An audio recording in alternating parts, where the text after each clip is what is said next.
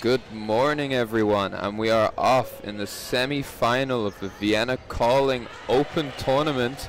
Leamington Spartans against Dodgeball Vienna Ninjas. I'm Daniel Henshaw, joined by absolutely no one, I'm afraid, just me. And we have a great game coming up.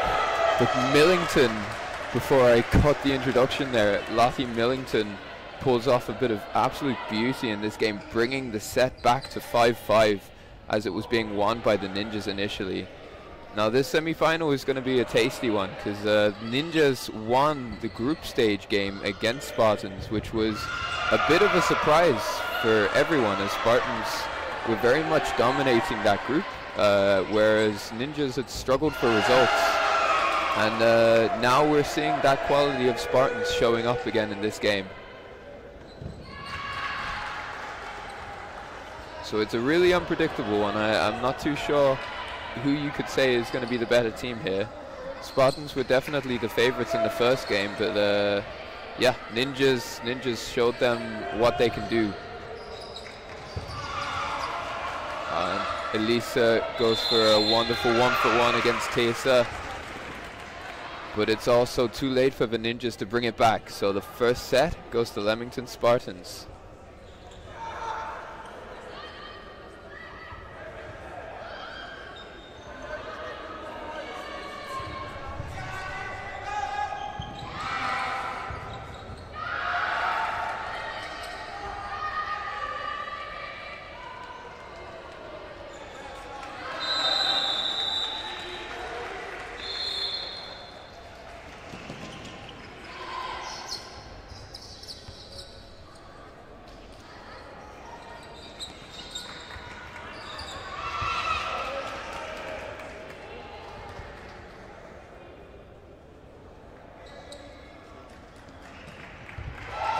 Lovely shot there from Meg White. Beautiful, right on the knee of Svea. Sifklitis, I can't say that name. It's Svea.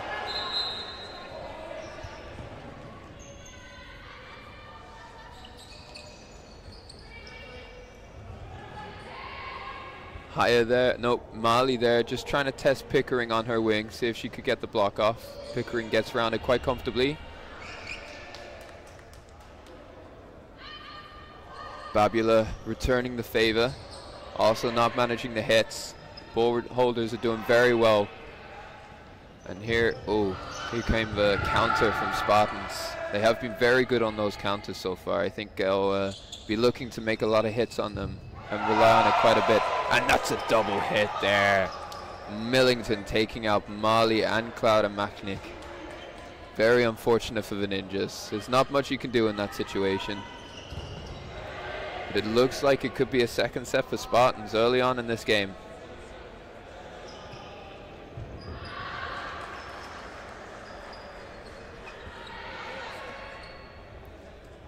Very aggressive throw there by Neugebauer. Key player for the Ninjas there. While she's in, nothing's won. Oh, and that's a catch there. Wonderful catch from Katrin Huber.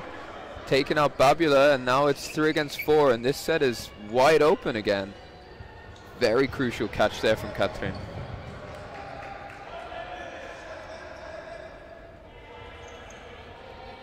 Just a minute left of this set. It's a very key set for Ninjas to take. It really sets the tone of the rest of the game. And a bit of a ball fumble, and Neugebauer can win back possession. 2 balls.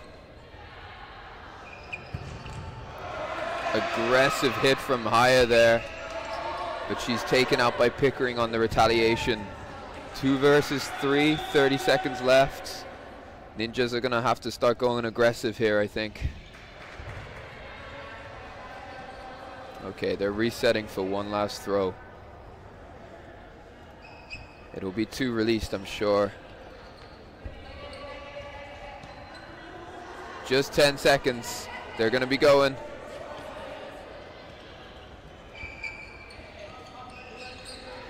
Four seconds.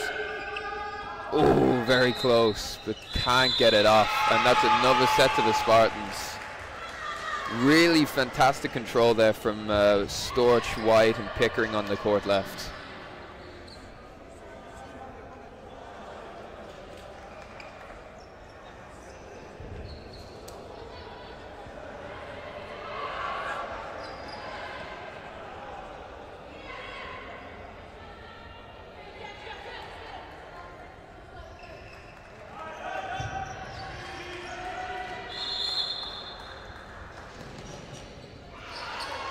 Meg White winning the middle ball again. She's got quite a turn of speed on her.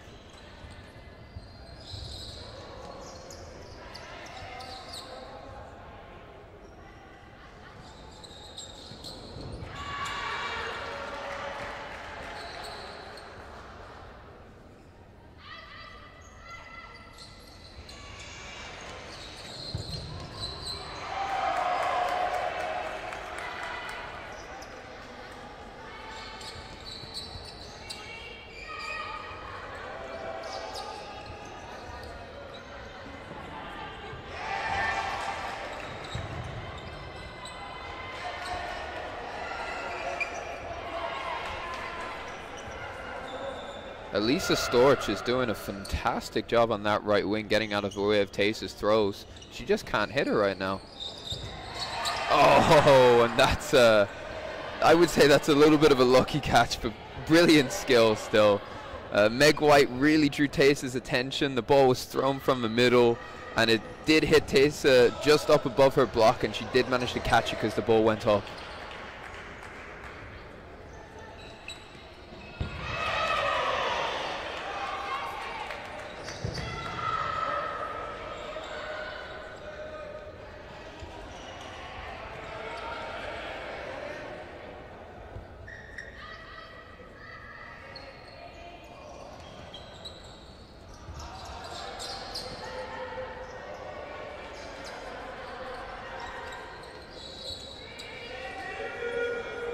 Again, great movement from Elisa Storch there.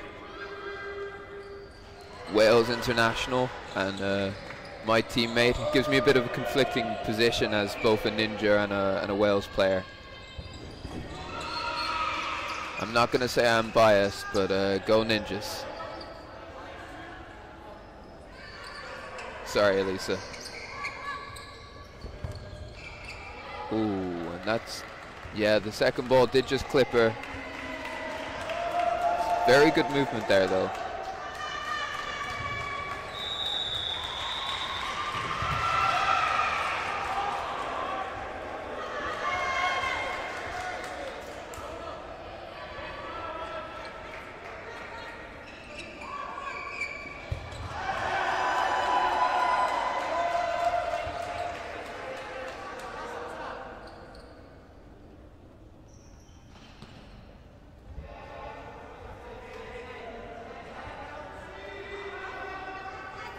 Three against three. All three released on Meg White. But the ball comes back. Retaliation isn't there, and it's the first point for Ninjas, a set point, a tie.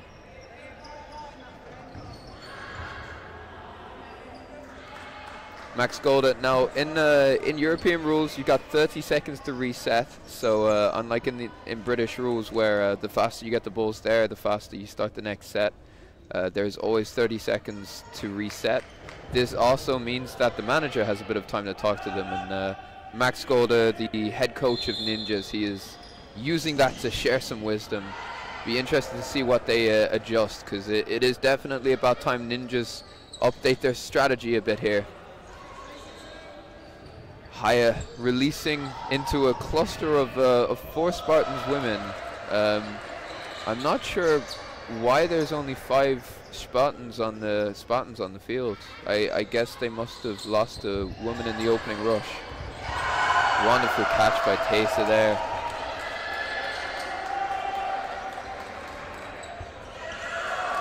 Yeah, it was Meg White losing the opening rush, just going over the middle line earlier. And Ninjas, whatever Max said, it's clearly got gold on it, because it was a great shout. And Marley releasing the 4th ball, but a good effort, nice and aggressive. And in this situation, it's not a bad thing to go a little bit aggressive still, because it's clearly worked for them so far in this set. But Babula and Millington, very, very good players left. And Millington takes a brilliant hit. Oh. Time pause quickly. Shoelace is undone. Health and safety, it's quite dangerous if a player has that undone. So it's a nice rule. It's good. Oh, Oh, brilliant movement there from Svea, getting out of the way. But Maggie Malley throws a catch, bringing Meg White back in. And this set is wide open again. 4-3 to the Ninjas. Oh, and there's another catch. And Babula Millington, seeks another one. So another woman brought in for the Ninjas and 2 women taken out for Spartans. 1 minute 10 left in this set. Babula still in. I think though Ninjas will just wind down the time here. They will be playing carefully not to throw a catch. That's there's a difference of strategy amongst teams and players on what they want to do in this situation. Some teams will go for that aggressive hit. Miscommunication there. Katrin Huber throwing away the 4th ball. But can Babula take advantage of that? Ooh. And Teysa fails to fake, loses possession, but I think she faked Babula over the sideline. So it was simultaneously a very good and very bad move.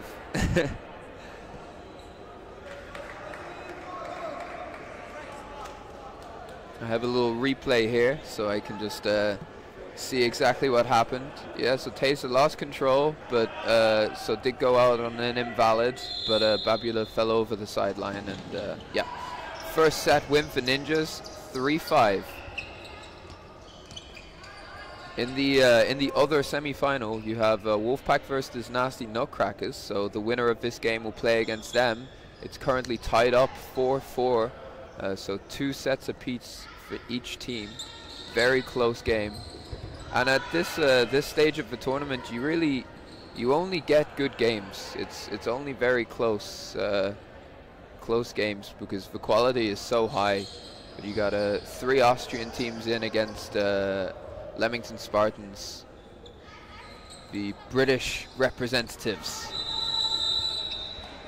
Very aggressive counter from Pickering on Teysa there. Teysa getting out of the way, and Haya looking for a retaliation. No hits.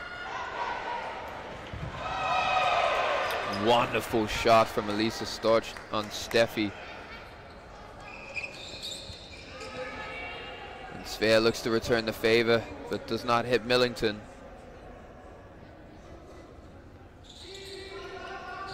Oh, but she does take the catch.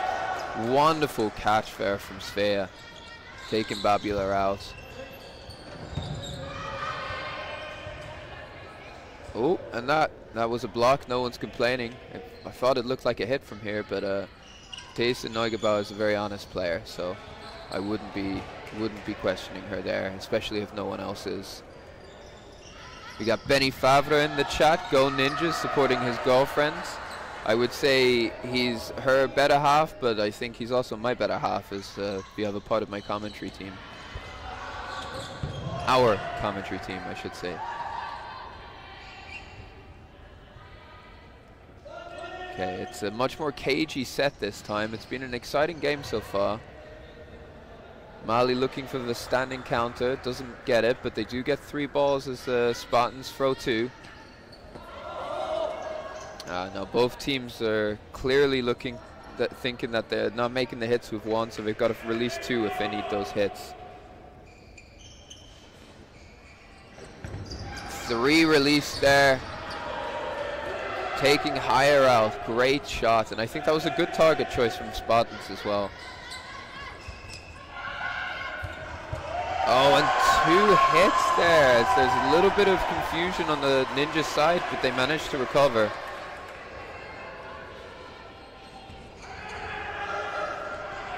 Five balls thrown.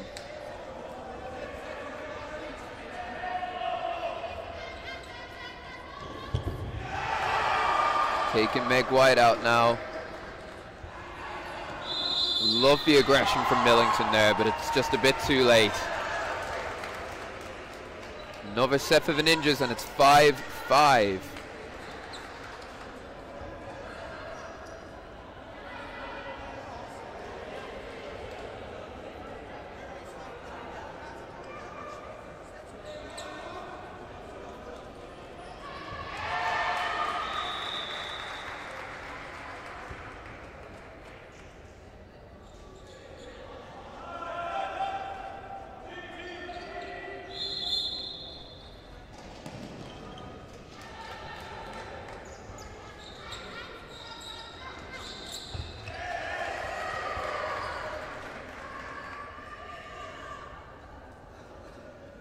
It's a lovely hit there, taking out a Spartan.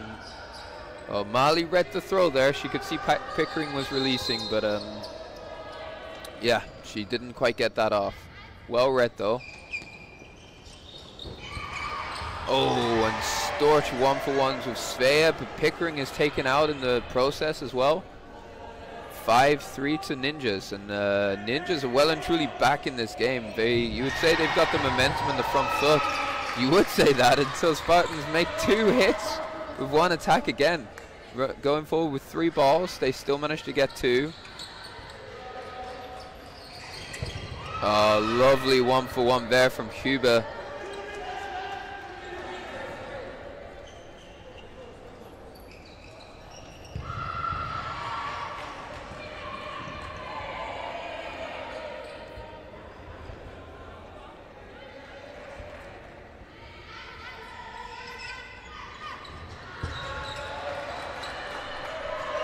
This is really proving to be a much more aggressive and exciting game than a lot of the other women's games have been so far in this tournament. Really, really one of the top games so far, I think.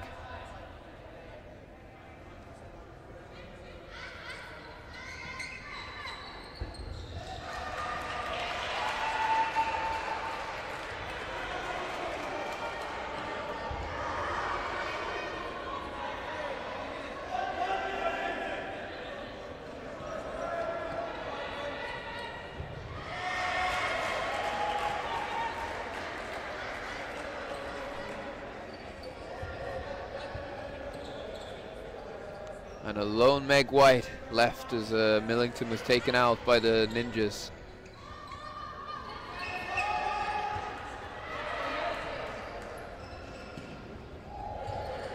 Mali looking for an aggressive and defensive play, trying to keep her teammate alive.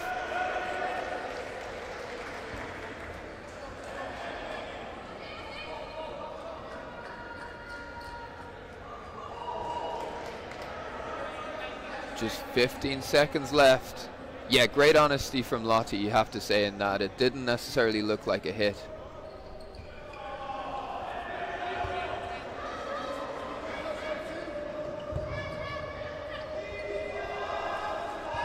Meg White really seeking the catch there, doesn't quite get it, and Ninjas scrape a victory in that one. Knowing the quality of Meg White, they have to be very careful there, and they were. Very well played. 7-5 to the Spartans. Yasmin and Maggie playing a phenomenal set to win that at the end. Really safe, really constrained, really good management all around.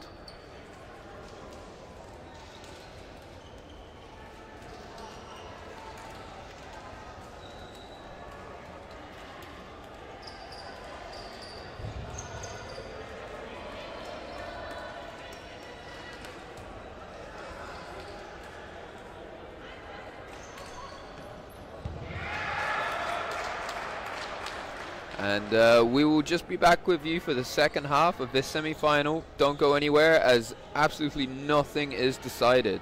Stay tuned.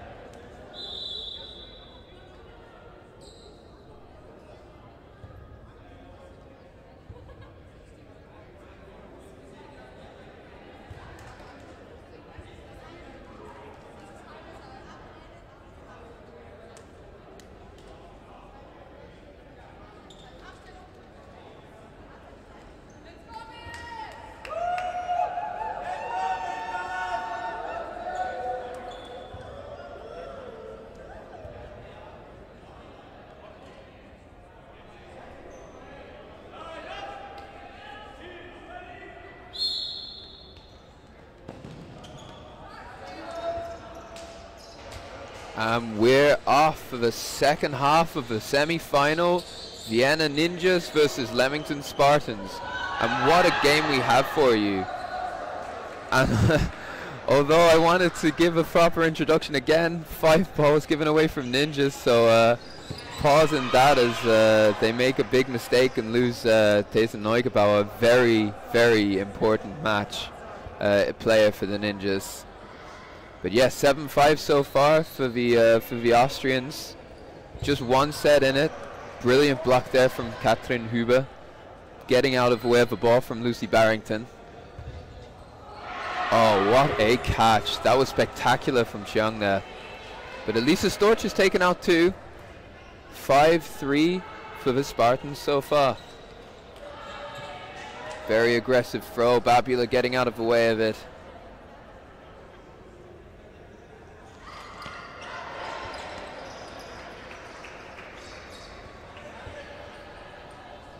Now, the second half ended with Ninjas very much on the front foot and Spartans starting strong.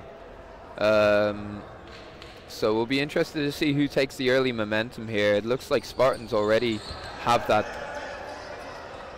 Very good play from Sviklitis. I can't say her name. Svea.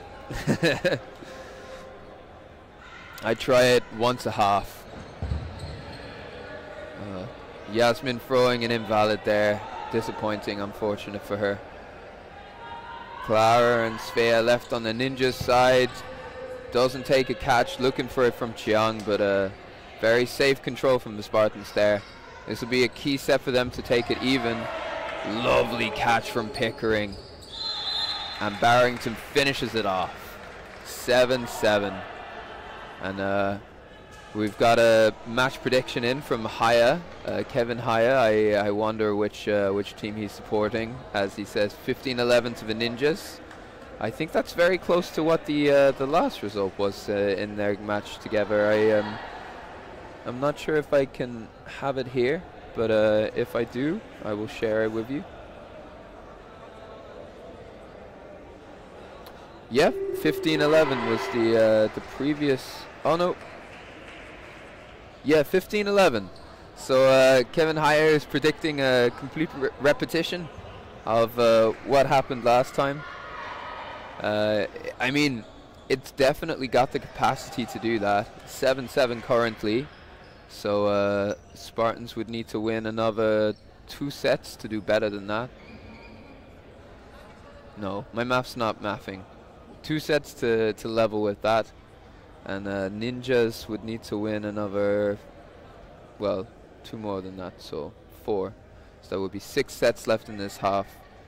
I guess it depends on how fast the half is. Benny Favre once again there. Let's go Ninjas. Love to see if there's any Spartans fans in the chat as well. No, we've got a slight time pause here. I think there is technical issues with the timer. Yep, there is indeed. So we're taking a short break. The women can grab their bottles, have a drink, relax for a moment. Matthew Strickland, Ninjas. Yeah, boy, let's go Spartans. Okay, wonderful. Nice to see some Spartan presence there as well. Hope you're having a good time, Matt. It's a close game. Oh, Hannah Catterall as well. Let's go Spartans. That's one where she's not even a Spartan. I know that for a fact. So a lot of love there for the UK. Spartans can play for rank 3.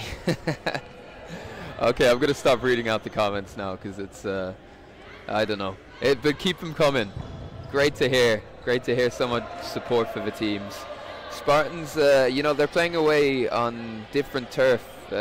Both Ninjas and also whoever will be playing in the finals in 3rd place. That's Wolfpack and Nasties. They all are very familiar with these courts in this place and the European dodgeball rules. So Spartans definitely starting with a slight disadvantage in that regard. However, the strength of their squad is definitely showing. And also you've got lots of international experience in there, so they should be quite familiar with European rules in general. If you guys are waiting for some action, the other court showing, if you got a second screen, Wolfpack against Nasties will determine who plays against the winners of this game. And currently Nasty Nutcrackers are winning 8-6, which is a little bit surprising, if I'm honest, not because they're not great, but because Wolfpack won the women's league last weekend very comfortably in the end, and they really are just such a quality women's team. So yeah, you've got a Nasty Nutcrackers really breaking the mold there. Okay, and I think we might be returning for this game. Nope, not quite. Oh well, in all honesty, I am supporting the Ninjas. I have to. That's no doubt about that. But Leamington Spartans were my the first team I ever trained with. When I first played dodgeball at university, I got a message from Alex Harrison inviting me to come and join a session, and that was kind of the start of my my dodgeball experience and my playing. So yeah, or at least the start of my actual dodgeball, because at university it was very much alcohol driven fun. But yeah, so I got a lot of love for Leamington Spartans, and since then, in I think 2019, 2020, they've gone from being a very good team to arguably the best team. So you know, clearly me not being there didn't make any difference. Never would, to be fair. Phil Williams there, head coach and manager of Wales, supporting Spartans as well. Also another Spartans voice. You got, I don't know, let's start a little argument in the chat. I love that there's so much support from both teams here. Great to hear from you as well, Phil. We got Phil probably watching Elisa Storch here, trying to make sure that she is still one of the best women's players in Europe. I think we can both agree that she is, and she's been phenomenal so far in this game. There's also Gareth Ball from Wales in the Spartans men's team. I think he's warming up currently, because next game we'll have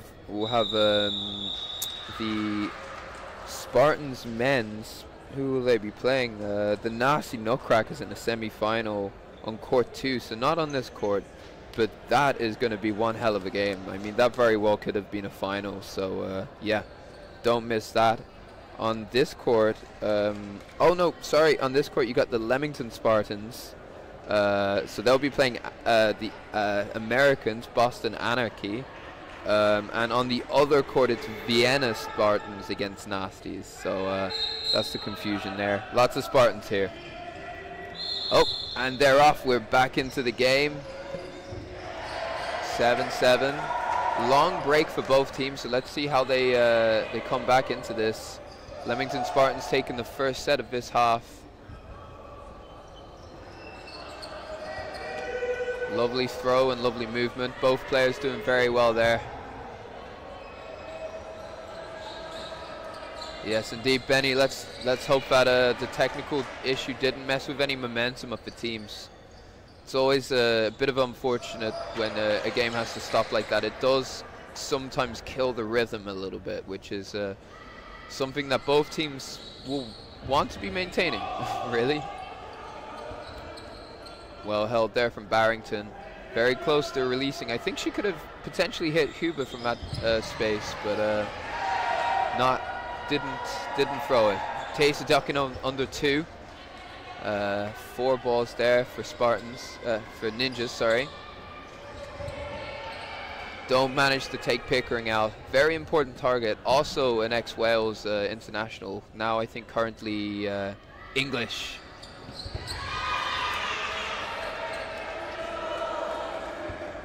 Les Spartans taking out Taysa Neugebauer.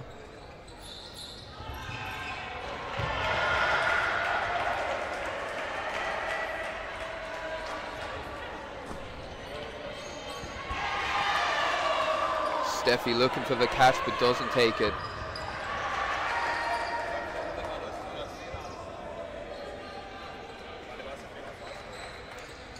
And they They've made some very good hits. Oh, wow! What a catch there from Elisa Storch. Cheong was hit by a brilliant shot from Haya, but although she was looking for the catch, Elisa Storch took it, but was taken out by Mali's retaliation. And it did give away possession to the Spartans.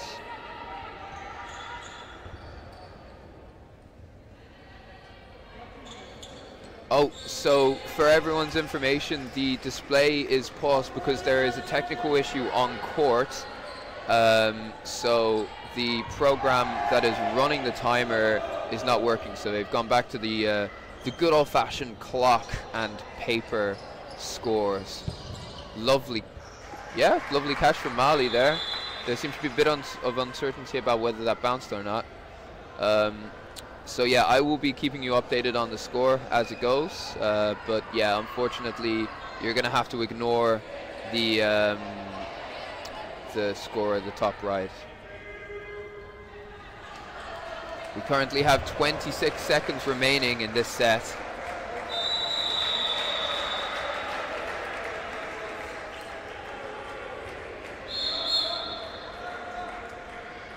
And the catch is valid, as is Maggie Mali's dodge. So 2 against 5, 15 seconds. Spartans will look to play it safe here. Ninjas have to go. 6 seconds, it's too late.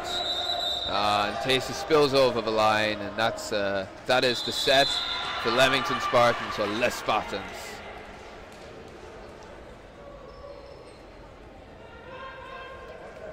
To be honest, I think, Phil, thank you for pointing out Les Spartans, because I think that should be considered as the tour name for Leamington Spartans now. It gives you a bit of a cultural sound.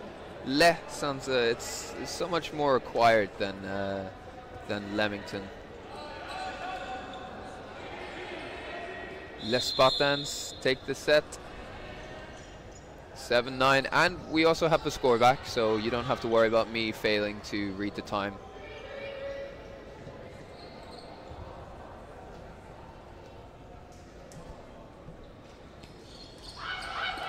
Ooh, very aggressive from Maggie there. Doesn't take a hit though. Higher getting out of the way of Barrington's release. Oh, lovely pre-throw from Taysa Neugebauer taking Millington out. But Barrington says no, not to my team. 4 balls, and Huba takes a catch, clinical there, so important. She's been on fire today.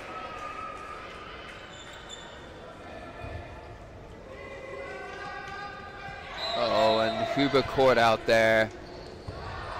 Taysa retaliates, so it's a 1-for-1. 3 balls for Ninjas. And quite, I would say, untypical of Ninjas is that they seem to be winning the chaos quite a lot. Generally, we would all sort of acknowledge that Ninjas do better with a more composed, structured game. They don't love the chaos and the trading too much, but so far in this game, they seem to have been doing better than the Spartans in this situation. I think Spartans are trying to look for 4 balls, but they didn't find it, so... Oh, wonderful hit from Elisa Storch on Maggie Mali. Mali's just standing too close, and Storch takes full advantage of that. 2 released on Storch. Oh, it seems to be a miscommunication, as it looks like they only wanted to release 1. But 2 released. Oh, and Steffi's so close to that catch. Oh, and Svea gets out of the way, and so does Babula. That's incredible. Both players were staring down the barrel of a gun and somehow got away. Lovely play. Oh. And that's 5 seconds left. It's a tied set so far. I think both teams are going to be happy and take it. Oh no, sorry, 25 seconds left. The clock is a bit slow. It is a bit off on the display, so There's still 15 seconds left remaining in this set. And both players go for the standing. Oh, what a hit on Babula from Neugebauer in the dying seconds. And Jung has to go for something. 3 seconds. Looks like it's a Ninjas set. What a hit from Taysa Neugebauer. Wow. Spectacular. Brought back in from Huber. Very crucial catch in that set. It's 9-9. 10 minutes 50 remaining in the game.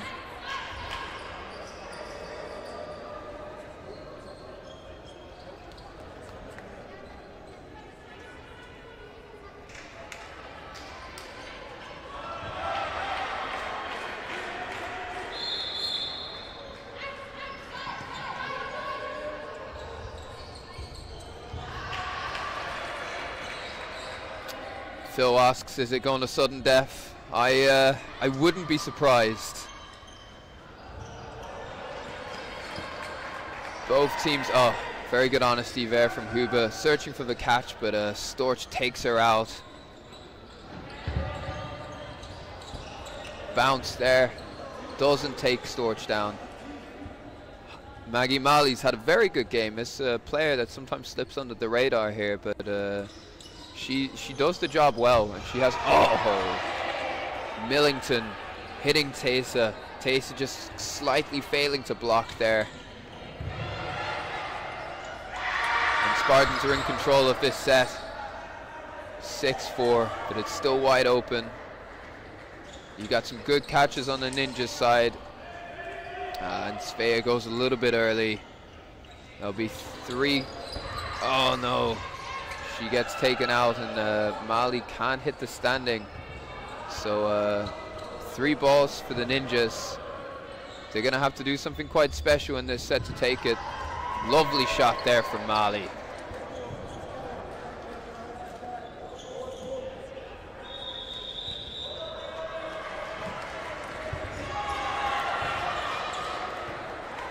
The lack of dancing upsets me too, Hannah.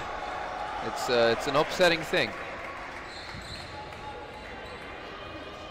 Dancing is a human right in dodgeball.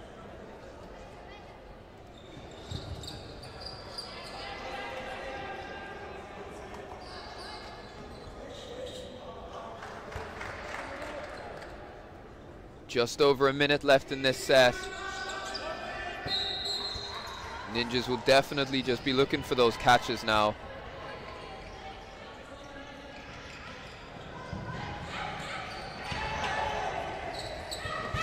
Oh, lovely shot there from Barrington and Storch. Great teamwork. Okay, now are they going to go for the killer? Yes, they do. And there you see the 2 very different styles of decision making being played out there. You got Spartans. They got that last player left. They're not afraid of the catch. They go for the kill. And that Ninjas, they definitely prefer to waste the ball and not take that hit.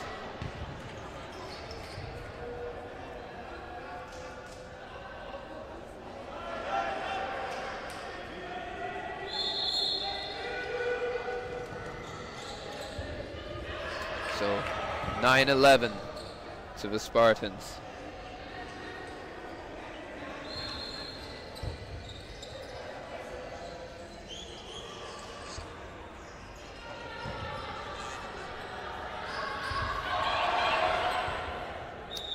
Yeah, this next set, indeed, it's going to be a very close one.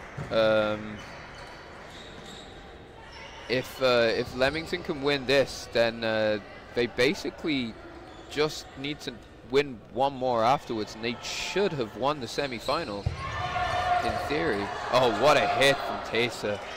1 for 1 there, but taking out a very key player in Karen Pickering. And a 1 ball for the Ninjas, 4 for the Spartans.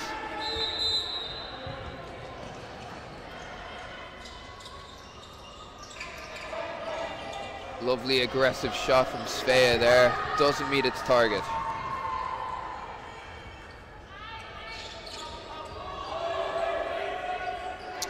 And Spartans, once again, they win that 4th ball, and Taysa once again getting out of the way of it. It's something you see quite a lot in the script here.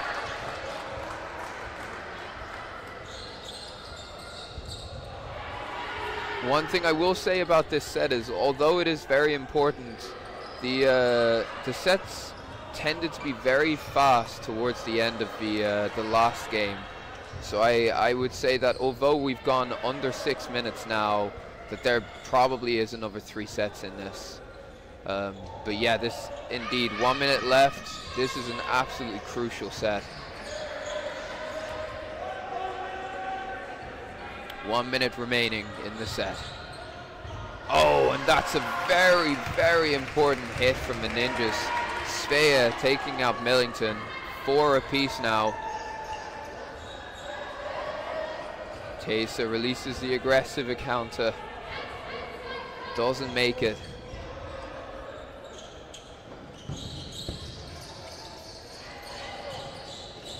Oh, and what a hit from Neugebauer. 1 for 1. Svea takes Barrington out. And that's a 2 for 1 there on the Ninja side. Babula and Storch remaining. Oh, and that's a catch. Is it a catch? Yes, it is. What a catch, so important. Babula taken out, but taking out a catch as well. Bringing Pickering and Storch back. And they'd make a hit. 5 seconds remaining. Teysa has to go for it.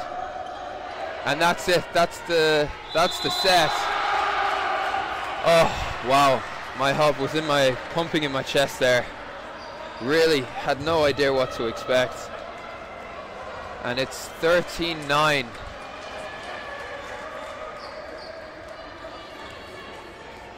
Timeout has been called.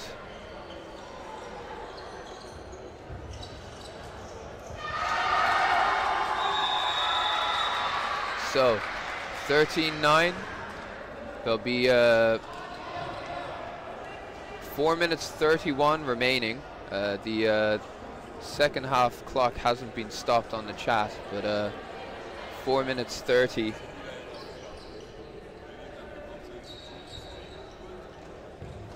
So, what does this mean mathematically? Well, unfortunately my maths is pretty crap, so I'm not going to work it out right now, but the basics of it is that if Spartans win the next one, then they're 3 sets ahead. And 3 sets seems pretty impossible for Ninjas to bring back. So, yeah, they Ninjas have to win this set really if they want to stay in with a chance. However, if they do win this set, it's 11-13. It's only 1 set in it. So, yeah, it really looks like this is the deciding set. The last one setting up for this. And after having their timeout, both teams are ready.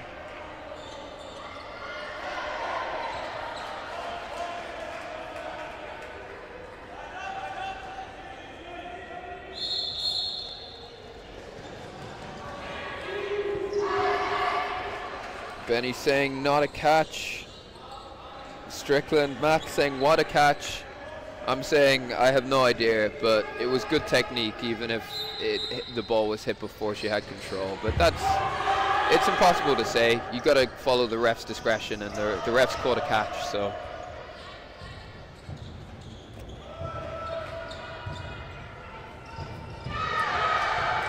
Huber releasing on Storch. 3 balls forward for the Spartans. Storch releasing on Huber. No hits from either side. Lovely release from Neugebauer. Trying to hit Pickering, doesn't make it.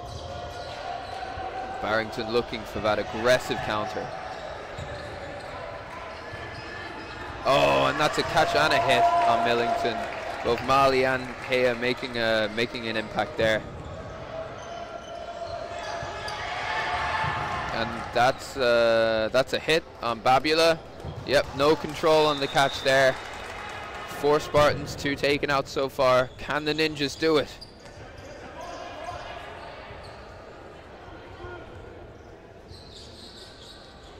The rule is Benny is always right. Well, in someone's world I know that's true. Aggressive from Barrington, trying to hit Svea, doesn't make it. Svea, Mali and Neugebauer going forwards. Oh, and that's a wonderful double hit on Elisa Storch as she's looking for that drop catch. I've seen Elisa make those 9 times out of 10. Good decision, but yeah, I guess 2 balls coming at her was just a bit much there. Really good aggressive play from the Ninjas. And 2 balls released, taking Mali out. 3 on the Ninjas side. They need to go aggressive, but Spartans will be looking for a catch. Oh, and that's a hit from Neugebauer. Barrington just gets a bit too close. And it looks like it's going to be a Ninja set if something doesn't change. They got 2 balls, Pickering and Koldrick. Pickering, a very aggressive counter player. Lovely hit, but they've got no balls left. That's a double standing counter. Those are very fun, but also very risky. Oh, and that's a hit on Pickering. Steffi and Neugebauer taking her out. Time has been paused by Bruno, the ref. They're just double checking the clocks.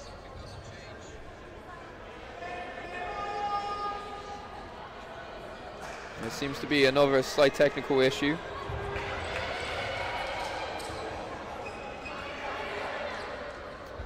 "18 seconds remaining in this set.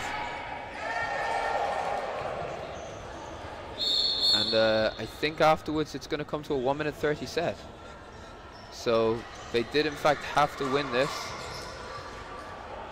They throw high, don't search for the hit. 5 seconds left. Can Koldrick do anything? I don't think. Oh, is she going for? Oh, I thought she might go for a suicide then. Would have been exciting. But yeah, well played. Amazing set from the Ninjas. Bringing that aggression exactly when they needed to. Will there be a 1 minute 30 set?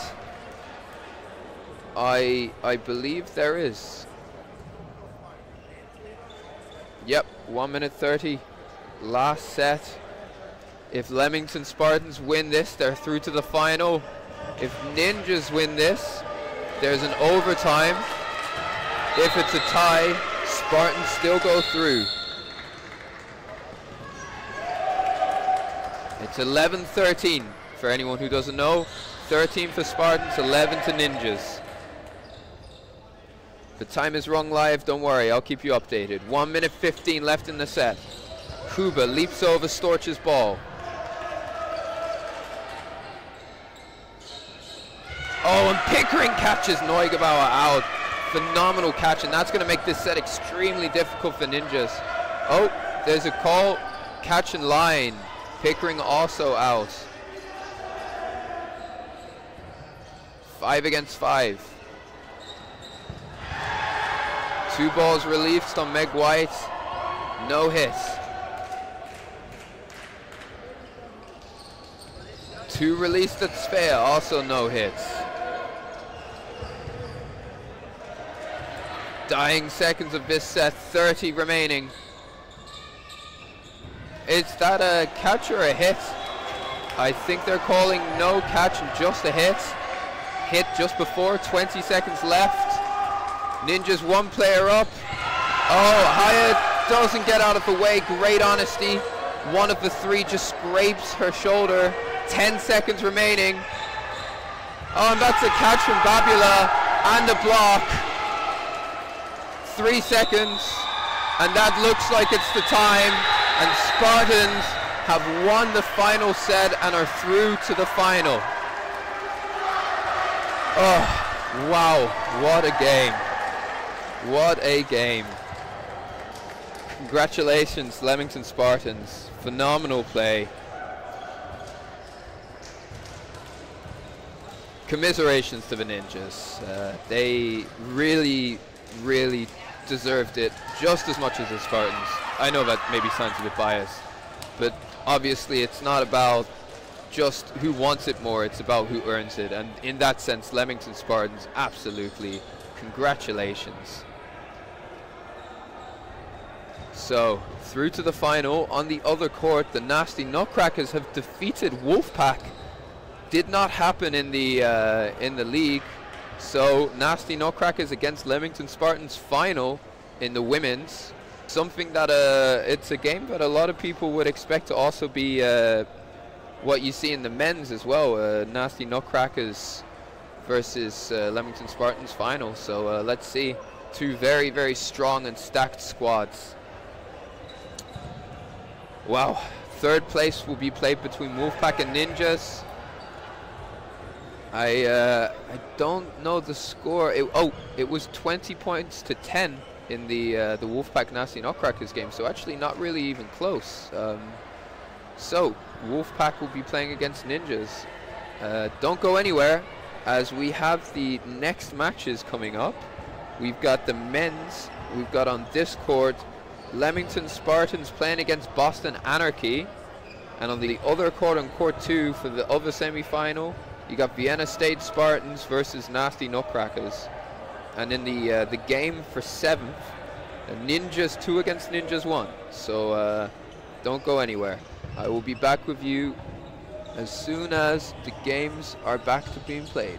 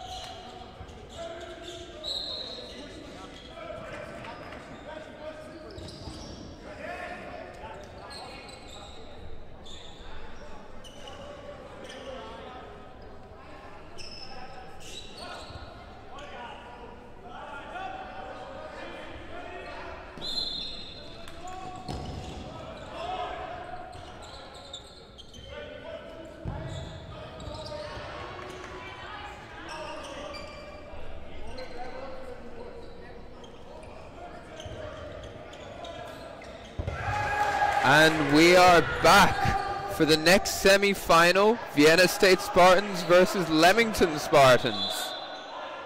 Apologies for the technical difficulties.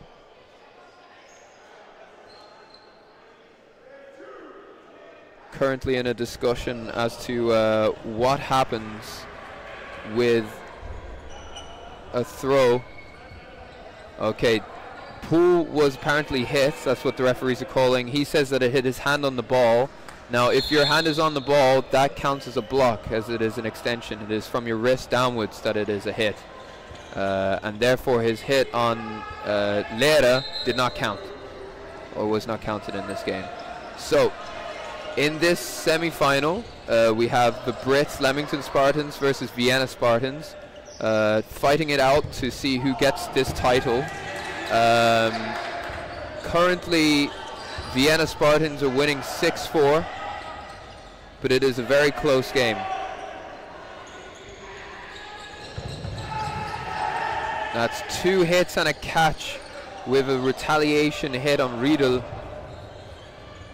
Looking like Vienna Spartans are going to take the 4th set. No, that's not my maths. The 6th set.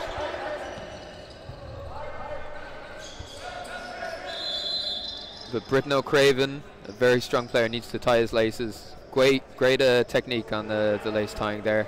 Very fast, very efficient.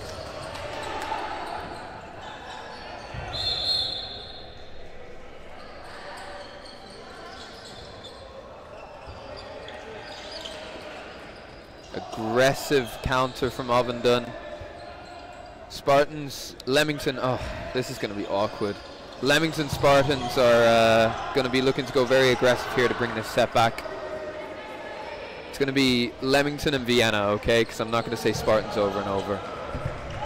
Lovely block from Leamington, David Janacek. And Housey as well, David Hoffman, number 9. He's had a phenomenal game so far. Having said that, a phenomenal tournament in general. He was outstanding in most of the games.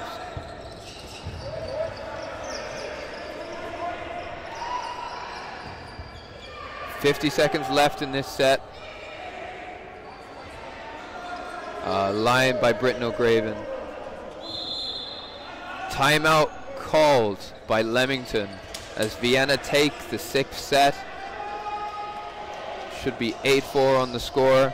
There's 5 minutes 33 remaining of this half.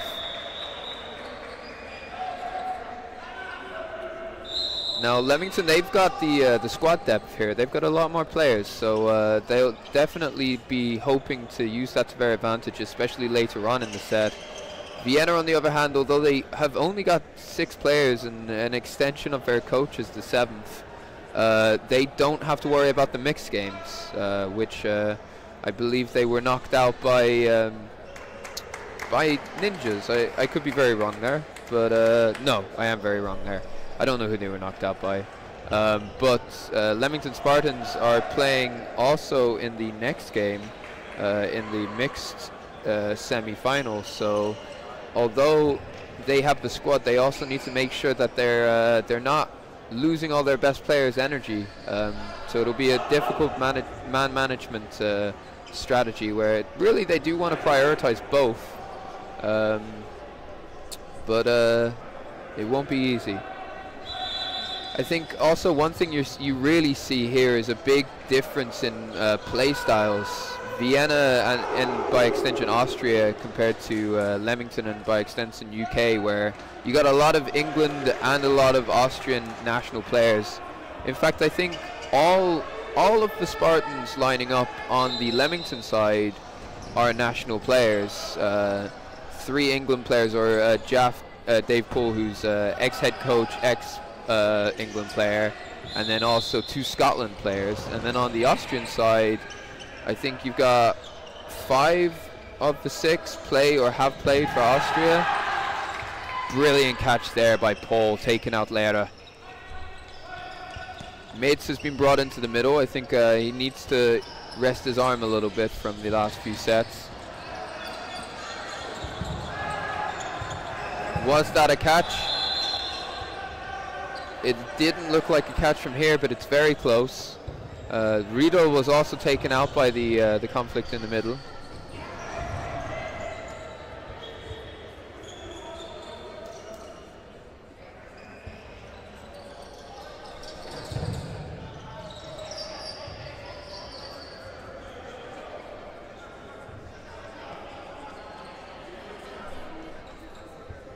The catch is called. It is a catch. And Leamington take a swing. They go up one player.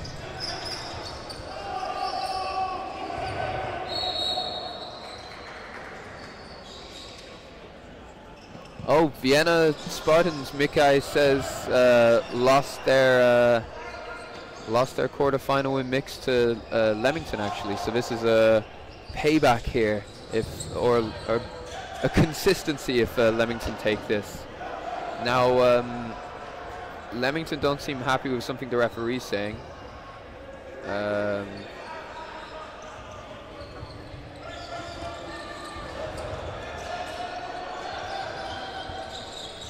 They seem to be checking who hit who. I have no idea. There were so many balls flying. I do not envy the job of the referee, but Housey has been told that he's out as well. I have no idea when or how that happened, but Leamington were very sure of it, and he did accept it, so clearly that sounds like a right decision. Wonderful hit by Janacek on Richards. Very important player for Leamington there. Oh, and Janacek takes a catch, bringing Lehrer in after it's blocked off by Doherty. Vienna wastes possession, but Finley Britnell Craven releases it back on them. And Janacek really dug his way for Vienna back into this game.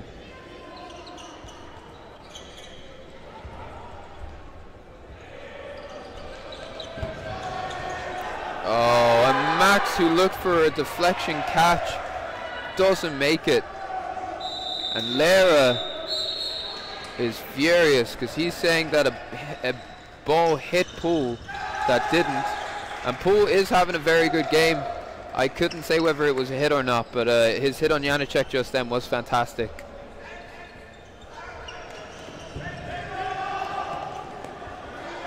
Oh, Grilly is very fast there. Oh, and he tries to take the catch, but Britnell Craven hits him.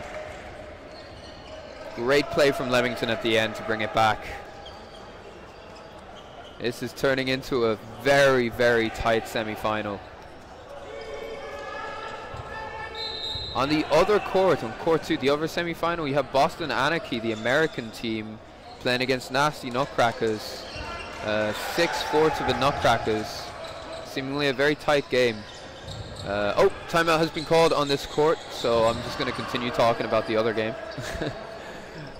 So Boston Anarchy, they started relatively slowly in this tournament. They drew with Ninjas, and really it should have been a win for Ninjas in this one. Ninjas threw away a 4-set lead. They beat Wolfpack and lost to Leamington. And then since going through in third place through into the quarterfinals, they did a good job winning that. I will check who they won it against actually.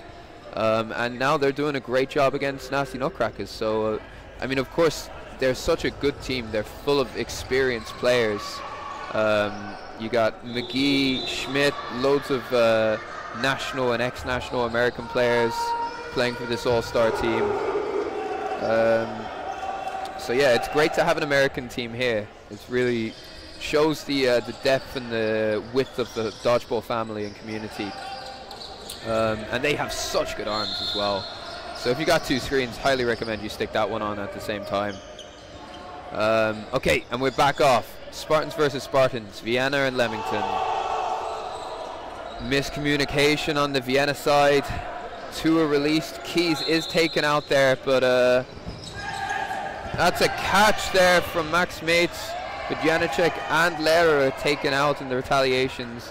And that's a Neely's release, which was caught. Initially hitting Lehrer, so it was a very good throw from him, but Unfortunate that it popped up there. 5 Vienna versus 4 Leamington.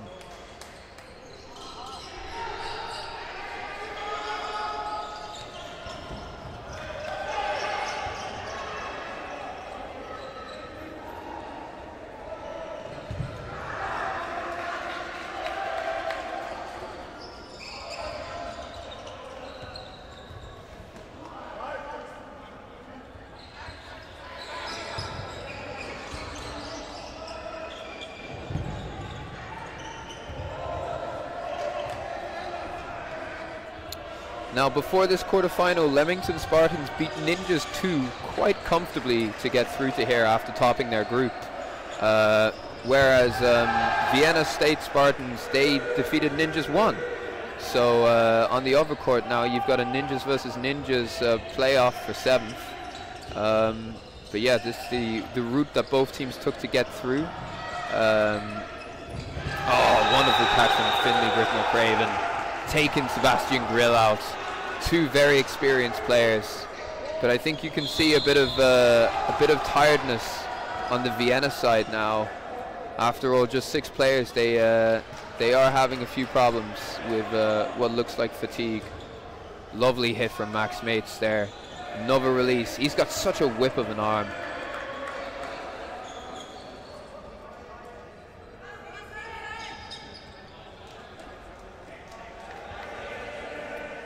Max Mates up against Josh Keys, David Poole, and Finley Britnell Craven. All 4 with lots of international experience.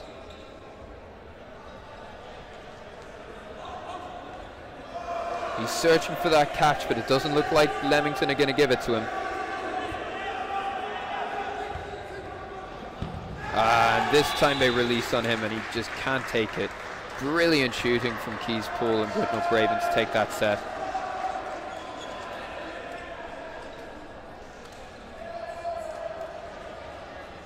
And it is 8-8 now. Vienna losing the last few sets.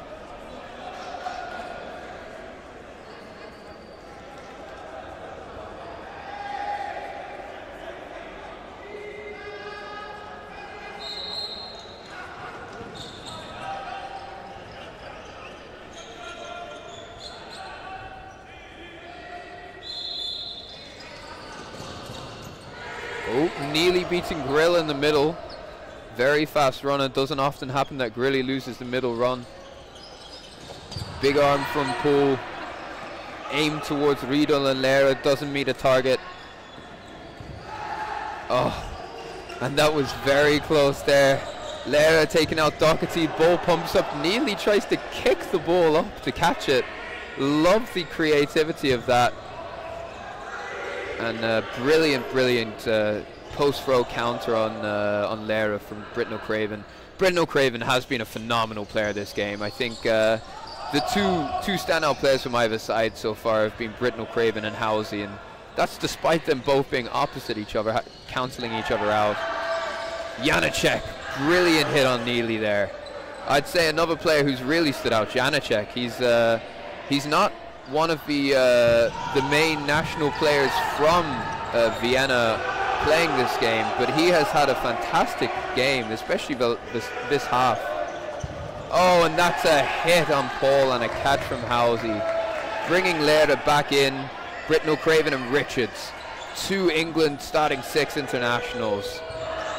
What can they do here? Lots of strength and talent on their side. And this is a set Vienna really need to win if they're going to show their quality. Richards is not happy because he's saying that the ball was invalid. There's been a lot of complaints about invalids from Leamington, and I'm not going to say that they're wrong, but I think that there seems to be differences of opinion on the Austrian and British perspective of how far an invalid is an invalid. Because I would say that throw was pretty standard by Austrian standards, and most throws where they're trying to not hit the player ends up there. And from the seams of it, I think in the UK that would be called an invalid. So I don't even know what the rule is. It's like a meter, something like that. You can throw as far away from them. It'd be great if someone piped up in the chat and let us know. But yeah, I'd be curious to hear the perspective of both teams on that one, because invalids are clearly something that Leamington haven't been too happy about in this tournament. And Vienna did take that final set, so they saw the timeout, and Britnell Craven and Richards just didn't get the opportunity to do anything. And I'll be right back with you in the second half.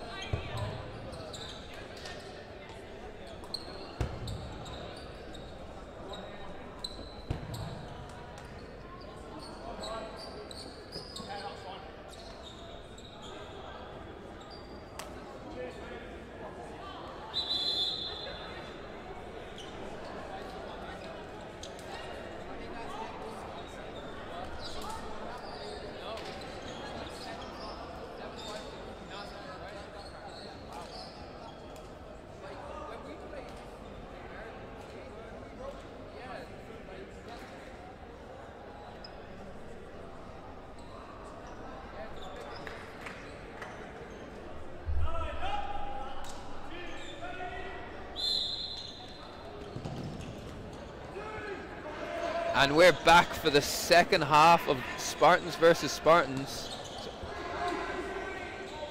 Now called Vienna and Leamington for the purpose of this game, because yeah, I'm not saying Spartans over and over and over. And it is 10-8 to Vienna, with just one set separating the two sides. It's been a very, very close semi-final so far. The winner of this will go through to play either Boston Anarchy from America or Nasino Crackers from Vienna. So very exciting semi-final setup. Brits, Austrians and Americans all fighting it out. Nearly taken out there by Janacek. He's really been on fire so far this game, Janacek. Trying to release on Doherty. Probably a few too many releases on him at this point as a bull holder. He's got a very good block, so they might want to be picking a different target now. Mates, falls out, but Richards is retaliated on by Janacek. So unfortunate for Max Mates. Brilliant dodge, but he just... Oh, and Housey is taken out by Britnell Craven. Brilliant release there. Really takes out Britnell Craven, but does give away the fourth ball. Oh, and Doherty is... I'm not sure what happened with Doherty.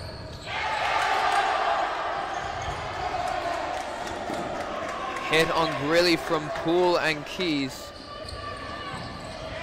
Oh, and Doherty line faulted, which is why he went out. And that's a hit from Lera and Janacek on Poole. And Keys gets underneath the running counter from Lera. Janacek holding the balls. Keys goes forwards with 2. Lovely block dodge from Janacek there. Passes the ball back to Lera. And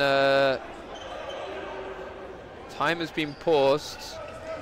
There's a complaint about one of the balls. It's been taken out of play now. Okay, so we got 3 balls on the Leamington side. Keys is an extremely agile, fast, and good catcher. So he's got a lot of tools in his arsenal for this one. Oh, and he takes Lera out. And he takes the catch. Incredible from Keys. Brilliant play. Against all the odds, taking that set for the Leamington, bringing it to 10-10. And just like I said, Lera just went a bit too fast, a bit too aggressive, and got hit when he was trying to go for a counter, a 1-for-1. He doesn't pull it off. And then Janacek throws the catch when Keys is looking in a precarious situation. Now, I've seen Keys in precarious situations many times in games, and I would say in about 8 out of 10 of those, he often manages to take a catch somehow. So characteristically well played from him.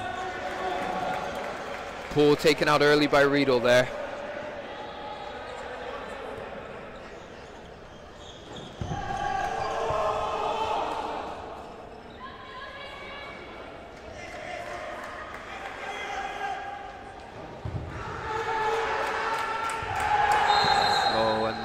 Hit out by Richards.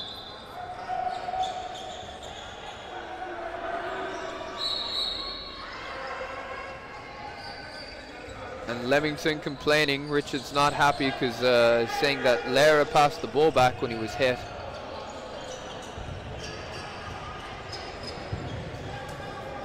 I believe it did just fall out of his hands.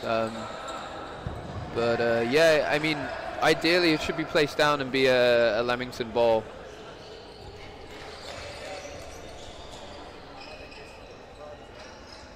When you're in the heat of a game, it's easy to focus on these small things, and you know, you can use it to really rile yourself up and make sure you fight to win the game. But yeah, it was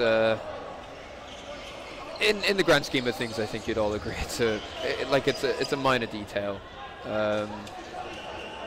In the chat, there's the discussion about the meter line. Phil Williams saying it's a meter, subjective and inconsistently called, which is very true. Leon de Groot from Netherlands saying it's difficult to see exactly where the 1 meter is if the player moves.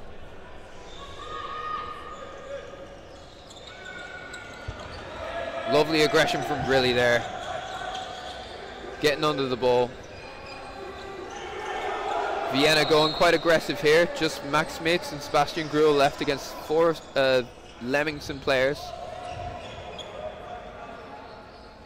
Very, very close shot from Doherty there. Not bad, but it is blocked down just under by Max Mitz.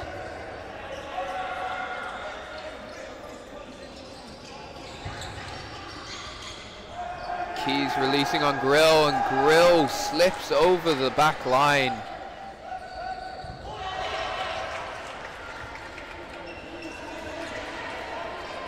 Now again, Leamington aren't happy. They're saying that's much further than a meter.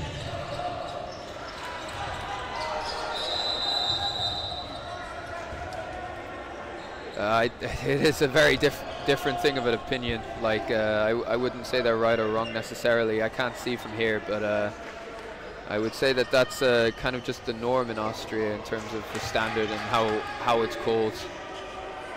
Maybe invalids are called a little bit more loosely in Austria than the UK.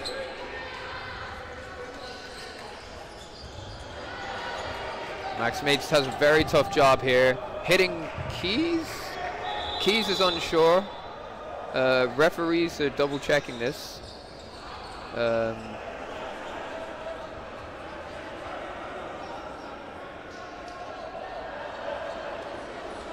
Oh, he caught a block. Keys is not out. Very close. Mates definitely disagrees. It's funny how the players seem to develop the opinion that supports their own team more. It's almost like they have biased perspectives or something.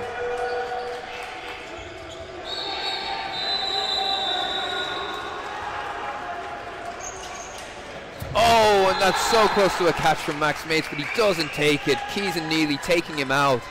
And I think Leamington are taking the lead perhaps for the first time so far in this semi-final. I could be very wrong there. Please don't quote me on that. But both teams are not happy and complaining a lot to the referee. Both Vienna and Leamington. It's a spicy and controversial game so far.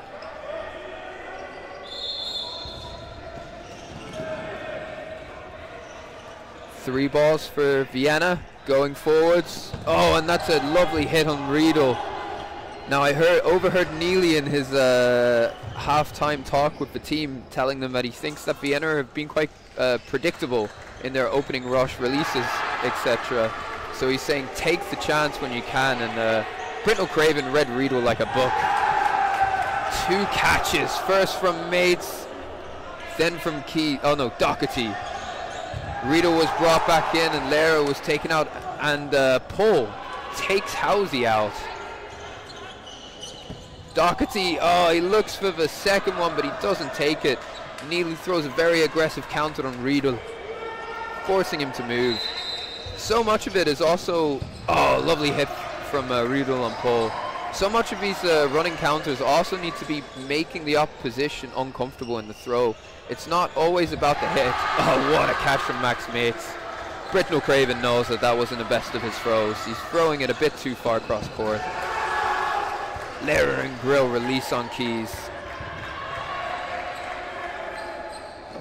And just Neely left in this set. Throws a nice spinny spin ball. Why not? Last man left.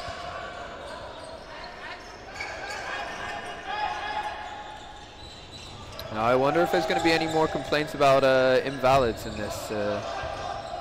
I would not be surprised.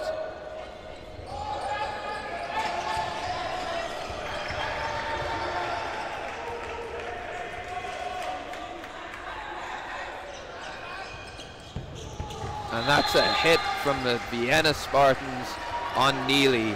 12-12. 11 minutes 50 remaining in this half in this game in the semi-final.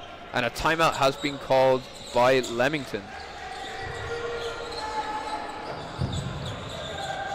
Meanwhile, on the other court, Boston Anarchy are playing against Nasty Nutcrackers and they're losing 7-11. So a very tight game, but you've got the Austrian national champions up against a very experienced American national stacked team. So an exciting game there.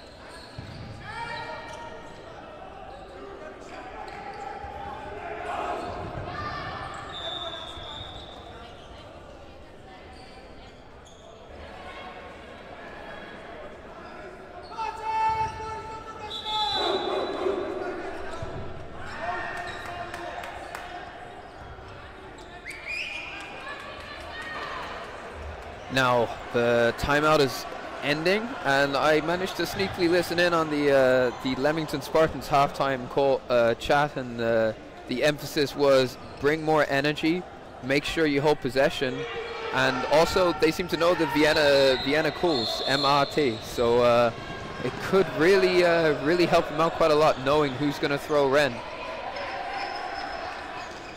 Yep, Richards definitely read Riedel there, knowing who was going to release it.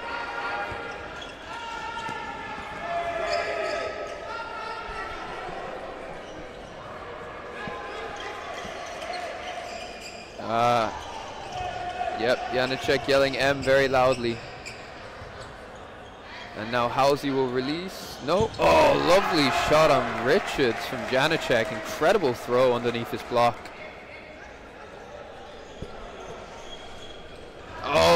Greta seeks the catch from Neely, and he is such a good catcher, but he knows that he shouldn't have left his hands trailing there. Doherty takes the catch on Halsey, and that is a problem with target selection there. Doherty is not the one you want to be throwing at in this situation. I learned that yesterday the hard way. And Janacek taken out there by Wilkie. I think Vienna are going to have a really difficult time if they don't change their call up. Britton O'Craven releases on Grill. Very, very close, but Grill doesn't take the catch. Doherty punches that like a football goalkeeper there. Just gets a little bit too confident in the catching. And yeah, you can see Paul giving him, taking the piss out of him a little bit. Oh, Max Mates is out here. I think it was thrown through his block. Lovely. Oh, that's a headshot there by Grill. Very close headshot. Neely's not happy. It wasn't hard, but it was relatively close. However, headshots do happen in dodgeball. Just really left against 4 Leamington players. Oh, and Grilly seeks the catch, but Britton O'Craven takes him down. Wonderful play there. 14-12 to Leamington. And what a nail-biter of a game this is. Meanwhile, on the other court, it's the score is 11 to Nasty Nutcrackers, 9 to Boston Anarchy.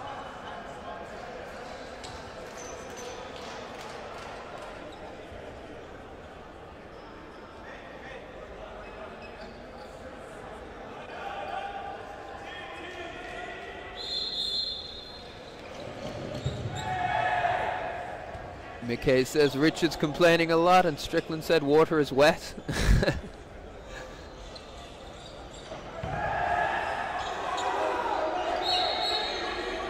And a ball is thrown in dodgeball. Lara looking for the catch there, doesn't take it.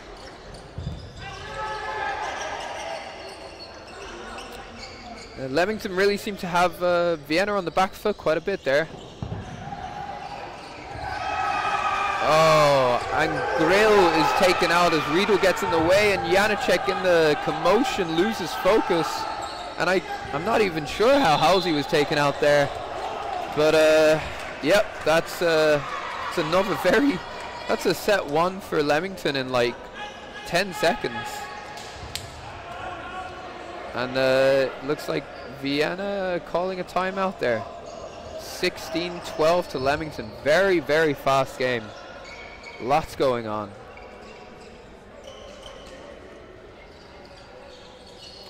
And I'll be interested to hear what everyone thinks in the chat in terms of final score predictions.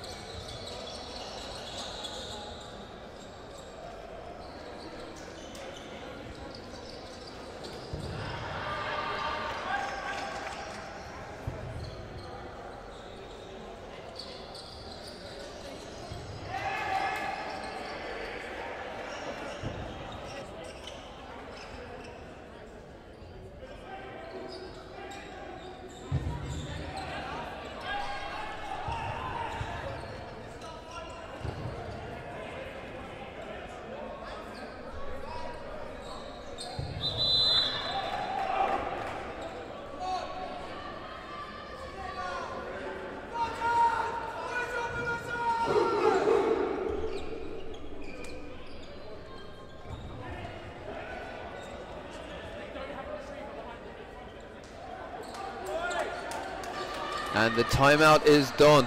I didn't hear much, but a lot of motivational speeches there. But I'm sure Neely was sharing his wisdom. Score predictions, Phil Williams say 2014 to Les Spartans. Strickland says 18-16 to Les Spartans. Izzy Smith 2014 to Les Spartans. Greg, in characteristic Greg style, says 16-16 to Spartans. No idea which Spartans, but I guess it doesn't matter. Mickey 2016 to Leamington. Oh, sorry, Ross. 18-18. And 20-4 to Meteors. Foul there, you cheeky so-and-so. That's a punch in the face there.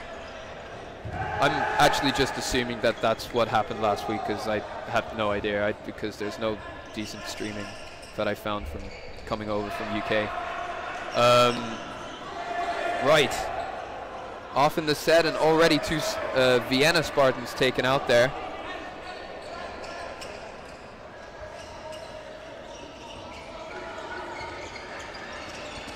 Wilkie does very well to get out of the way of the ball there, coming from Housie. He's very aggressive. Oh, time pause as Janacek ties his laces. Now Vienna are really on the back foot here. They do not have momentum with them.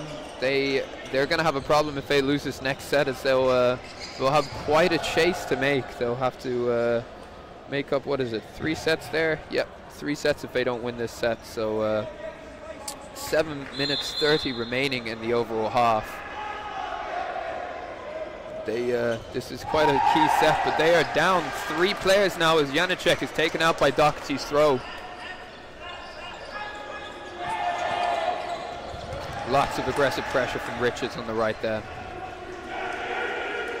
Having a left-armed thrower is great for a team, and that is a shot from Wilkie on Housie. And you can see Vienna starting to get very tired.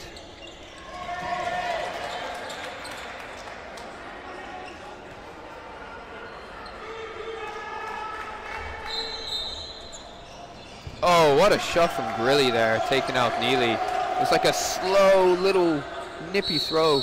Oh, and Vienna have been told to step out. They don't think they're going to win the set, and they need the time. Probably the right decision for time management.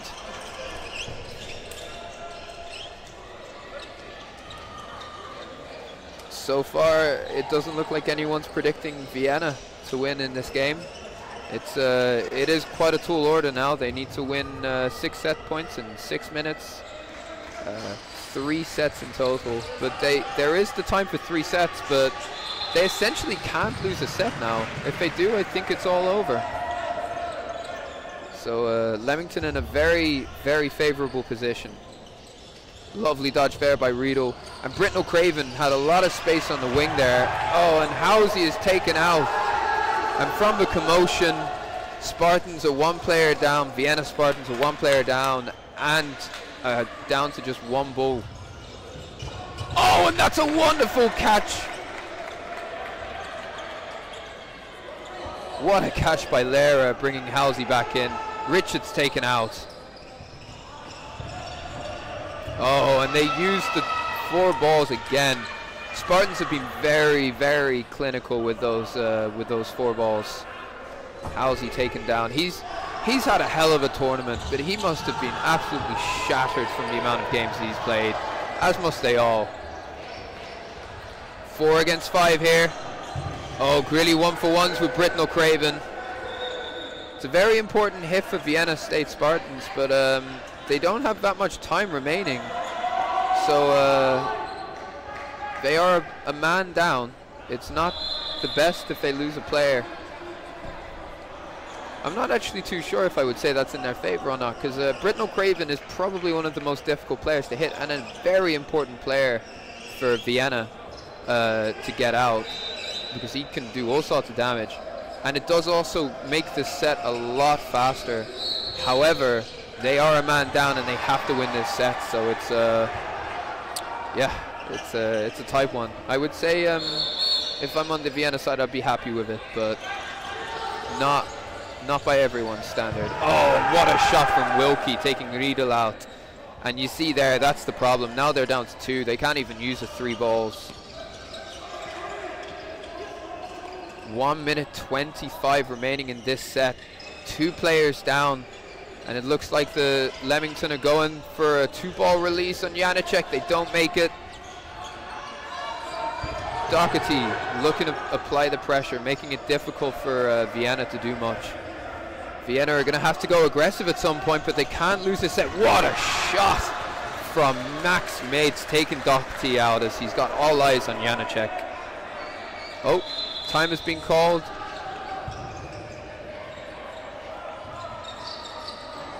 Referee is communicating something. It is a 3 against 2. Spartans, Leamington, with Ovenden, Wilkie and Neely up against Mitz and Janacek. Very evenly matched sides. Both teams plenty of international experience. Both full of winning players.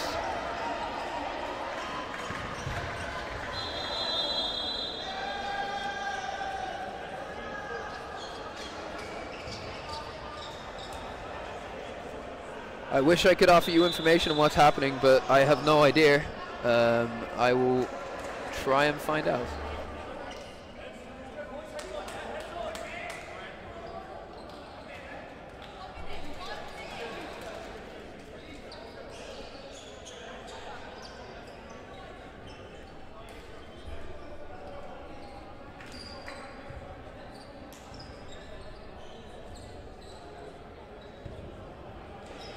Okay, and after that, still absolutely no idea what was happening.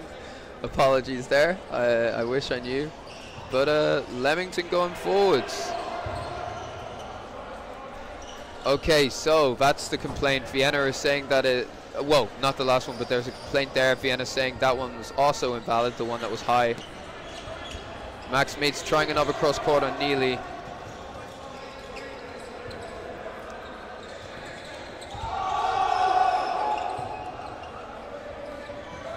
Not long remaining in this set. Vienna are going to have to go very aggressive now. Oh, and that's a hit on Wilkie from Janacek. Not long left now. 15 seconds. Play ball called by Neely. Okay. And Neely saying that definitely hit him. Referee said that wasn't a hit. Janacek saying it wasn't a hit. And Neely is taken out in the commotion. It seems very unfair. Very, very unfair on Leamington there. Not because I'm saying it was a hit. I have no idea whether it was a hit.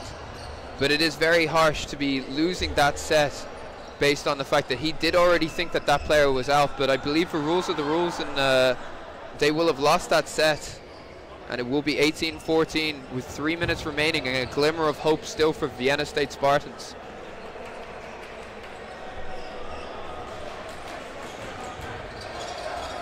Drama, says Ross Gregg, and I couldn't have illustrated it better myself. Tensions are very high. Neely is not happy. Yeah, bullshit is the word that comes out of his mouth as he goes off court. So yeah, that looks like that's time. Or do Spartans have another player on court still? Oh.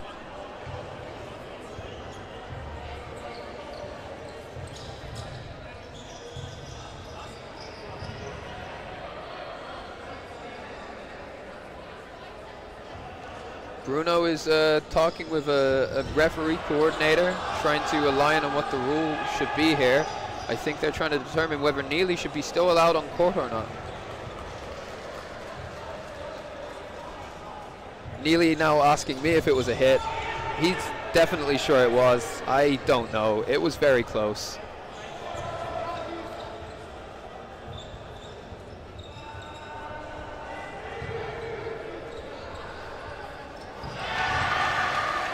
It very well could have been a hit. Okay, so Strickland saying definitely a hit if you watch it back on the replay. I wish we did have that sort of technology. And now there's a... Mickey is asking why there's no card. I believe... I have no idea. I mean, who would you say should get the card here? Neely? I mean, there's a lot of complaints coming from both sides, but at this point, if you're going to ref for a complaint, you'd be blue carding the entire...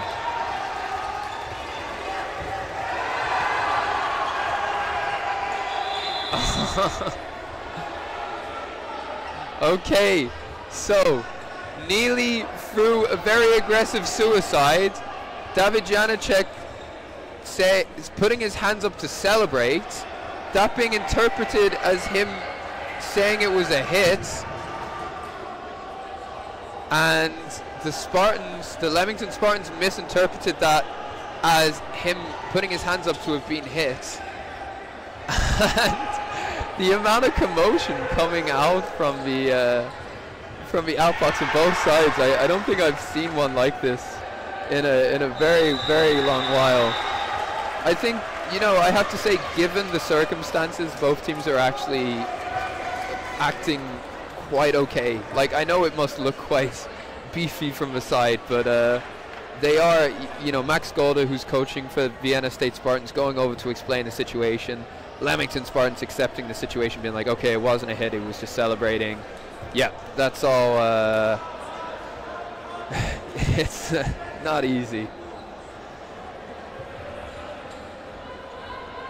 So, it should be 14-18 to Vienna Spartans. In the commotion, Bruno hasn't changed the score on the ground, but Neely wins the opening rush on Grill, and we are down to the last 2 minutes 30, and Vienna need this to end before the end of the set, but they also have to win it, and that's proved difficult. Leamington have definitely been the better team of this half so far, so they've got a real fight on their hands.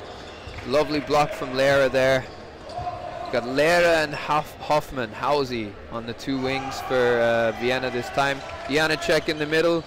Lovely throw there from Hausi, taking Wilkie out. 5 against 5 as Riedel and Wilkie are out. Oh, and Hausi is taken out by Britnell Craven. Lera is taken out by Richards. And now it's just 3 Vienna players against the 5 Leamington. And that's a catch from Doherty. And that very well could be the decisive factor of this game. Block from Grilly. Very close to hitting Ovenden. Grilly thinks it's a hit. Ovenden not sure. He looked like he thought it was hit for a second, but a hit from Richards from Janacek, and he returns the favor. So just Grilly in against 5 Leamington players. Oh, and so close to making that catch, but he doesn't pull it off. Grilly seeking that catch, Doherty throwing hard at him, but taking him out.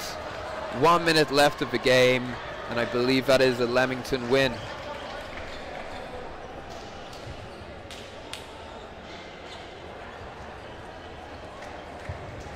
Fowler saying Lem do love a cross-court outburst. Fowler, it's Les Spartans, okay? Just get that right. But yeah, I'd be interested to hear which British dodgeball team does have the most cross-court outbursts, because this is something that doesn't happen so much in Vienna, and it's fun. I gotta say, it is fun. Not necessarily always sportsmanlike, but fun. Lovely shot from Riedel there. Neely getting underneath it.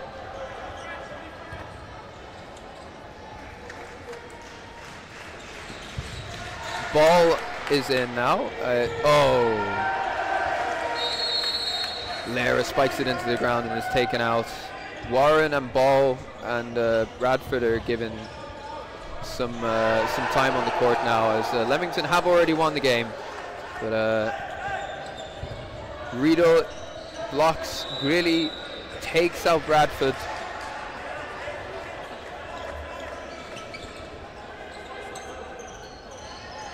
And this game has already been won by Leamington Spartans, but on the other court it is 13-13 between Nasty Nutcrackers and Boston Anarchy.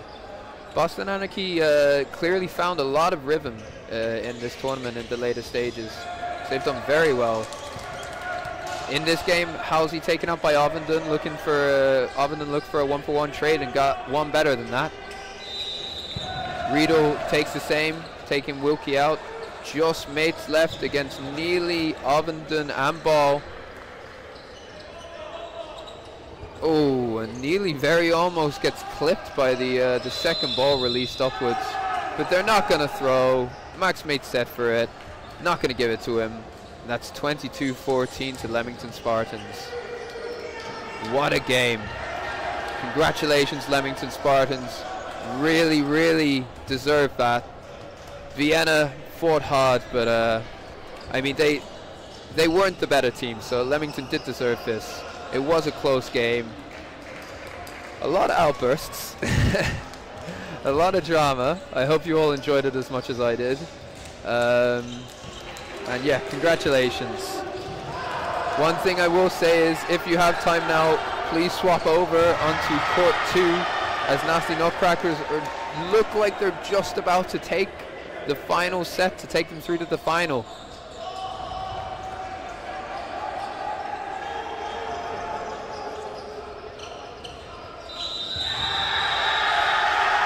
Yep, Nasty Nutcrackers just win the semi-final against Boston Anarchy. So the final of the men's will be Leamington Spartans against Nasty Nutcrackers. Same as in the women's. And Boston Anarchy versus Vienna State Spartans will be the third place playoff.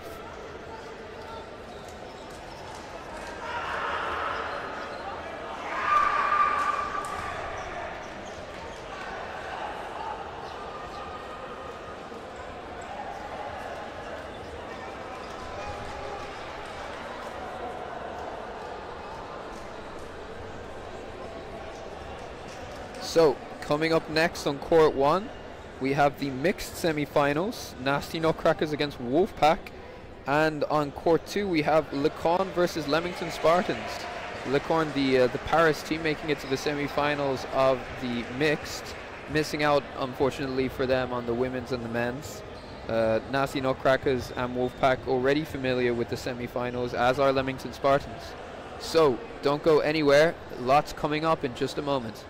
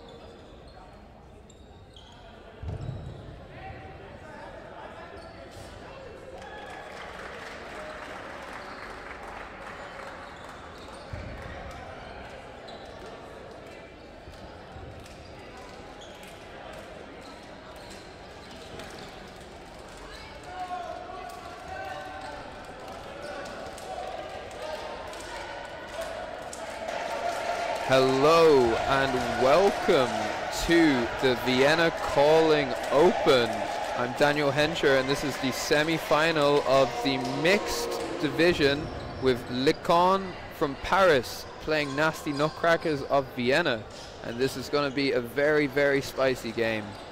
Now, Licon got through from the quarterfinals defeating Ninjas, my team, which was quite a painful game because we lost one of our key players after 4 minutes, and then I had to go off injured with my knee after the towards the end of the first half. So it was 8-8, and then we went on to lose the next 8 sets afterwards. So it was a tight game, but having said that, Licon really deserved the victory.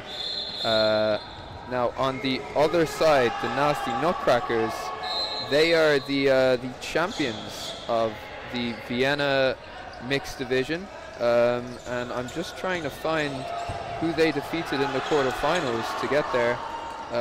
Oh, they defeated Licon too, so the second team 25-9 in order to secure that. So both teams had good quarterfinal performances, and it will be a very close game. I believe Licon are the champions of mixed, but I have no idea.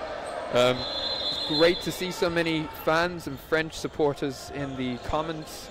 I wish I understood French. My mom is a French teacher, but apparently not that good because I didn't learn anything. Sorry, Mom. And Nasty Nutcrackers are down to 4 already in the first set of the first half. Flo Leitinger has a technical problem with his shoe, showing it off to everyone, making sure we know. One of those things, hey? And he looks over at the commentator's booth. What is something? Flo seems to have a big problem with his shoe. Yeah, not much more to say than that. Licon, great start. A very, very young team compared to what you see in Austria. I think you look across the Nasty Nutcrackers team and most people are between the ages of 28 to 33, I believe. Whereas in Licon, you're looking at most of them still being in school, so 16 to 20, I believe. Not even sure there's anyone at the age of 20 there.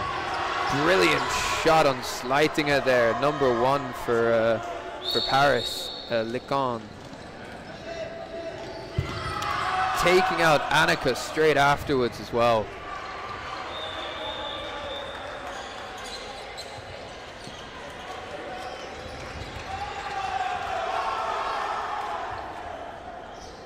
Sleitinger taken out. Nasty Nutcrackers have clearly underestimated their opponents so far in this half.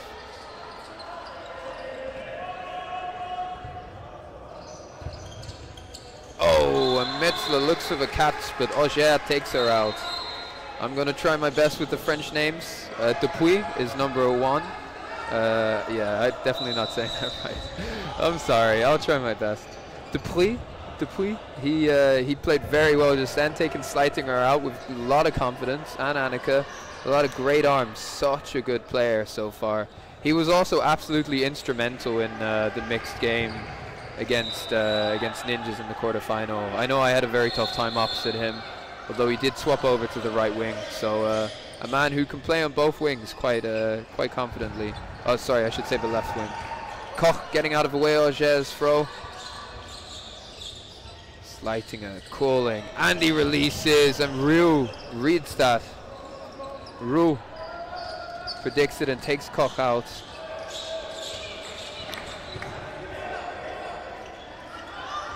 So, oh, and Annika so almost takes Dupuis' ball.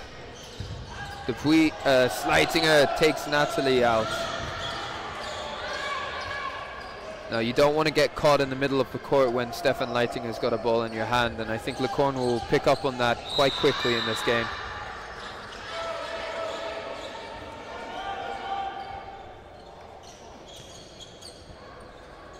Lini, I think the ball bounced from number 32 from Licon. And Stefan Leitinger blocks it up and catches it from Dupuis. This is going to be a very exciting battle between those two this game.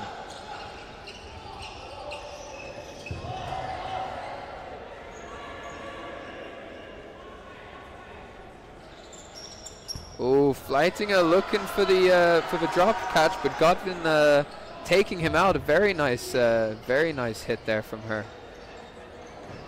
Oh, and what a block from number 32. Incredible block there.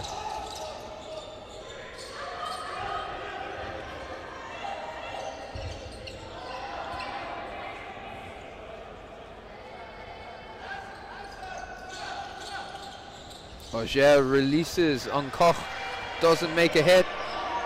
Sleitinger draws the fourth ball over. And Nasties, it's like digging your own grave giving them 4. And Auger is taken out, but all 4 were released then by Nasties. A bit of miscommunication there, and now 5 balls on the side of Lecon. Opportunity to make a hit, and Koch takes a catch instead from Godwin.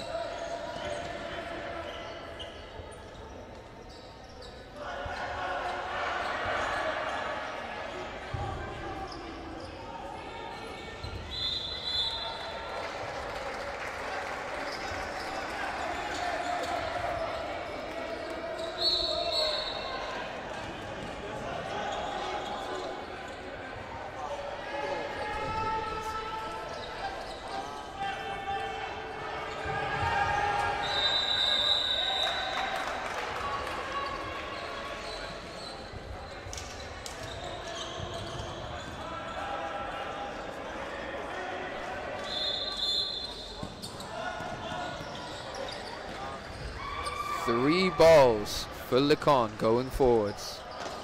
Oh, and it's another hit on Andy Koch.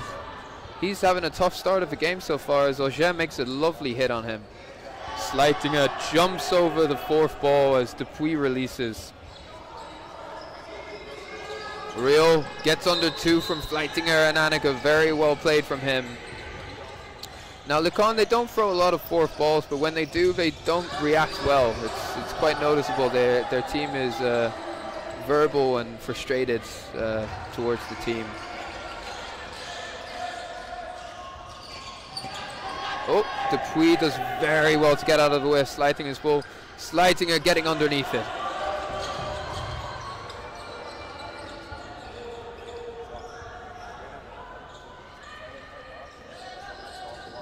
Lovely hit from Fleitinger on Natalie. Apologizes for the face shot. Takes out Rio in the process, but Dupuis takes out Sleitinger. And that is 2-1 to Dupuis so far. Auger taken out by Lisa and Fleitinger.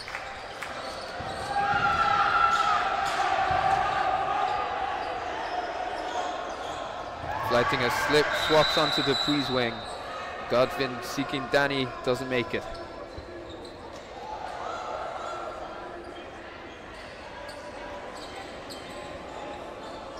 Now it's been a very long weekend for a lot of the teams. It's now Monday, bank holiday in Austria, but Saturday and Sunday were 2 days full of dodgeball, so both teams are very, very tired. I think that'll come into factor a lot later as well. You'll probably see a lot of catches. But Fleitinger trades himself for Dupuis and Dupuis, who are both taken out there. Godwin, very aggressive release, doesn't hit Seabook.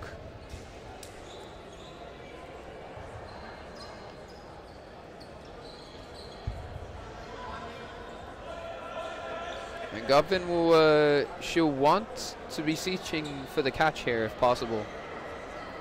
I'm not sure if the Nasties will give her that opportunity. And Seabook takes the catch.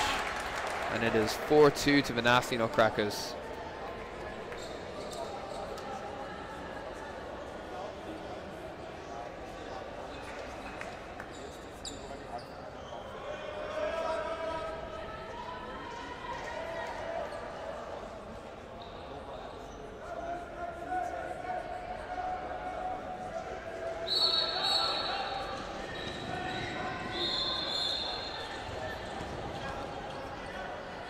Three balls for Lecon again. Nasty Nutcrackers not wanting to waste energy on the 3rd ball. Lecon have a lot more clearly. Rio taken out there. Bit of miscommunication. Auger not happy.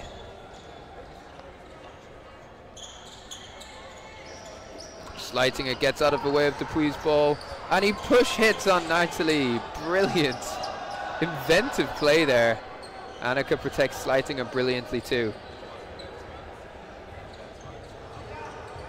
And Nasties are now really getting a feel for the game. Licorne gave him a lot of problems, but Dupuis taken out there. Sleitinger, a lovely pinpoint shot.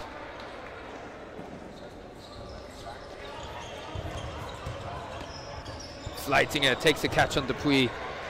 Quite a light throw there. I think he won't be too happy with that one. I'm not sure if it's tiredness or... Oh. Goffin was taken out by 2 balls from Sleitinger, and Koch manages to draw the 4th ball over. Oh, what? No, that's a bounce. Auger thought it hit, but yep, he Auger seemed to think that because the ball crossed the middle line he was out, but the balls needed to roll over the other sides over the next line in order for him to be out. But yeah, that's you know, it can happen. There's a lot of intricate rules in this game, and I think Auger, he didn't fancy his chances against that many nasty nutcrackers still left in. Wins the middle ball again. Very nice play from Auger. He's got a lot of stamina, clearly. He's been doing that for a long time now. What a shot there from Sleitinger, taking Auger out. And now the aggression of the counters from the nutcrackers is really evident. Oh, what a shot from Ryu. That was a brilliant curler. Completely read Sleitinger. He faked it to throw at Koch, and then last minute turns his body and hits Sleitinger instead. Sleitinger waiting to go for the running aggressive counter afterwards. Doesn't see it coming.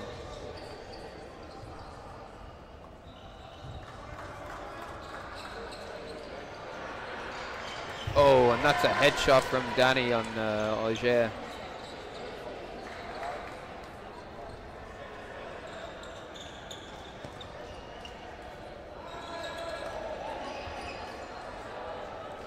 Now, I don't know how Auger with an R and Auger with just an E at the end are pronounced differently, so I'm going to maybe say the numbers as well. There's Auger and Auger, number 92 and 66.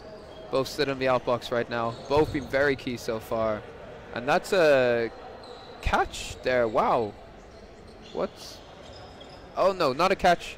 She lost control of her ball but caught it back mid-air, so it's all safe and she's not out, but neither Sleitinger. Natalie trades her life for Sleitinger. Brilliant play from her there. That's an incredible trade there. She knew exactly what she was doing. You got 4 nasty nutcrackers against the 3 Lacan players.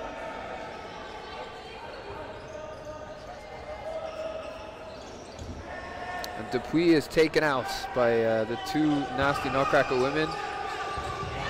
Danny couldn't quite sink the catch on Ryu, and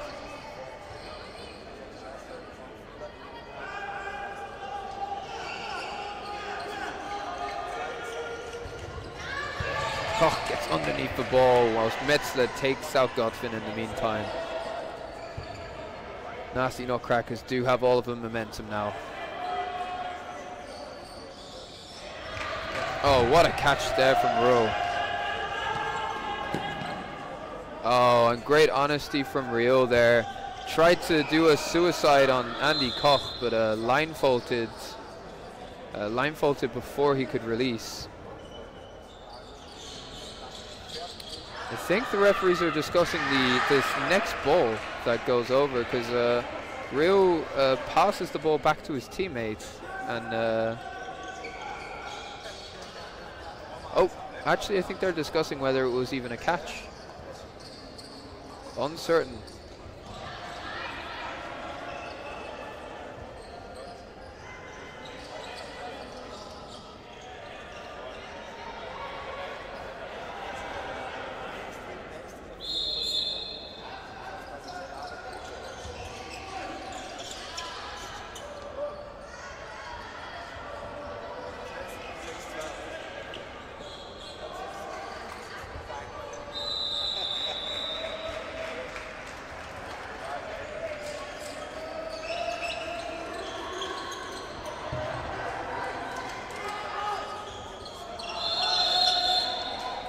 And Auger tries a sneaky underarm and just looking for some glimmer of hope in that set, but it's not given away by the Nasty Nutcrackers. And it looks like Max Oetel-Valent is coming on for Andy Koch. But LeCon are calling a timeout, and I think that's a good move. It seems that they need it. They seem a little bit tired, but I'm sure that they have a lot of a deep squad, a lot of players to rotate in. They just need to stop the Nasty Nutcrackers' momentum and get back into the game.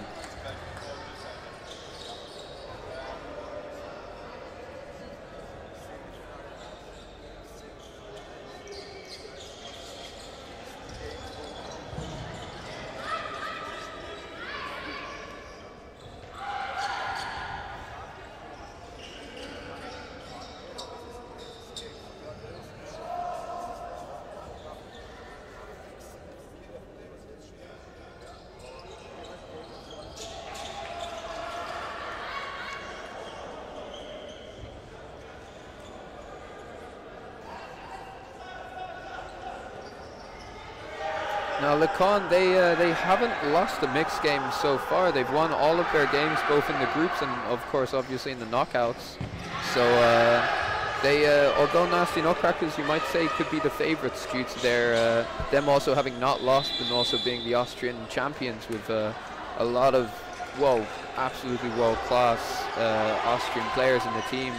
LeCon, they won the quarterfinal against Ninjas 14-18, so it was a close game in the end, but they did take it convincingly in terms of how they played, because they played really well as a squad, and such a young team, it's incredible that they managed to play together so well. They read each other very well. Now, and Ryu taken out by Fleitinger's throw before he can take the catch. And Godwin also taken out. Not too sure. I guess the first throw was on her. And LeCon throw three at 3 different targets. Don't make any hits.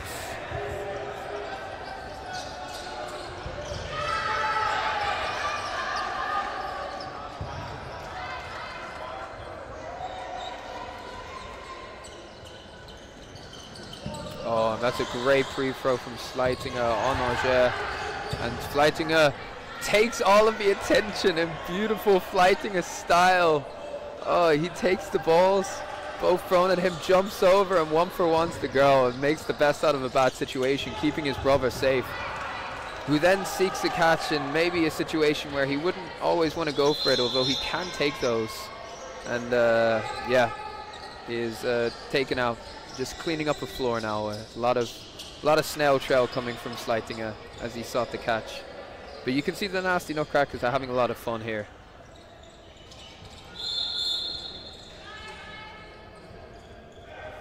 And Auger and Natalie go forwards now. Great throw from Natalie. Very, very close to hitting Danny.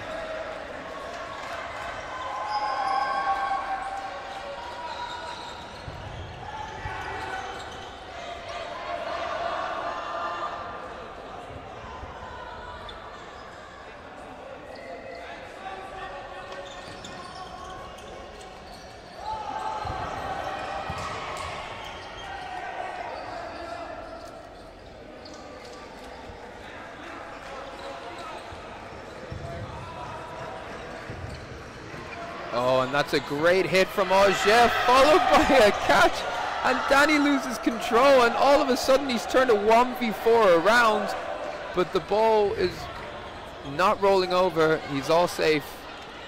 Rio and Auger going together against Metzler, and Metzler hits out Rio, turning it for a 1v1. And what a set from Auger. I've been informed that 92 and 66, the two Augers are actually brothers, so that explains the difficulty in differentiating their names. Oh, Metzler seeks the drop catch but can't make it. 8-4 for Nasty Nutcrackers. Another set for LeCon, and it's a close game.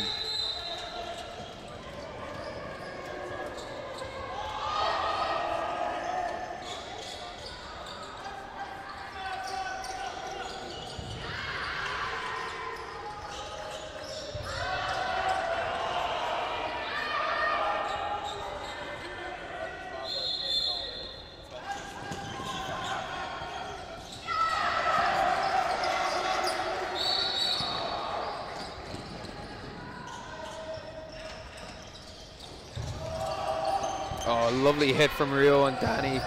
Fleitinger looks for a 1-for-1 against Auger, but he is hit out. He stayed on the court to make that catch, but he was out beforehand. And Sleitinger and Dupuis also look for a 1v1, but yeah, Dupuis taken out and Sleitinger still on court. 5 balls on the Nasi Nutcrackers side. And what a leap from Rio, getting over 4 balls. Incredible jump.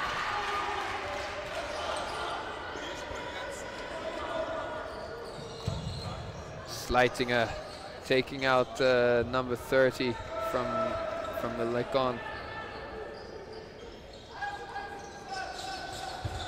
That's Openo taken out there.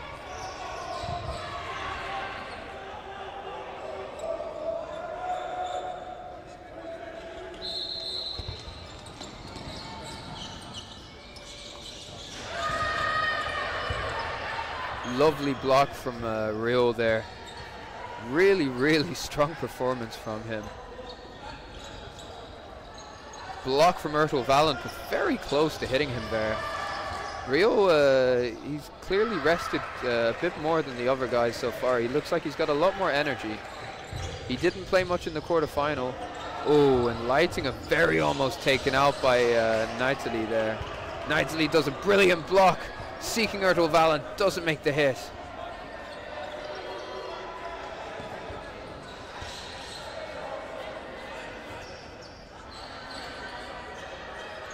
And Sleitinger reads Neiteli's pre-throw and is caught out there. Just Godwin left on her own now. She's been a fantastic player, I have to say, Godwin. She's really stood out as one of the stars. Seeking the catch there, but can't quite make it. She's so fast and agile. She's quite tall for a women's player, but she gets out of the way of the balls really well, which is why she's often the last left. And number 11 now, Givash, comes on.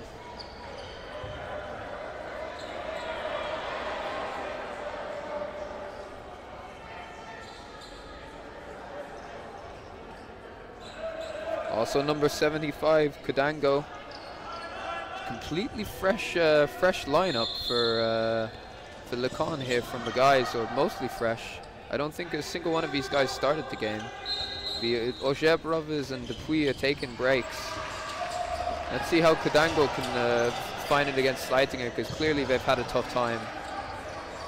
Sleitinger takes Givash out on the post-throw counter. It was very close.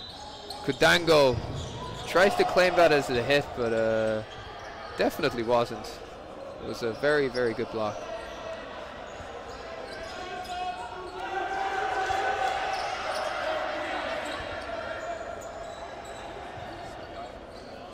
Sleitinger doesn't want to release that ball there. Natalie would look for the catch, but she didn't in this situation. Rio taken out by Ertel Valent and Sleitinger.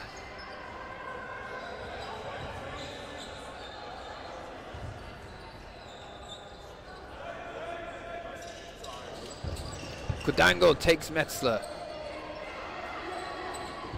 And Godwin is taken out by both Sleitinger and Sleitinger at the same time. Ertel Valent doing what Ertel Valent does really just spectacularly. He's holding that ball in the middle, winning possession, not getting hit. Such an agile player. And 3 balls go at Kudango, but none hit. And he hits Sleitinger on the return. Sleitinger knows he just got caught a bit too high up there. And Kudango maybe hit Danny as Valley Leitinger hits Danny, but it doesn't matter because there is still 3 left on the court, so Lekon's 2. And they take that set, and it is 12-4 to Nasty Nutcrackers.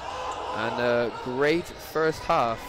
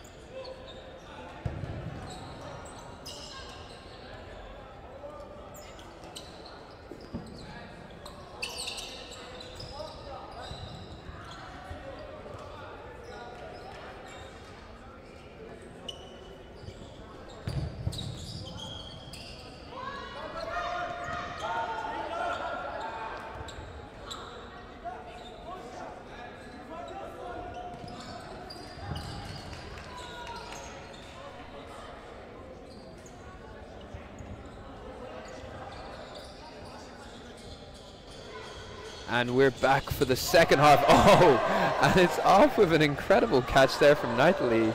Truly spectacular catch.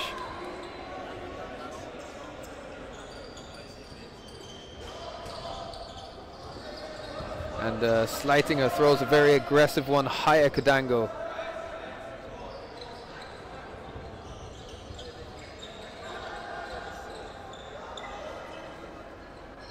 Metzler gets underneath of the ball. Erto Valent. Kadango opens himself up, but Sleitinger takes it, and Erto Valent not too sure how to hit Natalie, but it's Kadango that's taken out instead. Somehow she survived that. He's just not sure which way to throw at her. Rio taken out there. 4 balls on the Nahasi Nutcracker's side, and I'd be interested to see the percentage of times that they make hits when they have 4 balls, because it must be very high. So far I don't think they've missed one.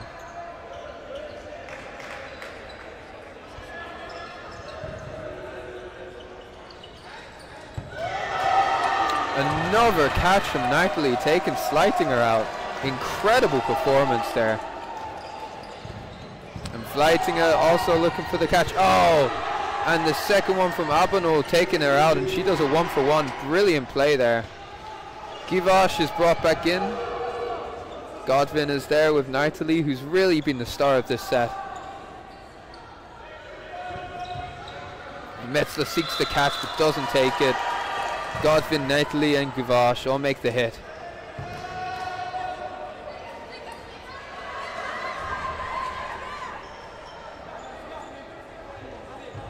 And it's another set point for Lecon, 12-6. Still plenty of hope here. They're only 3 sets down and there's 17 minutes remaining.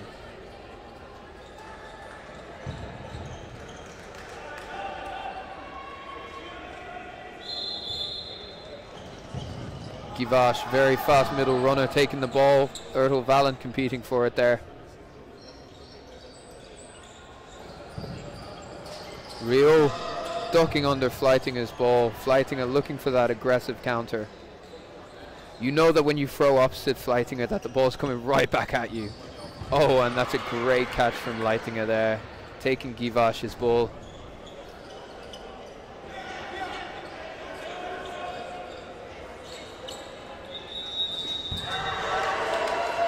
Oh, and that's a catch from Rio, taking Fleitinger out, and now Givash is back in there.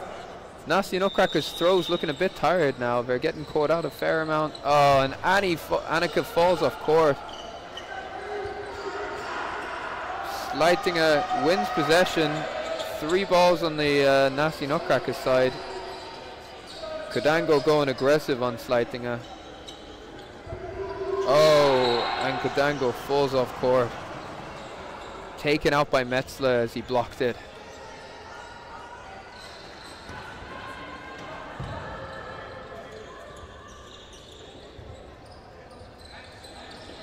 Lovely block there from Givash. Great play. Those balls from Sleitinger come in thick and fast. Lovely play again. Oh, and Rule does a 1-for-1 with Ertl Valent, but he's not too happy with it. I think he should be. Personally, that puts the points in Lecon's favor. Did a great job taking out a very difficult hit. It'll be interesting to see how Givash survives against Sleitinger. Ah, face shot there as he just can't get the ball in the way. Leitinger is taken out in the meanwhile by Natalie.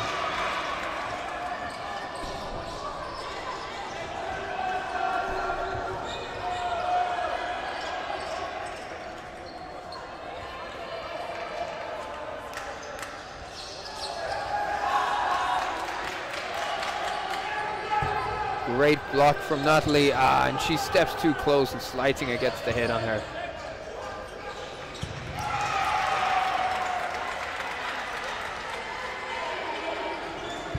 What a shot. Obano seeking the catch, couldn't take it. Too powerful coming over from Sleitinger.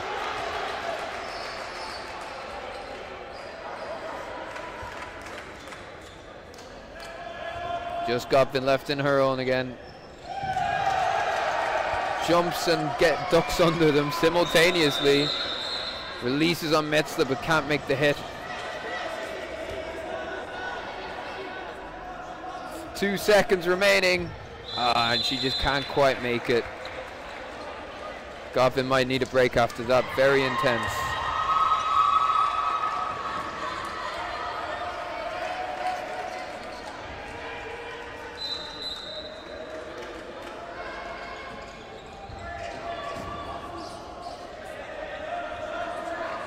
I'll be interested to see if Dupuis comes back on from Lacona talks. He really has been their star player for a lot of this tournament, but I think he found it too difficult opposite Sleitinger to really make an impact on the game. But he might still be their best option. Great block from Riol there. Sleitinger was questioning whether it hit, but no, it was a very good block. Ertel Valent dodges out of the way.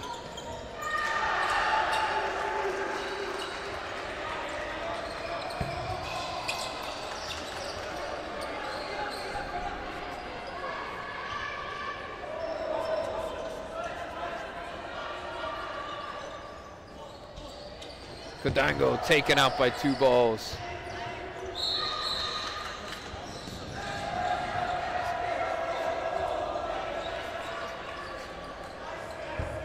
And Abinol looking for that catch again, but doesn't quite take it.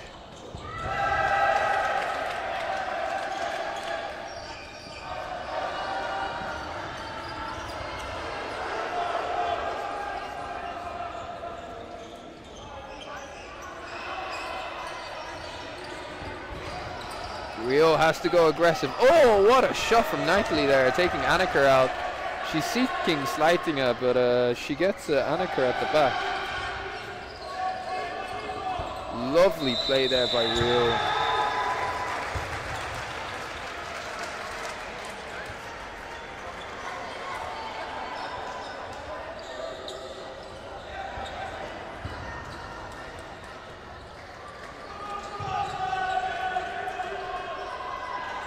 Lovely leap there from Sleitinger, blocking one and getting over the other. Knightley and Riol released the 4th ball. Not a good move against the Nasties. Gets under 3, brilliant play. No hits taken there, not on Leitinger and not on Riol. For those who aren't familiar with the Austrians, you got a brother and two brothers and a sister on court right now. With Sleitinger, Fleitinger and Vleitinger. Knightley and Fleitinger looking for the trade. And just Knightley getting taken out. Unfortunate that the balls hit each other in such a way.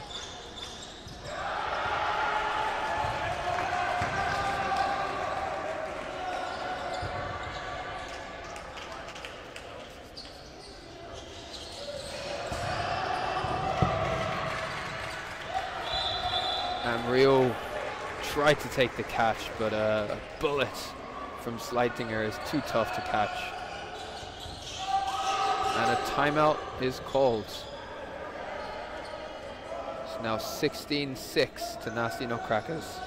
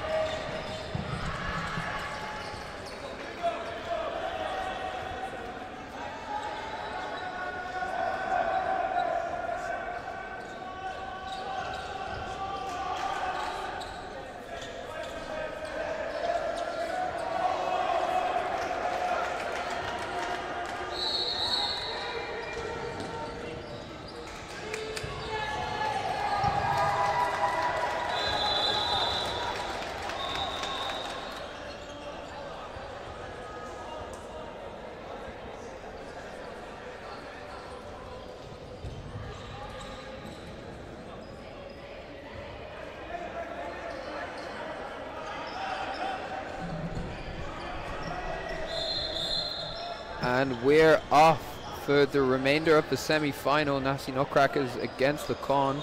16-6 to Nasty Nutcrackers currently. 10 minutes remaining. And Lecon are going to have to do a lot in order to bring this back. They've brought their new lineup on. They've got Auger, the two brothers, and Dupuis. And Nasty Nutcrackers have also made a lot of substitutions. They seem now to be resting their key players for the men's and the women's. Actually, they've got Sleitinger has taken a break. Andy Koch hasn't played for a lot of this game now. Lini Metzler is out. Oh, and Ertel Valent taking out Auger, doing a great job on the left now.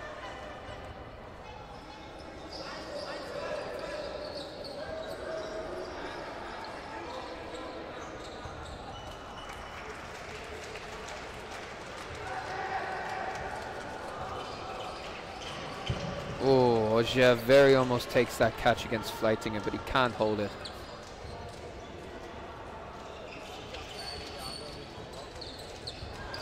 In the other semi-final, we've got 11-5 Wolfpack Leamington Spartans. So it looks like Spartans not going to get knocked out of their first thing, where they've made it to the final with both men's and women's.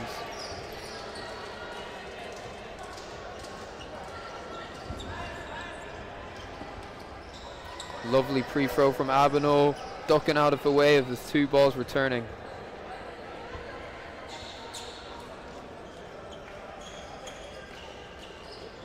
Oh, and what a shot there from Knightley and Dupuis.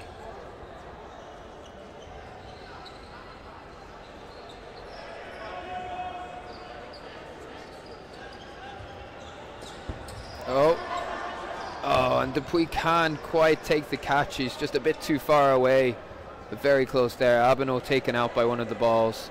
She did also line fault, so she was definitely out there even if a catch was taken. Oh, and Fleitinger goes for something cool, and it doesn't work.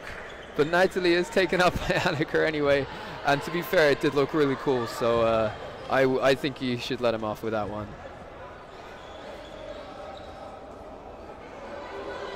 Nicht smart, aber spektakulär.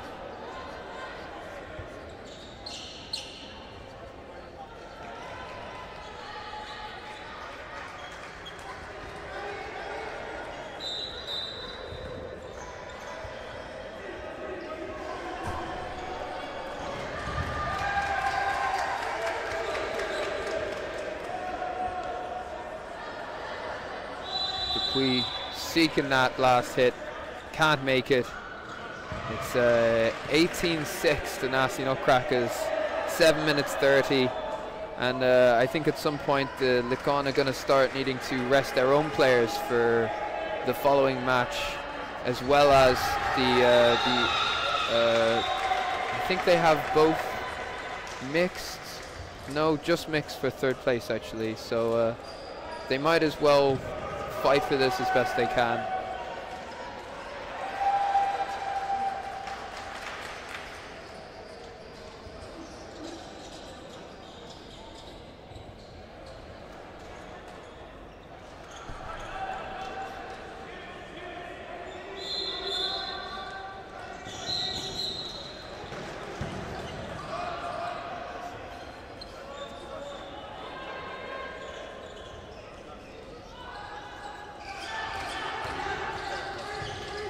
That's Ruckas on for Nasty Nutcrackers now. Great hit there, great calling. Dupuis taken out.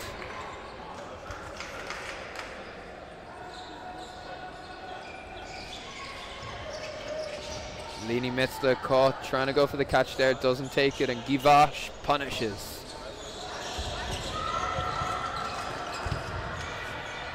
We've got two fresh wing players on the Nasty Nutcrackers side. They haven't been on too long now. Johan Eigner is on, as well as Alex Ruckas on the left wing.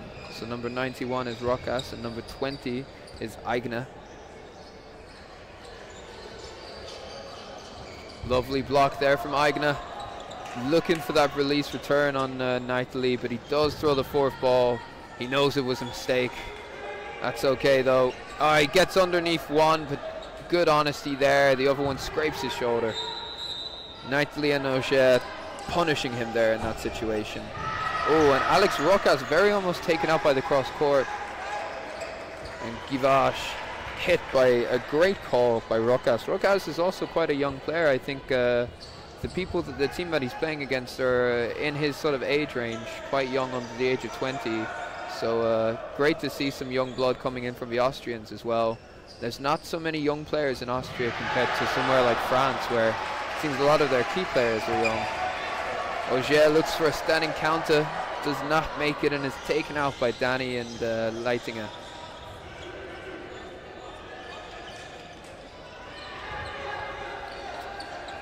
Yeah, and this is classic nasty nutcrackers, great control, and Lecon struggling to make an impact really. Oh, having said that, Albano takes a very good catch. Givash comes back in.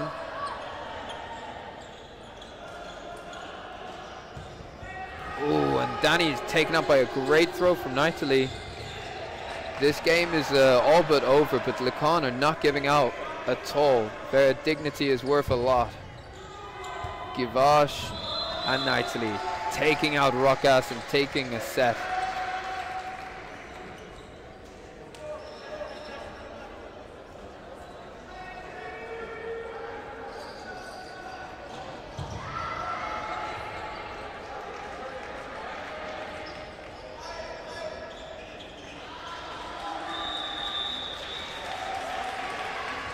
Okay, so you've also got Dupuis and Dupuis, Angelina and Raphael on the Lecon side. So two brothers for Lecon, a brother and a sister for Lecon, and a sister and two brothers on the Nasty Nutcrackers side. So a lot of family values going into this game. Oh, and Auger is punished with the fourth ball, given away, and 3 released on him. Alex Rokas making a very good call there. Kadango is back on court now. Oh, and they release 4-3 on Aigner, and he is taken out. He just can't quite get out of the way.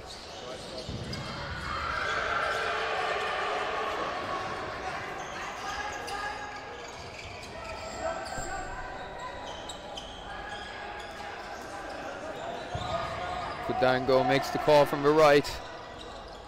Alex is standing very close there. Great pressure.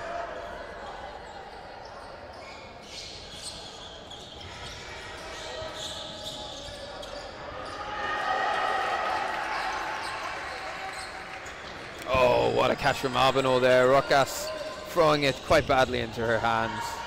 And Metzler also taken out, as well as Risa. It's another set coming in for Lecon, and although the time is Leitinger is also taking out, and I don't believe it is numerically possible for Lecon to bring it back, but they have certainly done some damage in these last few sets. 18-10 now. It's a much closer game than it was not so long ago. 2 minutes remaining of the game, and I believe it's maximum 2 sets, potentially just 1 going into this last set.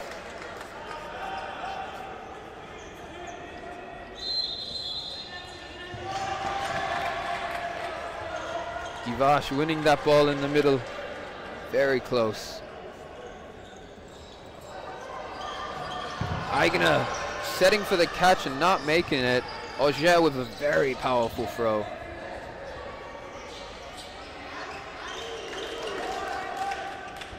Rokas giving Kudango a challenge there. Interesting choice to throw at Danny with Alex Rokas free there, but unpredictable is often a good choice here.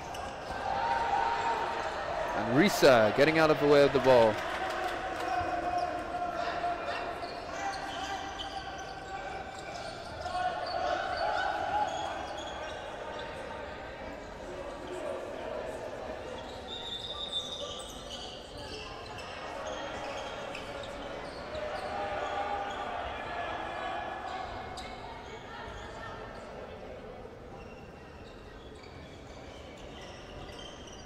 Danny taken out there. Oh no, sorry, not taken out, getting out of the way of the ball. 3 balls from the Nutcrackers. Metzler seeking that sneaky hit on Auger, but doesn't make it.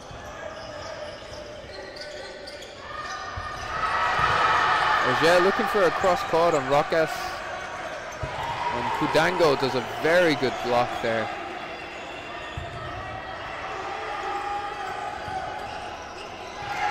And Risa just taken out, but a wonderful catch from Metzler from Auger.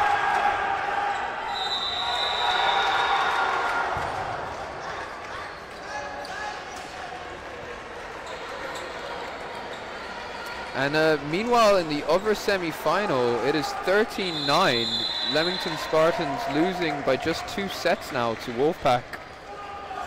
Looks like it's still an open game there. Meanwhile, in this one, that was not the final set. Oh, it was the final set, 20-10. Nasty Nutcrackers cement their place in the final. Really, really incredible play from them. And of course, from Lecon, well fought indeed. They made Paris proud in that one. This is against a team full of world champions, so they can hold their head high knowing that they did a good job. Well, that's all for now. Next matches coming up will be the 3rd place matches. First on court 1. Next we got Lecon 2 in mixed versus Ninjas 1. A game that I can't play now because of my knee injury. But yep, in the other games there will be the mixed game for 7 and the mixed games for 11th. Ninjas 2 versus Vienna State Spartans for 7th. And the playoff for 3rd against Turtles. Don't go anywhere.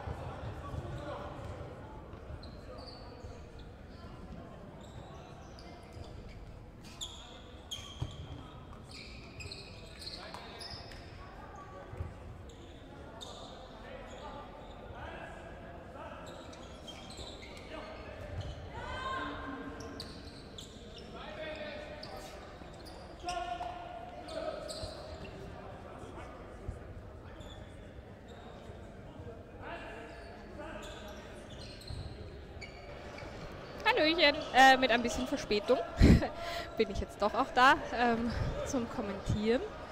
Wir sind schon mittendrin. Okay, ich sollte auf Englisch switchen eigentlich, so welcome everybody, because one of the team is not German speaking, so sorry for being so late. I was too excited chatting to my teammates. I'm Anna from the Nasty Nutcrackers. Unfortunately, I broke my arm, so I'm #1 fan on court. I was too excited and spent the last 30 minutes with my teammates outside. But I'm happy to guide you to the last 3 minutes of this game. But I think I will stay tuned for the next one as well, which will be a men's game.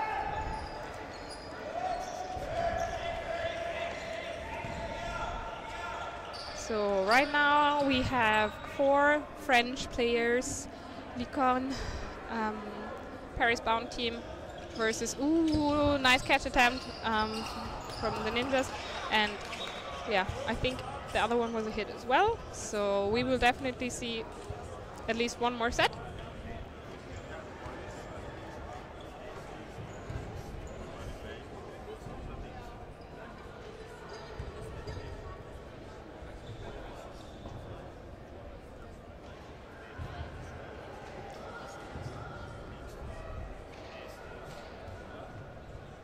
Das stimmt. Ja.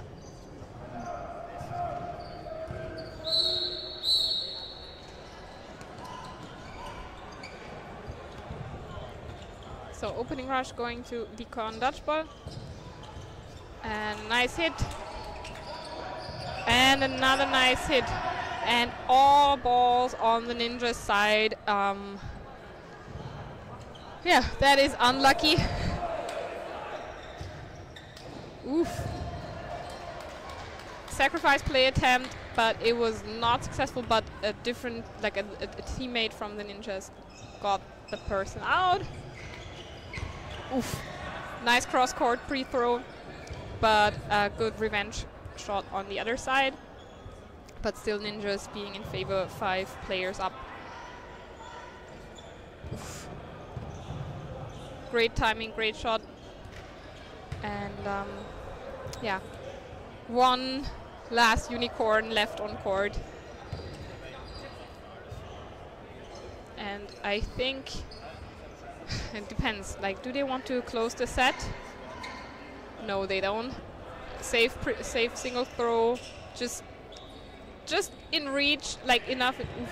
And now a successful leap of faith. But I think his teammates are a bit annoyed because this means that they will need to play another set. And you know, it's been 3 days of dodgeball, so everybody's a bit tired. And I think everybody would have been happy to just like close this set in like normal time without going for another opening rush. But Sepp from the Ninjas had something else in mind. And so we're off for a last 90-second set. And yeah, everybody seems to be annoyed. And annoyed at Dan. I don't know what Dan did actually. This is really disgusting. Like, he was freshly showered and now he's full of, like, covered in sweat from different people. But okay, they're his teammates. They know what to do. And I think maybe Dan just wants to shower real badly with his teammates. Of course, men only. Afterwards again. Maybe he will join me in the commentator booth after this, then he can explain.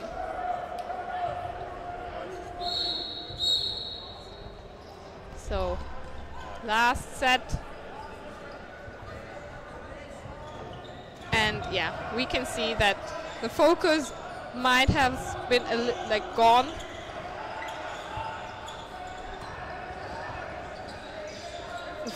But yeah, Sepp seems to be like, okay. He seems to enjoy like the one crazy final set. And the catch! That was a really nice catch from Svea.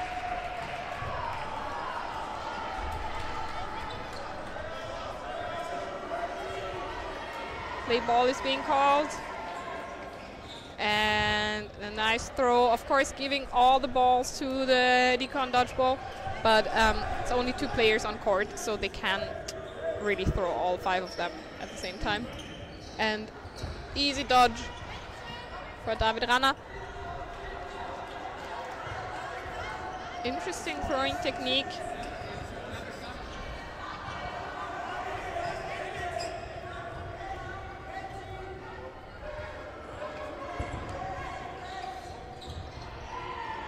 And a catch on the French side.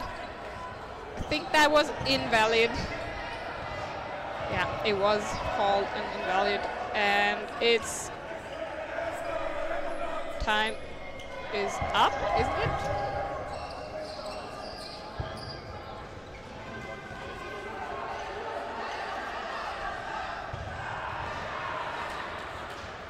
And it's a wrap.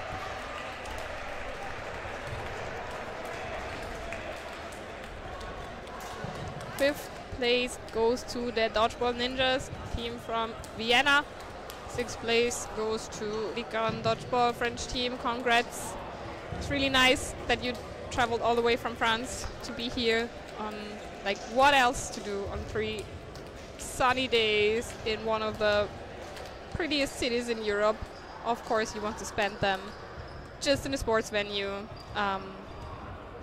This is what we do. This is why we love the sport. So I'll be right back. Stay tuned. There's a really nice bronze medal match about to start. Vienna State Spartans versus Boston Anarchy. So stay tuned.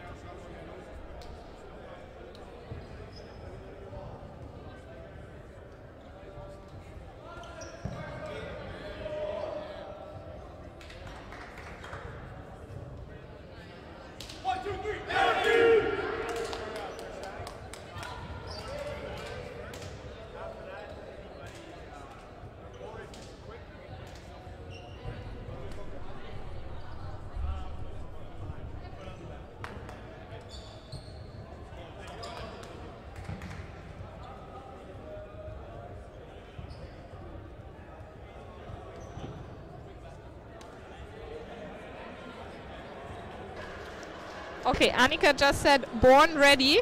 So I hope you're born ready as well for this bronze medal match in the men's category. I don't know why Vienna State Spartans already... Oh no, now they make it 0-all. So welcome to the men's bronze medal match at the Vienna Calling Tournament 2024. It's a lovely day outside, sun is shining, yeah, great temperatures, and of course this is how we want to spend our bank holiday. Did you already introduce yourself? No, I just wanted to do this. I'm Anna from the Nasty Nutcrackers, and I'm joined by Annika, also from the Nasty Nutcrackers. We have a bit of time here to commentate this game, because not to leave that uncommented, we made it to all 3 finals with the Nasty Nutcrackers. Nice. So we are here looking forward to, I think, what will be an amazing game. Boston Anarchy against Vienna State Spartans. And they're off. Ooh, and they make their first really fast opening rush. Really gets the ball in the middle, passes it, and they get someone out immediately.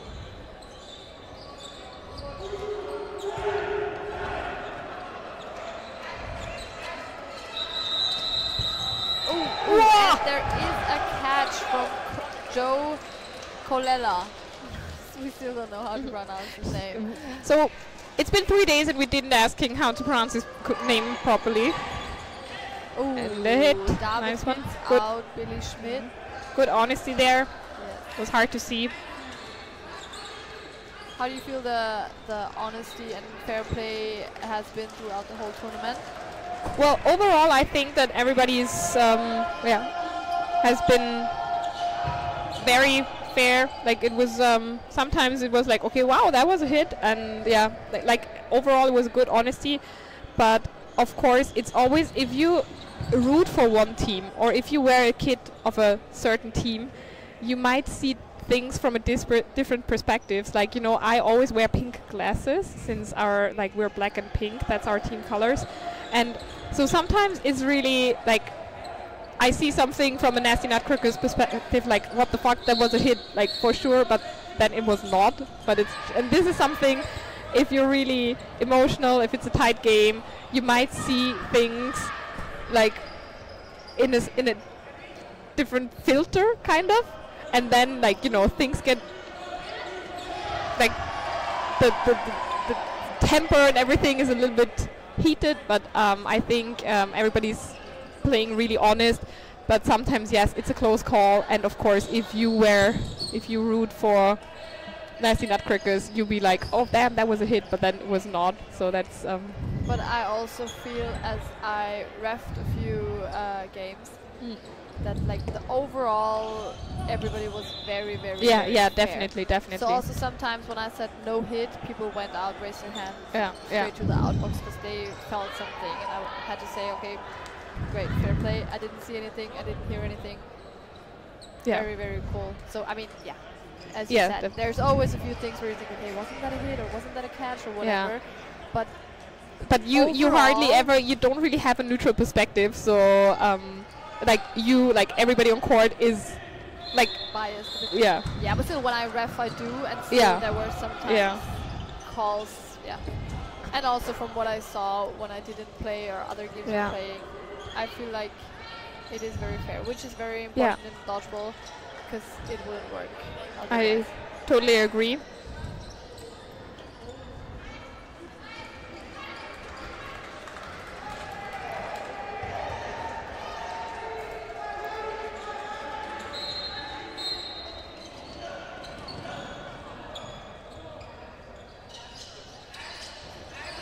We just have to check. This is Wolfpack. Technical. This is Wolfpack gegen Ninjas. We just have to check on another court.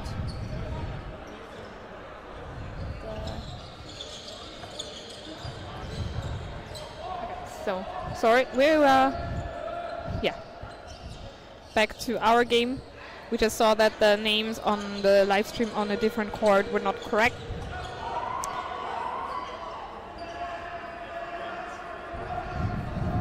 So 4 Spartans against 3 Boston Anarchy. And 4 balls. Yeah. That's a good hold, really. That is a good hold. He was very ready for that catch. And then they have it like that's good. Yeah. And maybe you can tell why Max is playing with his left hand, because normally he's right-handed, but we've seen him throw with his left hand. Yeah, so he's right now you don't see him, he's in the outbox. He's number 42 from Vienna State Spartans. It's been 3 days full of dodgeball, and yeah, Vienna State Spartans, they don't really have many subs. I mean, Boston Anarchy has no subs. But like, he's known for his big arm. I think he has the fastest throw in the Austrian league, and so of course he has to throw a lot. But it's been a lot of it was a lot of dodgeball in 3 days, so his arm is a bit tired. And okay, so no injury. No injury, nothing. Yeah, I was also like I think he started with his right hand still in Leamington Spartans in the semi-final, and then somebody said, yeah, Max is throwing with his left arm, and I was like, fuck, what happened? So but it's just exhaustion, nothing serious. That's good to hear. And also we Vienna State Spartans are missing Jakob Lehrer, who's also normally playing for them, but he just became a father a few weeks ago. Yeah, like he had twins. Twins 2 weeks ago. Yeah, not even. 1.5 or something. Yeah. So congratulations for that, and we totally understand that you had to leave after the last game. Yeah, and it's nice that you make sure that the next generation of dodgeball players are on the way. I mean, right now they're still trying to figure out how to hold their own head, but soon they will hold a dodgeball. I know. I feel very confident about that. Okay, and we have a 2-on-2. Everything's open again, and ref Bruno and Seppel are checking, I think, time. And I'll just ask, whenever you are ready, it would be really nice to have the YouTube comments as well, but I think you're actually on that right now. Yeah, he's on it. So if you're watching this stream, maybe my friend Razor Crank is back on. That would be really nice. I'd be happy if Razor Crank was there. Ketchum. Yeah. That name sounds familiar to me. Maybe we met him at the Worlds. Yeah, catch him. Gotta catch them all. Gotta catch them all. Hi, Andrew. Shout out to wherever you're watching this game from. Vielen Dank.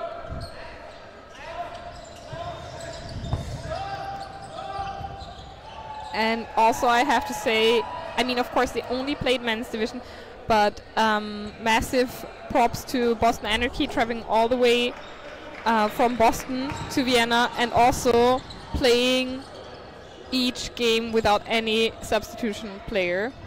Like, of course, they only played men's category, but still, it was a lot of dodgeball in a very short amount of time, and yeah, massive congrats to them.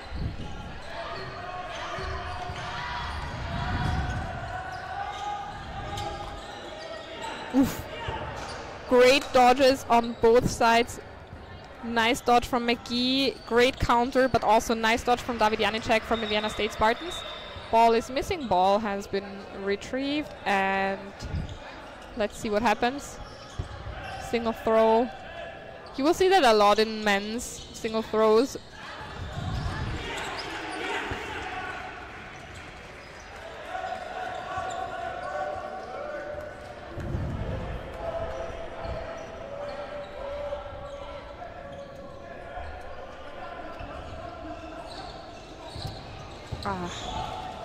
Good shot.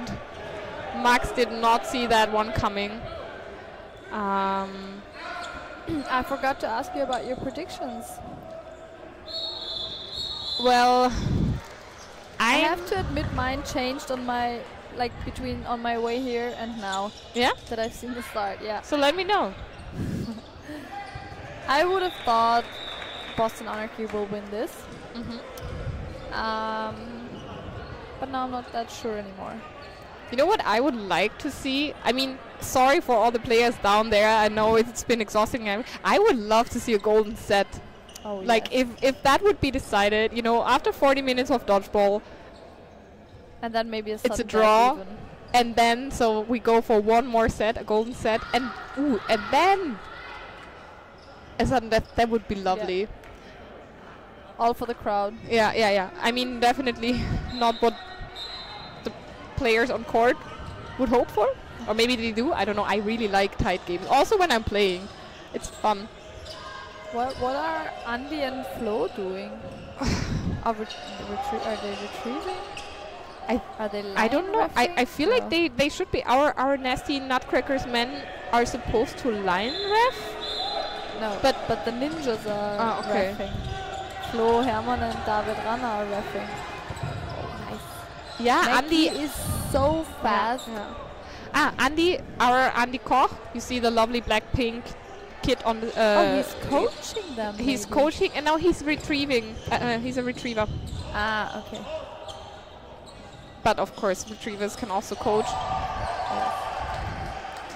Yeah. So I hope it will be really like each side takes one set, and then the other one takes a set. And he's really I love the movement. That slide. Yeah. Maybe some of the US people watching can let us know if McGee had a foam background. I guess so, because like he really looks like the way he. Okay. Bruno, we have to say, head ref is very. He tolerates a lot. Let's put it that way, because other refs would have immediately called yellow card because of if you touch a player. I think normally, like only from rule set, that's a yellow card. Was it also Max touching McGee or McGee touching Max? Yes. Okay, but yeah, it was definitely not on purpose. Yeah, and I find it good that he didn't immediately put. I like his style of reffing, that he's not. I mean, he talked like right now. He looked at the players. All players were fine. I think everybody's fine with the decision. He's out anyway, so nobody's hurt. Yeah. Let's play on. He's really all about the harmony. I like that. No, he's. I like his style of reffing. I mean, honestly, in the men's semi-final, there was a moment where one could have given a blue card, I think, because it's not okay to yell at the ref. Or yellow even. I think it was not okay, but I also like that Bruno tolerates some, because I mean everybody, you know, it's so emotional, and if you're like just in the zone, like I can totally understand that if somebody just like freaks for a second. You just have to be very stay as calm as possible. Wow, Max left throw is also even very good. Yeah.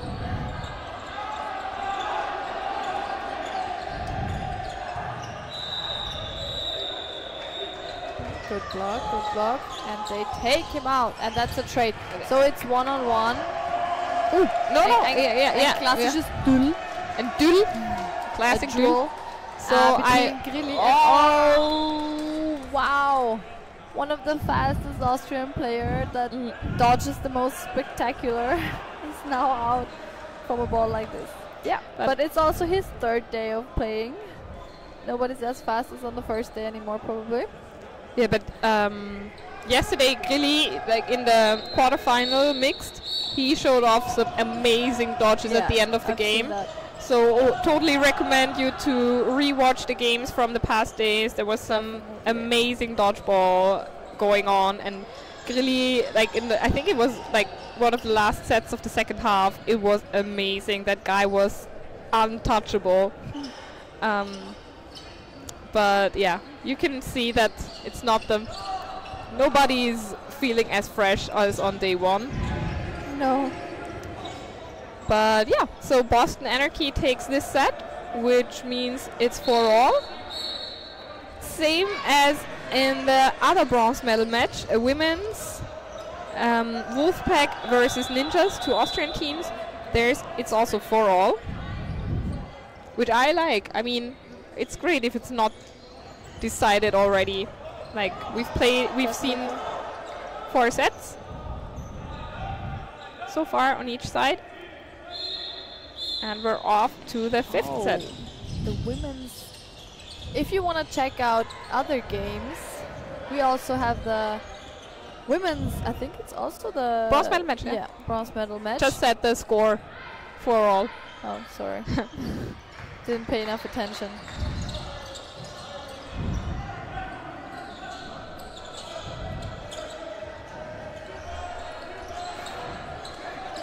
Oh, nice throw. Wow.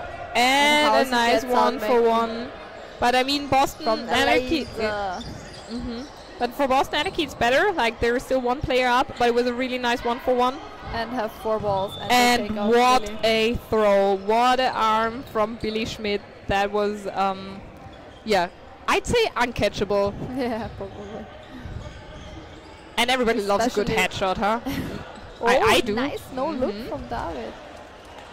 Especially if that ball comes into your head while being in the air and you can't dodge out the way.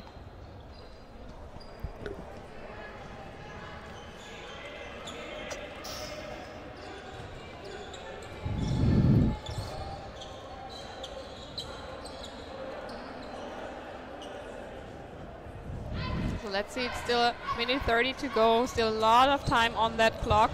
Oh, and they take out Joe Colella. Yeah, we need to ask. I mean, that's... Oh, no. Good attempt. Good.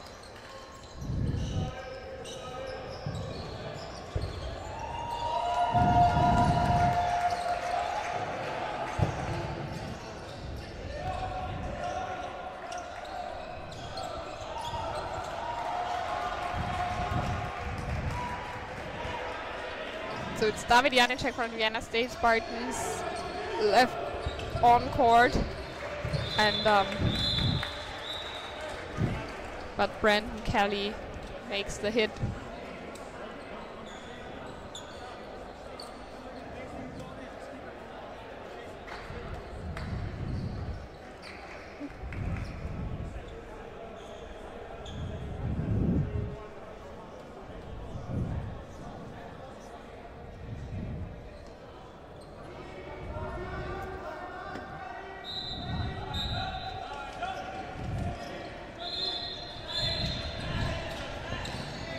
So let's see what happens in this set. Will Vienna State Spartans make it even again, or is it Boston Anarchy? Oh, and the one shot, yeah, that looks so effortless, and then it comes with such speed.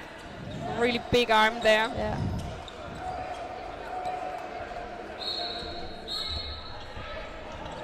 From what I've seen, David Janicek is playing a very good tournament. Yeah, definitely. And it's also, it's not so easy, you know, if you're like, if usually Max Metz for Spartans is playing on this position, yeah, he has thrown so many balls in the past few days. It's not so easy to sub him, and he's doing a really good job on that.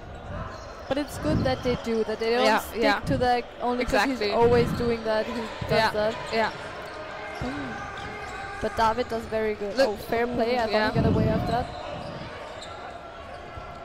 Oh, we got an answer.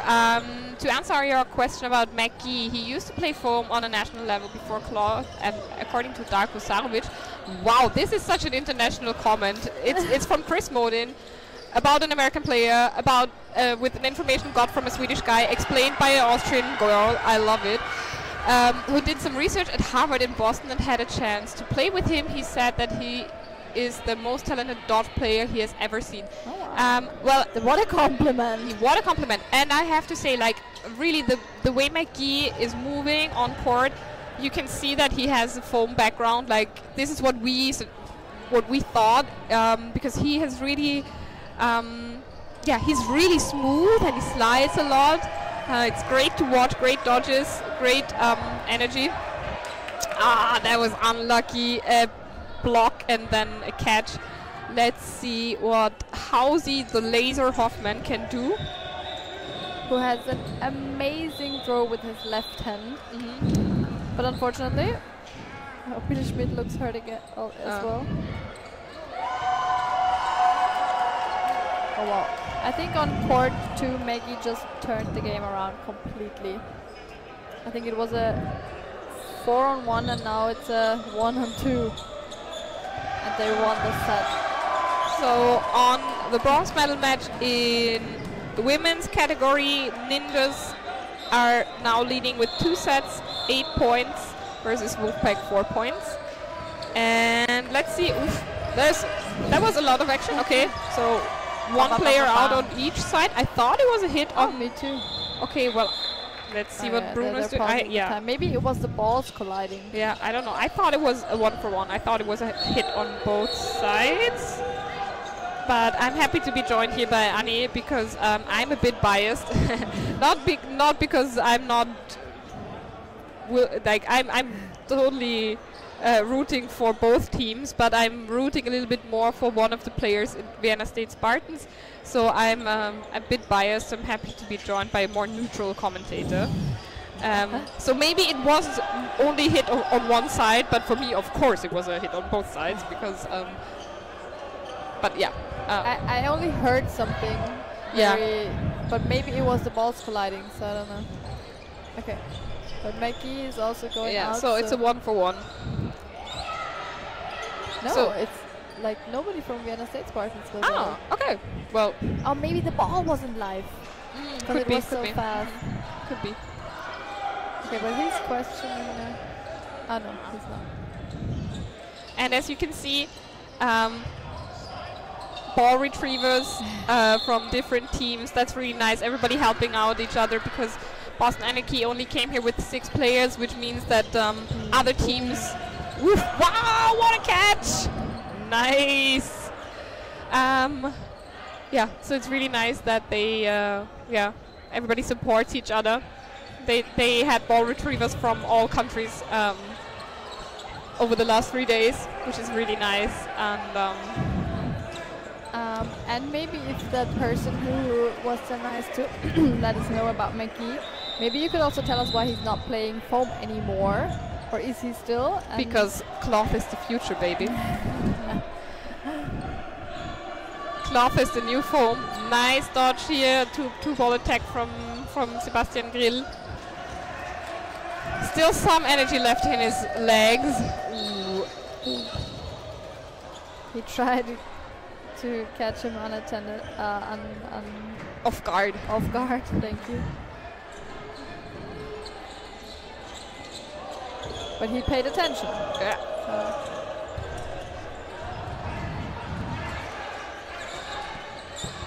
Nice throw there from, I think his name is Dominic.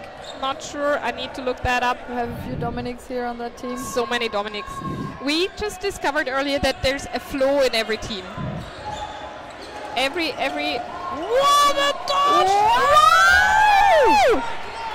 Okay, whoever makes the Instagram account Dodgeball highlights, that is it. This is the moment. This is the moment. Now he got out, but still that dodge. Yeah, that was amazing. Wow. And so yeah, Annika and I are totally fangirling. Like we've been fans since I think it was the first game. Like we were reffing, and we were like, whoa, look at that guy! Like his movements are so smooth, so like it's really impressive and so fast. And we also like to play very fast. Yeah. But that is next level. Yeah, I will definitely. I mean, as soon as my my arm is free again, I will try to learn that.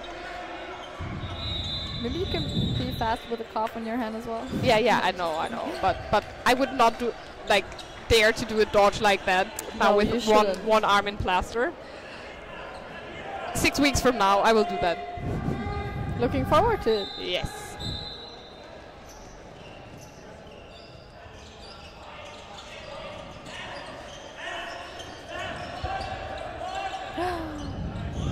That was. Oh, nice. Chris answered us again. So I've only heard rumors about it, but there might have been some drama in the US. Ooh, Annie and I love the drama. We love it. So give us more, please. Drama in the US, Dodgeball for foam. Only rumors, though. Yeah, but that's okay. You can spread some rumors here. Like this is like we're You found the right person. Yeah. So that is just you found the right commentators for this game. Okay, so in April, O'Brien asked something. This for world selections or just in general? It's probably a question to Chris about the drama, I guess, which is a fair question. Yeah. Like, I would welcome to the drama, April. I thought, April, by the way, you got married. So why is your YouTube still April O'Brien? Didn't you get married? You should change your YouTube name. Sorry, yes, we are well informed. We because we love the drama, we love the gossip, so we know everything.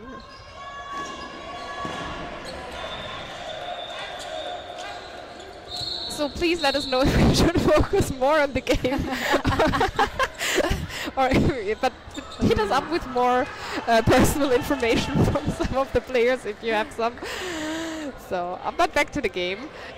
For now, it looks as if the Spartans will make it even again. Like, it's only 25 seconds on the clock and 1 player up for the Vienna State Spartans. I would love to see that just because. Wow! And a classic tombstone catch. Yeah, but David, you should know better. Yeah, but then this is the thing, like crunch time. Like, I feel like this is, I don't know if it's an Austrian thing or if it's I think it's a men's, I don't know if it's even men's in particular, but I think they still managed to make the hit. So it's 3-3. Yeah. Oh, maybe one hit was after the whistle, I don't know. Could be. And don't get us wrong about the drama. Obviously, we want to be everything. Yeah. But you know, since like our lives fine and in harmony and stuff. But since our lives surround about dodgeball, it's like literally, it's all about dodgeball. So it's funny to gossip sometimes. So I think the set. Okay, I think because I think the hit from Max and Billy Schmidt still count, but the other one didn't because the whistle was blown. Yeah. Okay, the drama is about cheating, accusations and foam against some players from certain teams in the US selections, and not everyone agreed. I think it was related to finger blocking, which is extremely hard. Yes, and that's why we always say, it is in cloth, the hand that is on your ball should not be, like, when that is hit, you should not be out. Yeah, because it's just impossible to ref. And of course, it's about honesty. There's a code of conduct. Yes, you should, if you feel like, okay, this touched your fingers. But basically, like, if you like the foam ball being smaller, it's almost impossible to. I feel like it's really difficult. Yeah, I mean, they sometimes hold it on the back. Yeah, but still, like, you're also not allowed to squish it. Squeeze it. Yeah. Like, I've never played foam in my life ever. I did one time at the Atlantic Cup. It was great fun, I have to admit. It was very fast, but a bit of chaos in the foam games. And so it's really, of course, you should go out if you feel like, oh yeah, this touched my fingers, and if the rules say so, you should go out. But yeah, for the refs, it's impossible to judge. And yeah, April, that's what we're saying. Yeah. You're right. Absolutely, couldn't agree more. I mean, I think it's good to rely on players' honesty as well. I mean, this is something that, I mean, it's a semi-professional sport that we do, if I'd say. So it is very important that players are intrinsically fair. Yes, but you can't rely on that in terms of, like, a referee can't call that correctly. Yeah, you that just is correct. Can't see that. That's not possible. Yeah, that is correct. But in general, it should be, you should be fair. Like, yes, definitely. Because you play fair, and this is the sport you love, and you don't want to. Yeah. Yes. I was hoping they would go in the direction of Clough with the hand blocking ahead of worse. Yeah. Definitely, but I mean, our sport, April, our sport is still evolving, still developing, and I I mean, I feel like okay. Wow, that there's I really like the conversation there. But yeah, I mean, it's I feel like also in cloth we're not there yet. There's still some rules that should need to be adjusted, and but I mean, it's baby steps. It's still a long way. We don't have the perfect rule set right now. And I love the comment section right now.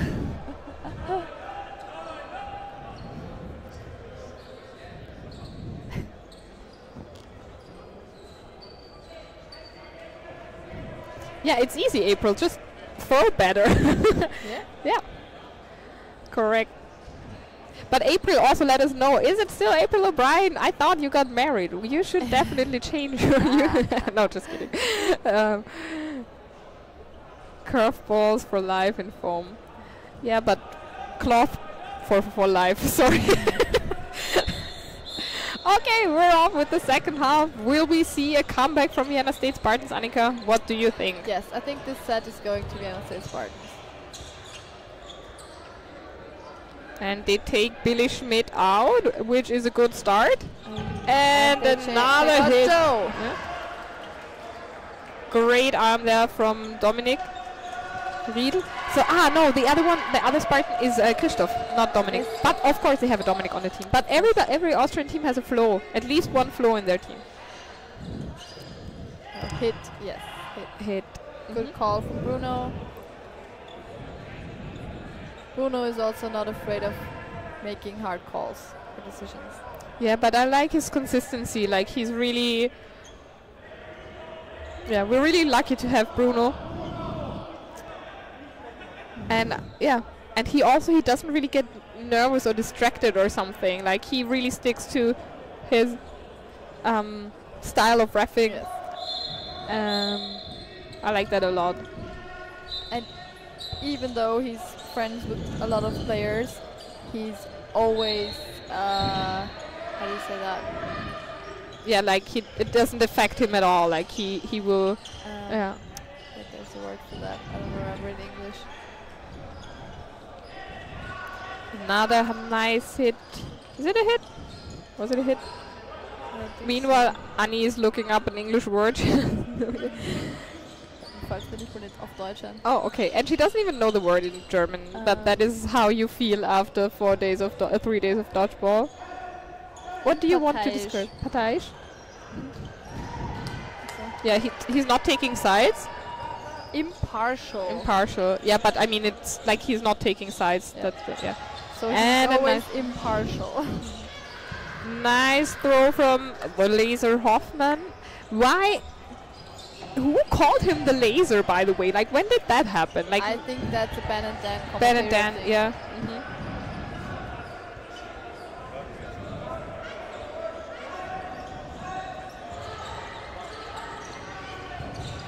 What a catch from Max Metz! Oh, sorry. But I would have said that in this tonation anyways, but I'm especially happy for Max, of course. Nice catch. And you predicted correctly. This set goes to the Vienna State Spartans, and which makes it a close game once again.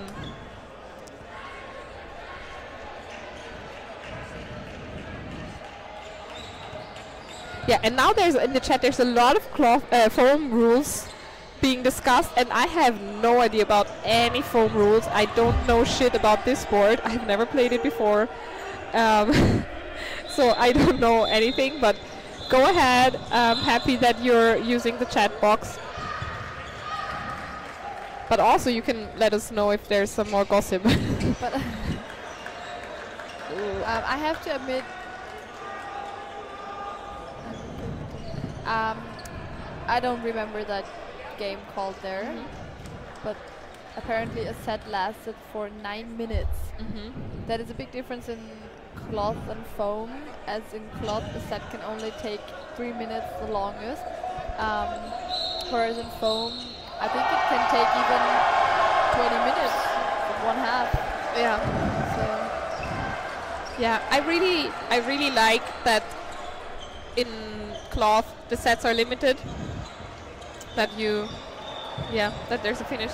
And we have the same also Wolfpack on the on core 2 managed to have a little comeback. Only down 1 set, so it's 8 for Wolfpack, 10 for the Ninjas. Ooh. And Clara caught. Okay, but we're off to that game. Apparently there was a false start, but maybe gets on it. But of course, I mean, honestly, let's talk about target selection. Of course, yes, Maggie, yes, he's a strong player, so I think they wanted to go for him to get him out. But on the other way, like, I think that is the hardest target to select. But wow, that was a big retriever fault. That was a huge retriever fault.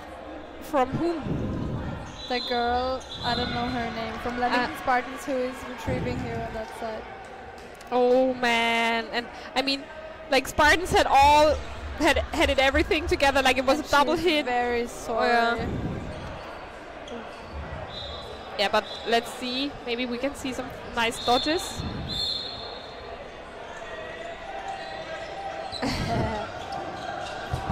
And there's 3 out. Yeah, that hurts. That hurts. Which makes it even. No, 4. And yes, they chose to throw 3 balls on McGee. But why would you always throw at McGee? Yeah. And why give them 4 balls? That is. Also, if you have such strong arms on your team as Baxmet and Halsey, the laser, then you could just let them move for a bit, like 2 people throwing at McGee, and once Max or Halsey sees where he moves, then he can take him out. But like 3 on they always throw at the first speed. Like I don't know if that's like in German, in handball you say like if you throw at first speed. No, you should maybe throw at second speed, like make a movement, see where the person goes, and then like an attack goes in waves. So don't always take the first wave. Oh man. Okay, so I think that retriever fault cost them the set. Yeah, and she knows. Look how she's really disappointed at herself. Oh man, I think probably her name is Eloise. Yeah. Not to point out somebody that happens. See? Oh no! And he got oh man, what a shame. I mean, it's a team sport. Retrievers are just part of the team. You can't blame a single person of your team, but this happens. There's so many yellow lines and stuff. Yeah. It was definitely not on purpose. No. She just probably thought that the other yellow line is the middle line. It was a really good start. Like Spartans taking the lead early on, 2 players up, but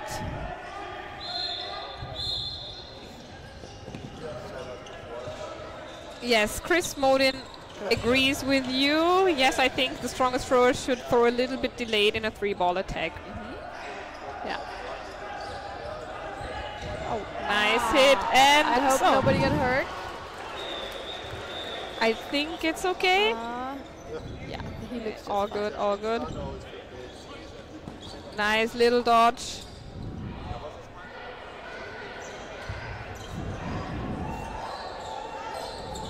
Oh, nice.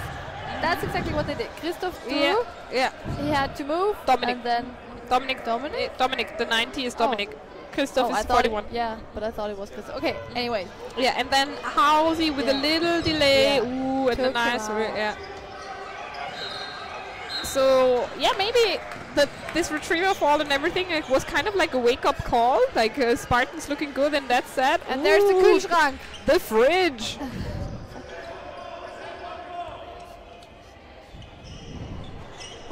Wow. But he knows what he does there. Yeah.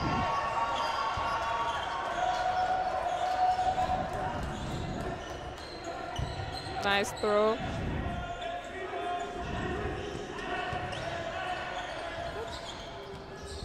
It's so impressive. Like, oh, 3 balls in hand. Wow.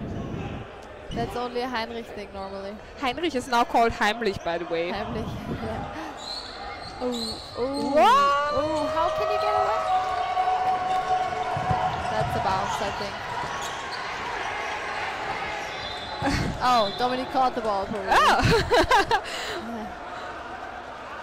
but I just really love his energy, the way he moved, like and leap of faith, and yeah, really nice.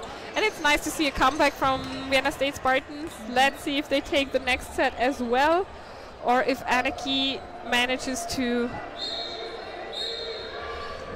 extend their lead. And 10-12 is the score at the women's bronze medal match as well. 10 for Wolfpack, 12 for the Ninjas. 12 minutes to go, and 12 to go. So basically it's the same game. 12 minutes to go, 12 minutes to go, 10-12.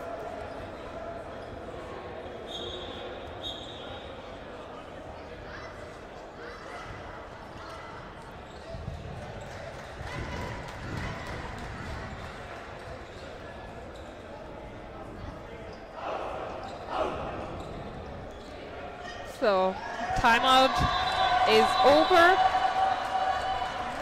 Teams are starting to line up again.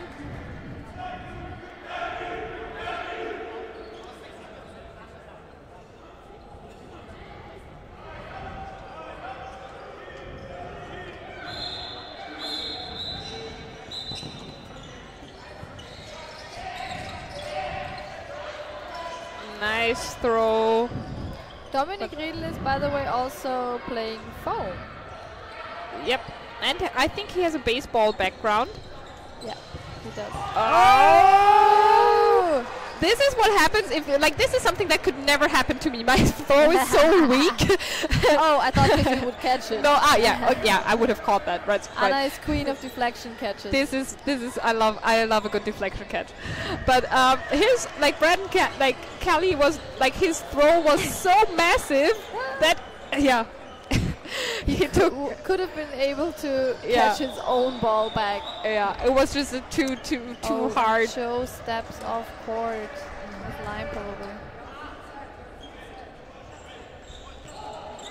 Yeah, I've seen a couple of line falls in the Boston team. Yes.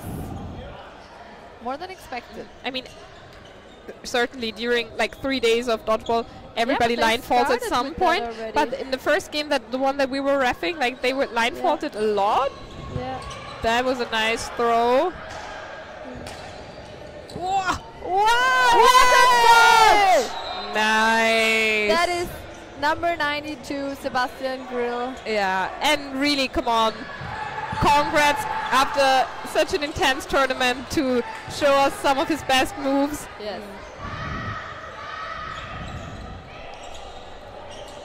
I'm not able to do that. I think this is the last thing that I will do, and then I'll die or something. Probably.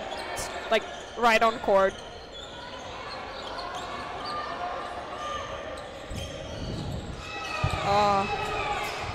Wow! Nice. That is a good solution, because you are not allowed to throw some at someone's face closer than 1 meter or 1.5 meter.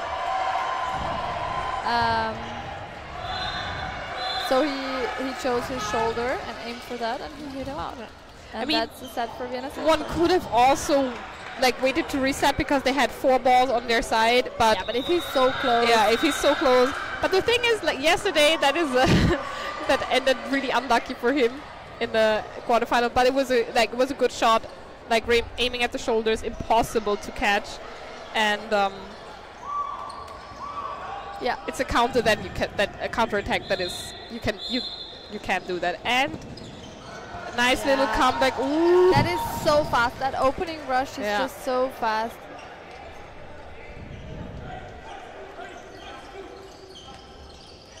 Ooh. And Hausi is agile. Yeah. Hausi is, by the way, number 9. Oh. Would you call that a catch? I don't know. I don't know. And this is why very close. Yeah, I think they don't call it as a catch, but okay. But refs all say no catch. Yeah, what I see here. So this is Billy Schmidt is very disappointed with that, because he thought he caught it before he got hit. I mean, this is why I'm very happy to be sitting up here commentating and saying smartest things, not having gossiping around. But I mean, the gossip has gone in the chat box. This is a bit disappointing, but it's sometimes it's impossible to tell whether it was you know, hit first, whatever. Very, so very really, hard. the referees did an amazing job in the last few days. It's not so easy to, because it's a long day for the dodgeball players, but it's a really long day for all of the refs. Yes, definitely. And like we expect them to see everything and blah and. Wow! Did you see how Maggie just got out of the way of Yeah. that? Oh, but he line faulted. Oh no! I was just about to say, you know, since I have a broken arm, I asked him for a signature on my on my arm, but now I won't. No, just kidding. Oh, but another line fault. This is very sad. Like Boston Anarchy, they line faulted quite a lot. Max trying to go for that catch, not really needed, but since he's no catch. no catch, hit first. And also what I wanted to say before, when we say Hausi, we mean Michael Hoffmann, number 9. And Grilli is 92, Sebastian Grill. And it's just their nicknames in Austria. So if the other players have interesting nicknames, just let us know.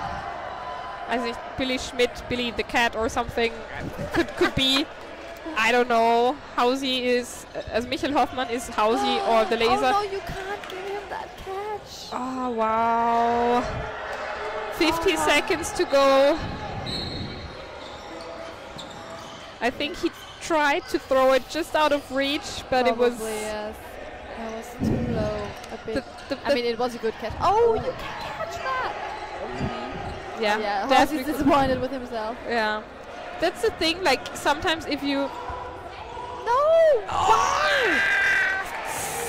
Why let him throw alone? And this is what I tried to say earlier, you know, like I think that's an Austrian problem.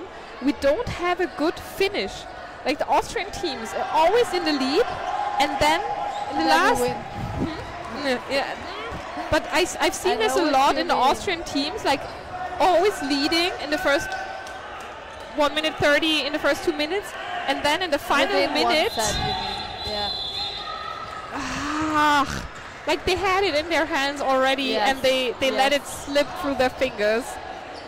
And maybe, I don't know, you know, the thing is, if you try to throw, if you want to throw a miss throw, like the kind of a waste throw, it's really important to make this missed throw also a 100% full power throw.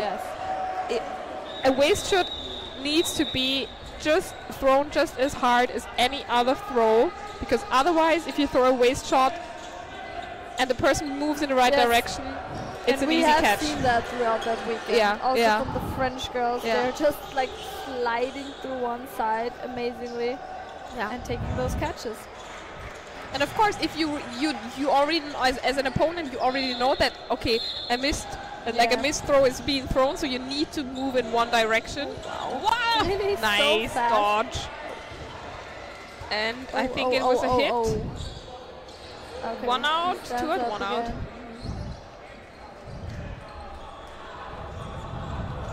But we have to admit, with close games on an international level, they gave away 5 miscommunication. On an international level, we have until now, knock on wood, always won close games and finals.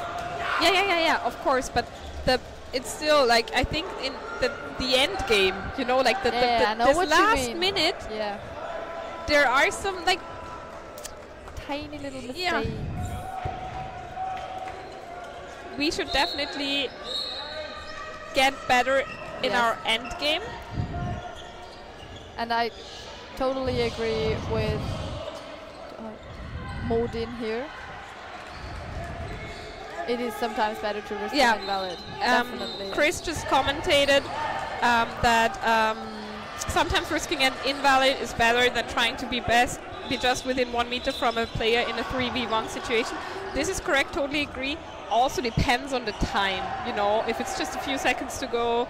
Like, also depends on the skill set that the other player has. If the other player is a really good like single thrower, counter player, it really, as always in dodgeball, it depends. But yes, definitely, sometimes that is the better solution. Anarchy is grinding, that we have clutch Chris.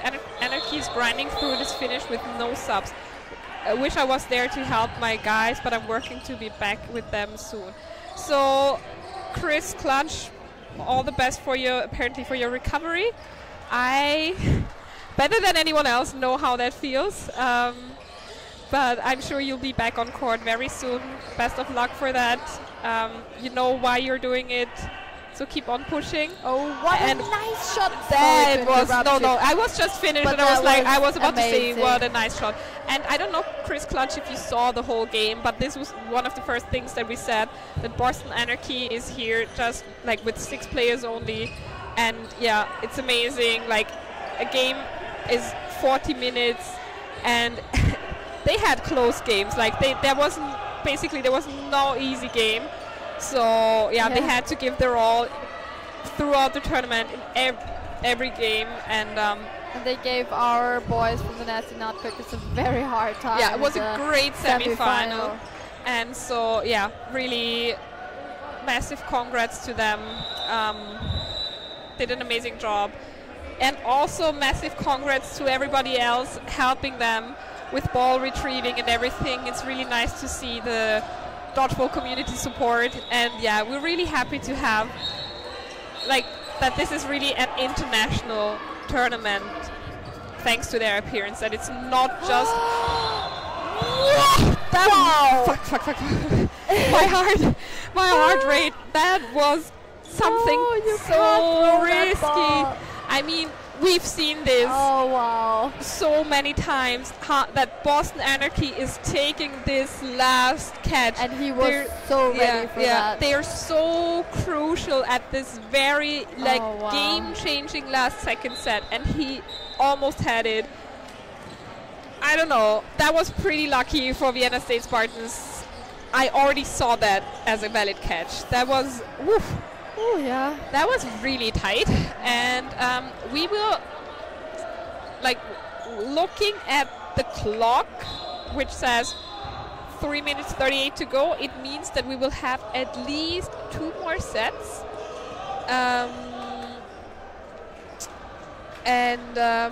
so our prediction could happen.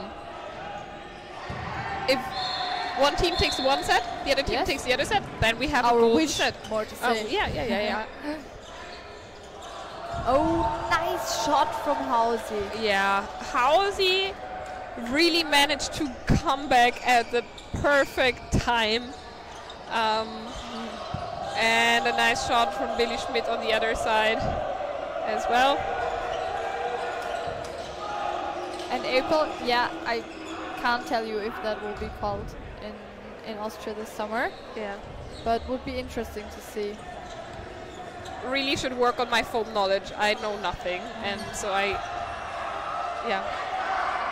just hope that refereeing will be as good as possible, but I feel very confident about that.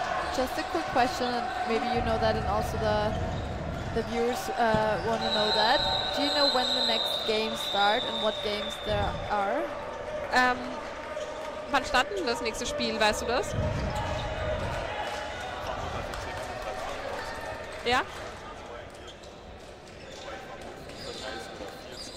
Okay. So probably not before 35, like 2:35 or 2:40. So once this game is finished, there would be probably 10 minutes break until the next game. So the times for the final are not... No, probably not, right? Because the mixed game, this is now men's. The mixed game is still missing. But there's also a women's game. So do we play mixed third place parallel? Yeah, mixed is up next. Yeah, and after that there's a final. Yeah. Nice catch from Grilli. Great catch at the right time. And now it's crunch time, baby. Last minute. So let's see if they manage to close this set. April, I love your comment. The foam balls just stick in any gap you make the right size, which is true. Oh, nice Hausi. Nice throw from Hausi. Not much to catch there for Armando. Oh, and there's 2 out. 2 hits, which means Final set, 1 minute 30 still to go. And we're closer to a deciding set. Yeah, let's see. For Spartans, it would be enough to draw the set and they take the win. Boston Anarchy definitely need to finish, to win this last set. Let's see. Quick look at the bronze medal match in the women's category. Wolfpack managed to turn things around. It's 16 Wolfpack, 12 to the Ninjas. And it's only 1 minute 37 to go. So it looks like we have our... There is a discussion right now. Yeah. I don't know what There's that's always about. a discussion. The drama. The drama.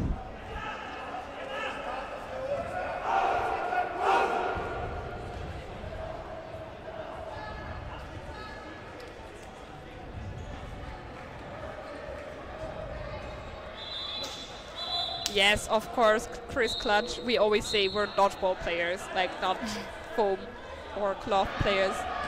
And I mean, I think lucky catches can happen. Like, good catches happen. Like, it's mostly good catches, but sometimes lucky catches just happen, and that's okay. That's part of our sport, and it doesn't. And I really don't like this foam and cloth discussion, because at the end of the day we're dodgeball players, so, and we need to support us all. And I mean, it's nice that there are two categories, because this means more dodgeball for everybody, right? And it can coexist. Yeah, it's not in conflict with each other. Wow, really nice. Lovely. And April, you're interested in how bad getting hit in the head with claws all these years is going to affect people. Honestly, in my opinion, I don't think it's that bad, because normally you don't get hit. Whoa, a double hit! Get hit on the head that often, at least in my opinion. And honestly, I feel like if you play football and you do like a headshot thing in football, like a head goal, that's worse. Like, because it's so much more often. Yeah. Yeah. And also, like, dodgeballs are not heavy, they're not hard, so... last few seconds. Spartans will not do anything. That is probably it. That is it. That is a wrap. And that's the bronze medal for Vienna State Spartans. Good comeback, really. Yes. Props to them. Great job. Really great job. Considering that Max was not throwing at all. No, he Jakob, a little. Jakob Lehrer is missing. Good job, but really big congrats to Boston Anarchy. Big congrats to Boston Anarchy. They played the whole tournament. Just the 6 people you just see on court. That is really impressive. Yeah, but they well seem done. to be very disappointed. Yeah. They did play a very good tournament. Yeah. I understand them. They but come out 4th, the best. Yeah, it was a great game, Chris Clutch. I totally agree. And you know, the best thing about this, we will all, like us watching this game, the players on court, the referees, everybody will get so much out of it, will really grow more, learn some new, like I definitely learned some new dodging moves looking what McGee did on court and Grilli. So yeah, everybody will gain a lot of experience. It's always nice to play against different players, because you know, always play against the same people at national level, so it's really nice to have some fresh impulses, and so Boston Anarchy can travel back home being really proud of themselves, and yeah, having a lot of learnings, and I'm pretty sure they will come back to Austria in August ready as fuck. Wow. And this is probably going to be cancelled, sorry, but I that's the cancel culture. Yeah. So just a quick look on court. Wolfpack has won, so they take home the bronze medal, and the upcoming games are, I think, bronze medal matches in mixed. Yes, you already see it. Leamington Spartans. I wanted to say Le Spartans.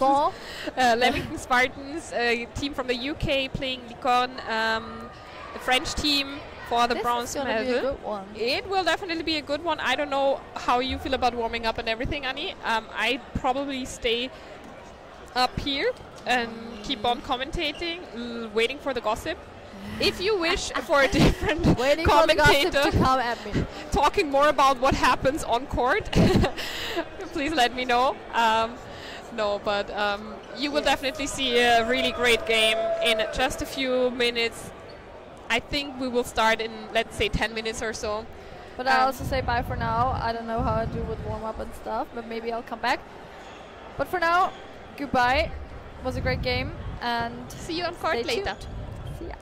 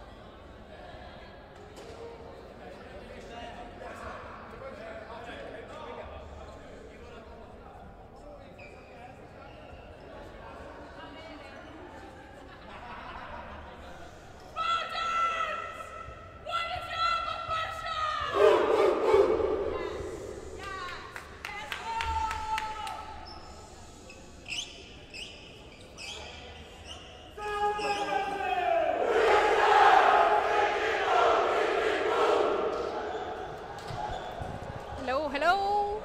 Welcome to another bronze medal match. Leamington Spartans from the UK against Licon Dodgeball from France.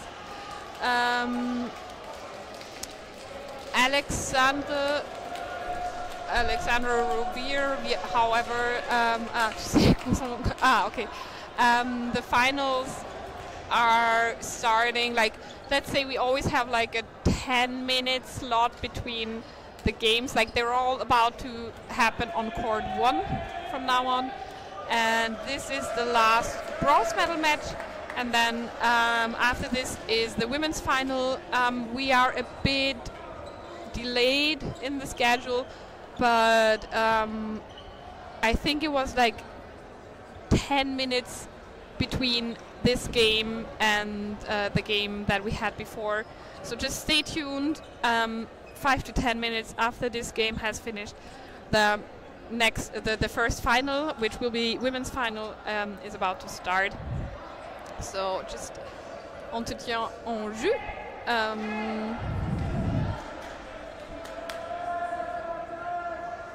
And we're off for the first set.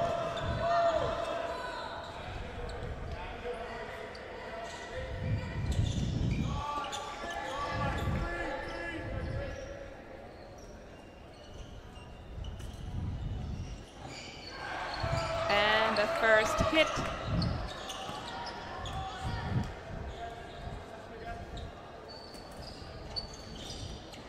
From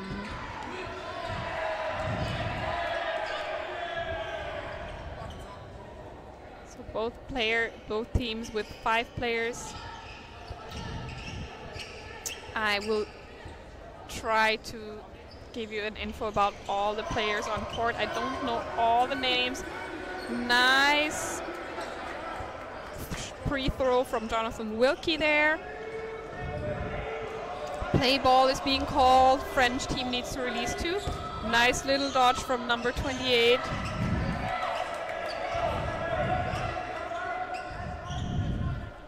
But I actually don't know who number 28 is.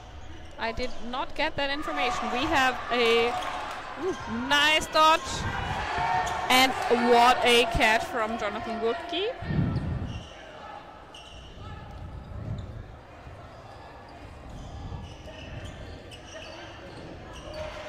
And a massive 2-ball attack.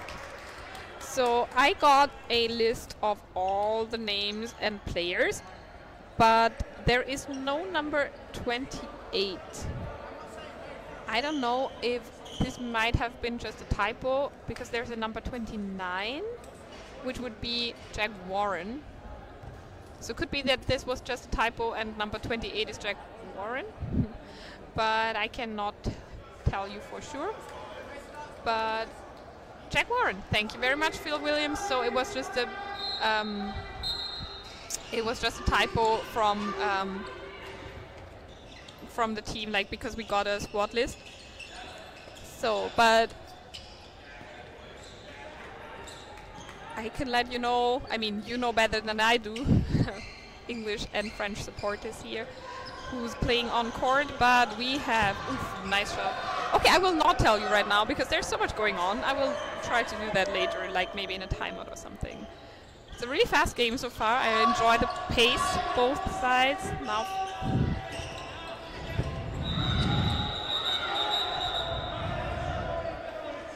I hope so. I hope so. By the way, I don't know who was here before. I'm Anna, playing for the Nasty Nutcrackers. Happy to be your guide on the next 40 during the next 40 minutes of dodgeball. If you have anything to say, just let me know in your comments. If there was a nice something going on court, if you have some info, like background info for me that I should definitely manage. If you have some gossip for me, I'm all about the gossip. I love that. Like, French team is playing really strong right now. I really like the pace of the game. It's only been, it's only set 2, And it's a really, I love the speed. Really great energy from both teams.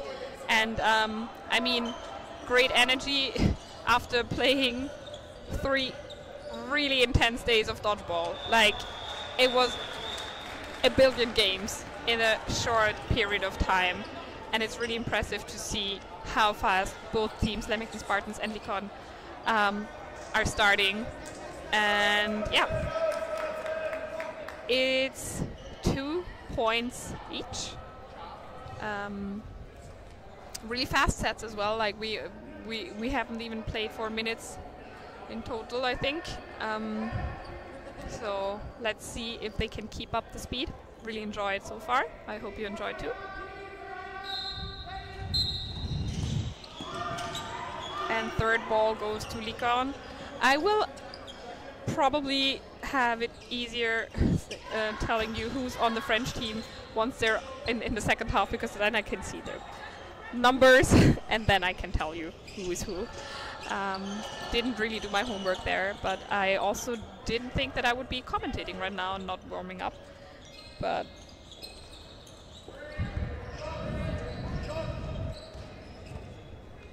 so 3 balls for Leamington Spartans right now. It's 5 players each. And they give 4 balls to Licon again. Let's see what they can do. Play ball was called. They had to release 3. Thank you, very much, Muriel, for France with Auger. Aubernon, Auger, Dupuis, Nathalie, and Rio. I suppose that Auger and Auger, they are brother and sister, probably. I think so. It's really nice. We have quite a few family, like, have quite some family action going on. There's brothers and sisters playing, cousins. I love that. Yeah, brother. I thought so. But we also have some married couples as well. It's really nice. Like, dodgeball is a sport for families and lovers, and that's nice. You will see 3 people and the Nasty Nutcrackers line up, all with the name Leitinger, because it's 2 brothers and a sister all playing. I love that. And then we have a pair of cousins, Sebastian Mitterauer and Annika Jelitschka. Annika Freit, sorry, she just got married. They're cousins. And then, of course, we have some couples as well. Nice throw there. Nice throw. Basically impossible to dodge. I hope Ellie is all right there. I think it was I mean, she had the ball in her hand, but it still managed to end up in her face somehow. Nice 3-ball attack, taking out the winger from the French team. Good timing.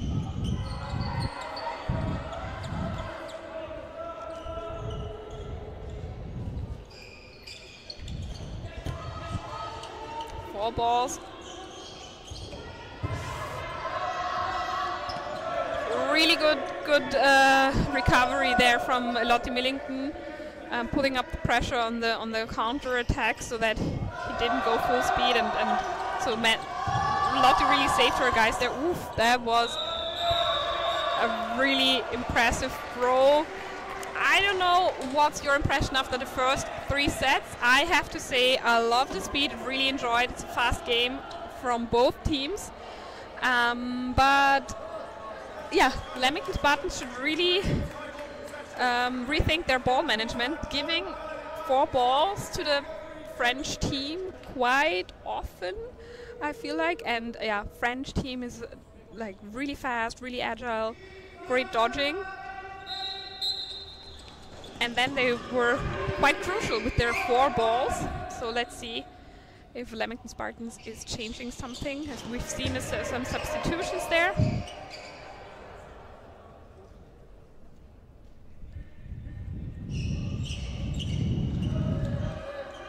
Nice dodge.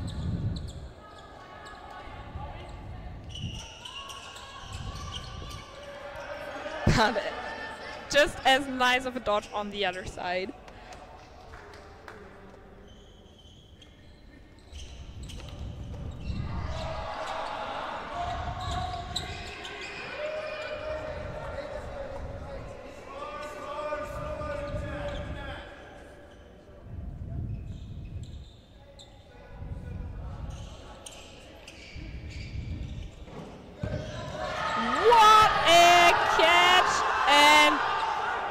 my god. Now they have all the balls.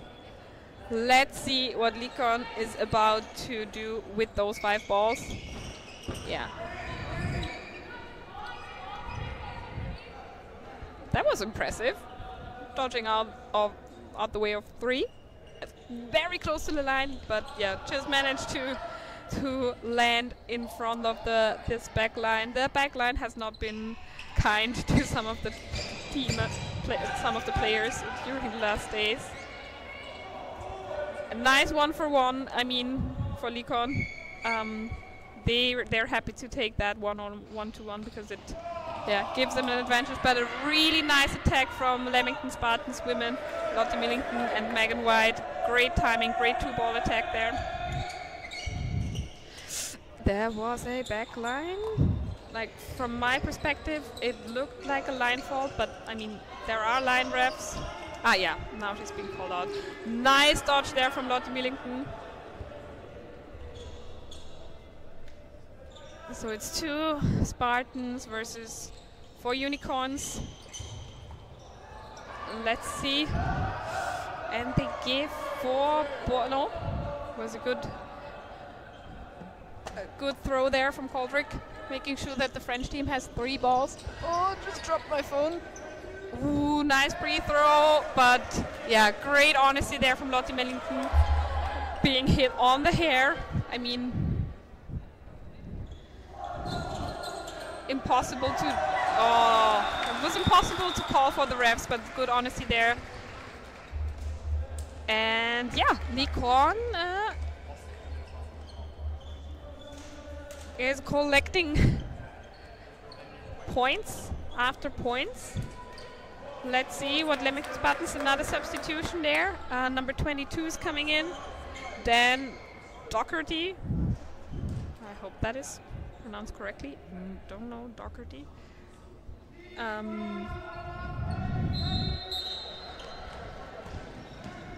And 3 balls for the French team again.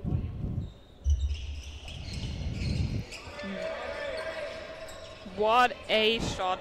Really great arm there from the French winger on the right hand side. And a good dodge, good block. Thank you very much for the information that I pronounced it correctly. Not so easy. Also, if I say something weird, it's because English is not my first language. And I spoke some Italian during the last days, some French, some German, some English. And so, yeah, I'm a bit confused by now. So just let me know if I say something that makes no sense at all. I'm happy to explain. What a shot. Really, really nice shot there from Wilkie. Good block.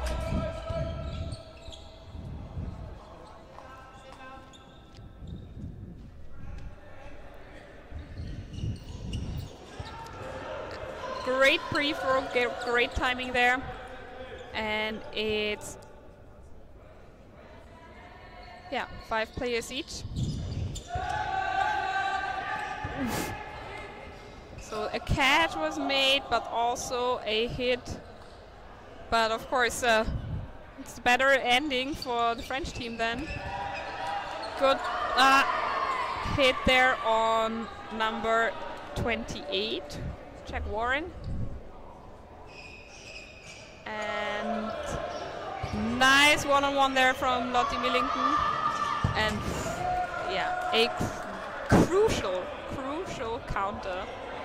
But there's a little, yeah, it was a hit. And let's see what Megan White can do. She was hit. Let's see, timeout. Yes, a timeout is being taken. I was about to say that. Let's see if Leamington Spartans is taking a timeout or not. They do. Kind of trying to take away the momentum from Likon. I mean, it's still more than 6 minutes to go in this half, and then we have another 20 minutes of dodgeball, so nothing is decided yet, and we know what the Leamington Spartans are capable of. They pulled off some amazing comebacks, so I think they're definitely not done yet, but I think they were not ready for this fast style of playing is really impressive to see the pace, the agility that Licorne is pulling off. We faced them in the semi-finals, mixed semi-finals, and yeah, it was really a hard fight for the Nestle Nutcrackers. Amazing speed, and I think that the Licorne, that's also still a very young team, so also, yeah. Really looking forward for what you will manage to do in a few years with even more experience. Yeah, but for now, I mean, I hope that the Spartans will take the next set, just because I enjoy tight games. So I would pretty much to see a little Spartans comeback for now. Don't want this to be decided too early, so it would be nice to see a little comeback.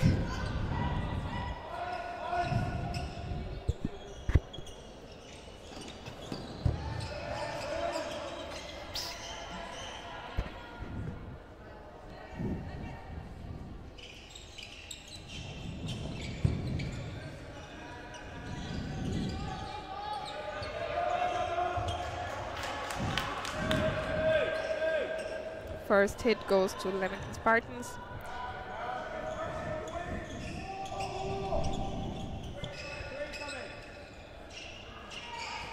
We've seen I think, yeah, 3 more subs. David Poole came in, then Elisa Stork back on court, and number 36, Liv Babula, I don't know.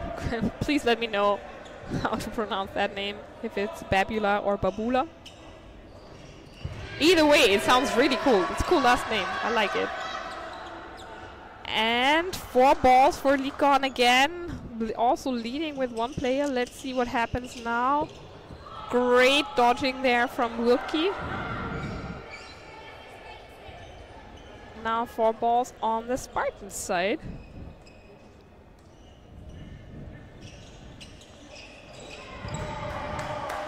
And Muriel, t'as raison, that's correct. It was a really nice cross shot there from Pierre.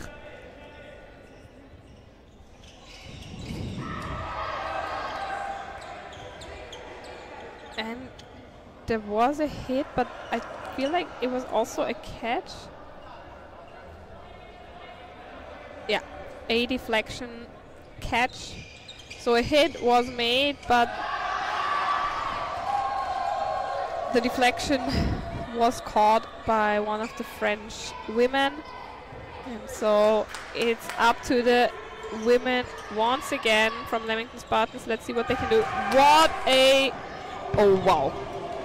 That was a great 2-ball attack, but an amazing counter as a response. But a great throw there from Meg White. Almost making the hit, but yeah, you know, dodgeball, it's not about almost. Wow. And a great counter. And another set goes to Licorne. So they're leading now with 5 sets. Still, we have, let's say, 24 more minutes of dodgeball to see. Nothing is decided yet. But it would be really important for Spartans to take the next set. Because, I don't know, also to kind of stop Licorne, because they are on a wave. Like, they're like vibing now, and it would be really good to catch that wave and to make sure that they to take them down back on Earth, because they're up there in the clouds somewhere, feeling amazing, which they can do because they did an amazing job so far. But it would be important for the Leamington Spartans to stop them if they want to take home the bronze medal. Nice shot there from David Poole. Nice little dodge.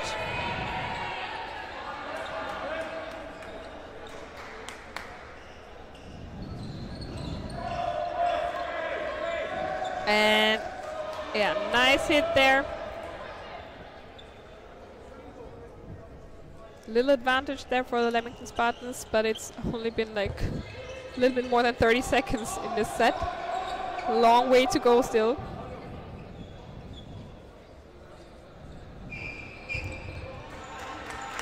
One for one. But Leamington Spartans is happy to take that because they take a really good player out. And still have 5 players on their side. Good dodging there. And yeah. Oof. That was sneaky. Good idea there from the French player. David Poole not having his eyes on court. But yeah, he managed to get out of the way just in time. And now it's 5-on-1. Yeah, they don't want to give her that catch, making a... Yeah. Good thing, good there. Stopping, making a new attack there. And this set goes to the Leamington Spartans. Let's see if they manage to come back in this game. 1 minute 50 to go. I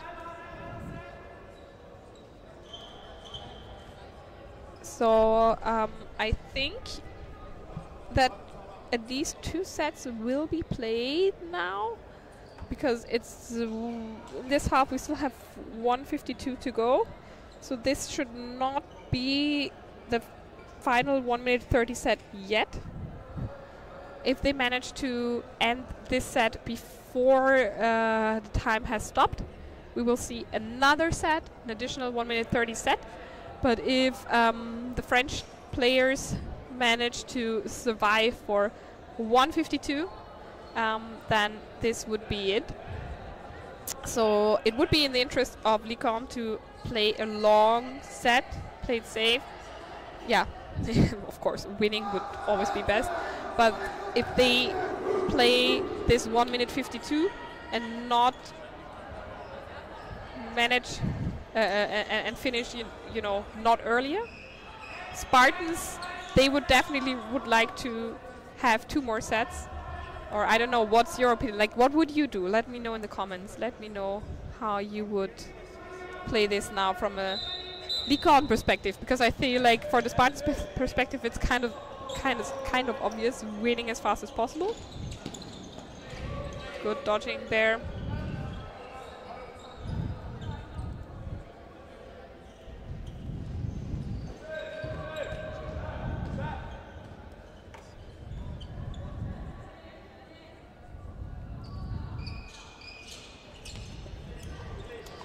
Matt does dodge.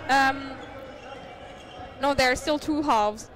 We are at the end of the first half. This set is going to be like... Ooh, wow. This is half one. Thank you very much. Yeah. Bit confused because there's a set time ticking and the first half. So we will see when the whistle is blowing. I don't really know what's going on. The 2 top times are confusing me a bit right now. Sorry to give you such,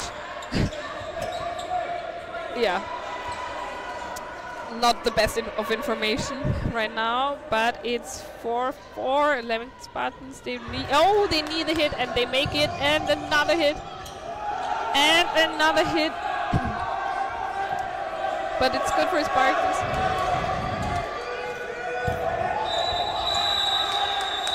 So this set goes to Leamington Spartans. And yeah, I feel like there's still some time from Spartans. Then I think they just need to try win the set. Yes, of course. I think trying to force a win risk throwing away the set, Sparta might already be winning.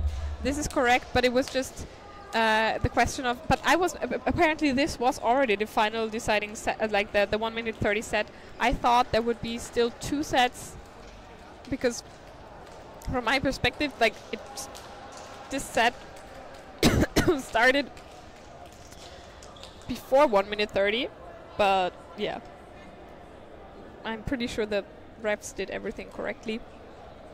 Of course, it's if you really have to win, you can't force it, and you shouldn't.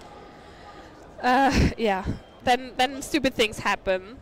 This is correct. It's always better to play it safe and win than being too hectical and everything. But yeah, they need points. But I mean, for now, they're just 2 sets behind, and we still have 20 more minutes to go. Let's see what they will. Yeah, but both teams will try to do in the next 20 minutes. If there will be a lot of changes, who will adapt in what way. Let me know what your predictions are.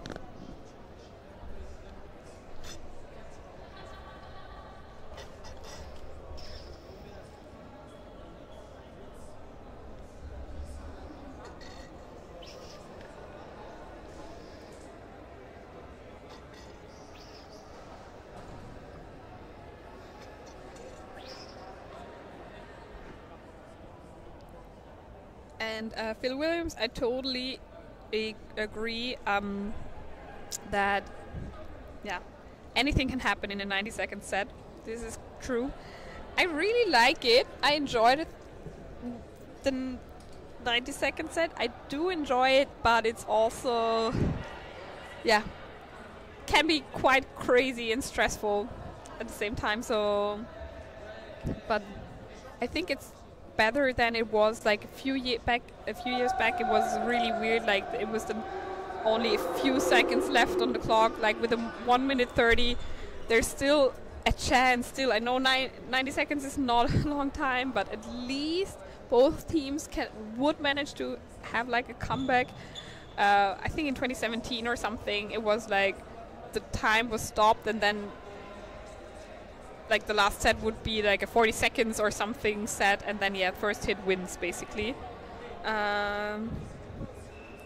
Okay, Muriel, she doesn't want to make any predictions as this brings bad luck. So okay, I will also not predict anything. Also, I just predict that, and I hope I can do that, I predict that we will see an amazing second half. Yes, Simon tapping, this is mixed bronze medal match, so 3rd and 4th place.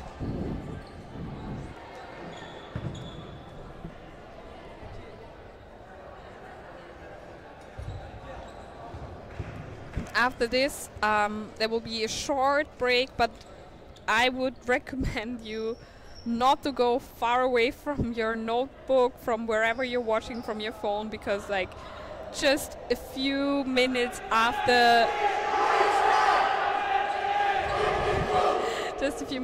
this game will have ended, we will see the gold medal match for women's, Leamington Spartans versus the Nasty Nutcrackers. I will definitely not commentate that game. I need to be on court with my teammates from the Nasty Nutcrackers.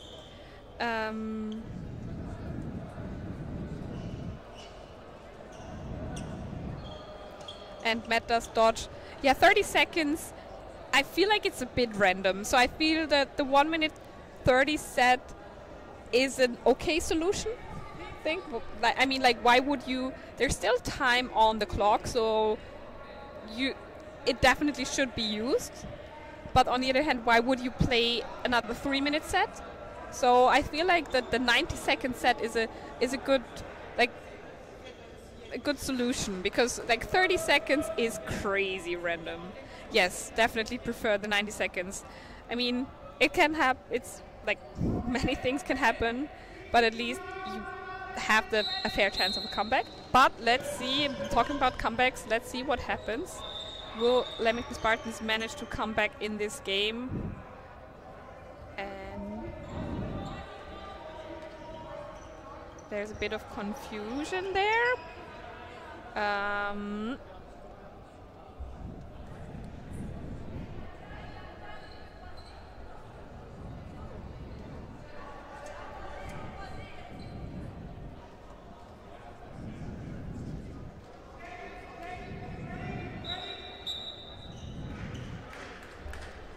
No, it's not under 2 minutes. Like Simon tapping, not sure how I like the new world rule of a 2 minute combined with the 30 seconds reset means the final set is anytime under 2:30. No, it's under 1 minute 30, I think, but I'm also not a rule expert, actually. There was a rule discussion in the match before on the chat box, and I'm sorry, not the... I used to be an expert on rules, but there were so many changes, and I kind of, in the end, I kind of lost it. I'm like, okay, I play as best as I can, and the refs will let me know if I'm doing it, like if I'm doing it correctly or not. Nice hit there from wait a second, it was number 20. Oh no, it was a 1-for-1. No, it was not, from number 0, Mathieu Rioux on David Poole. Thank you, Muriel.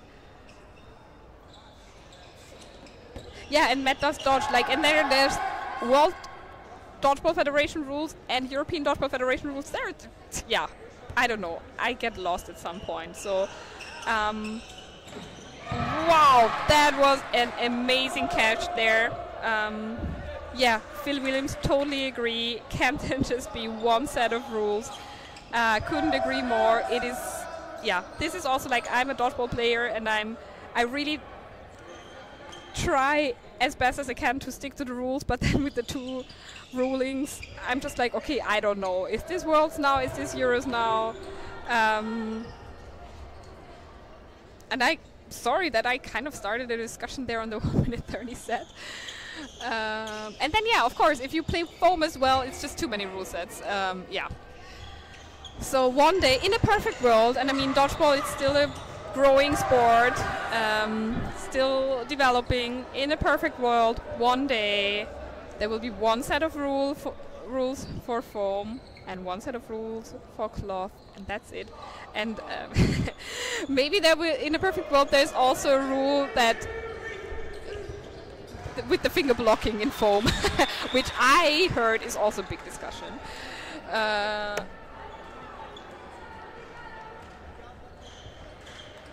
Yeah, and it's also super awkward to read the rules. I couldn't agree to everything you say in the chat right now.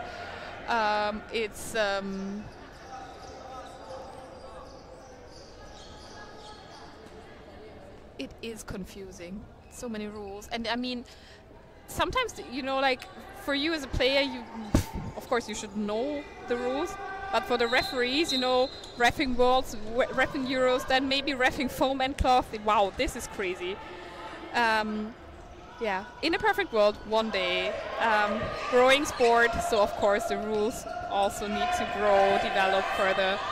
And nice block there from Natali. Her name is something like that, isn't it?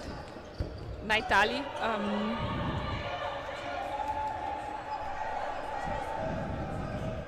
Yeah, Ross Gregg, that was an amazing catch from number 22, Dan Doherty. Nice hit there, though.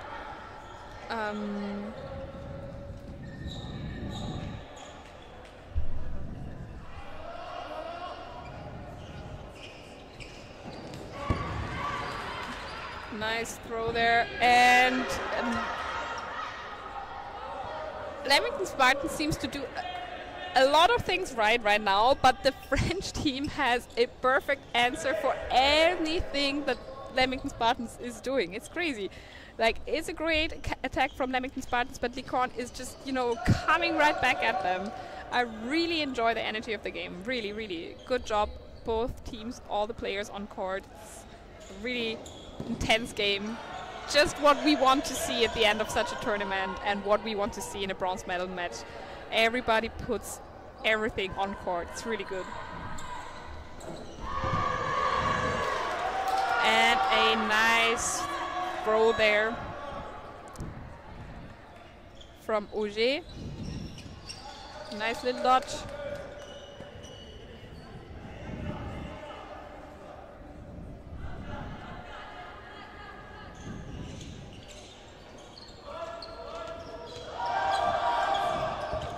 Nice hit there, and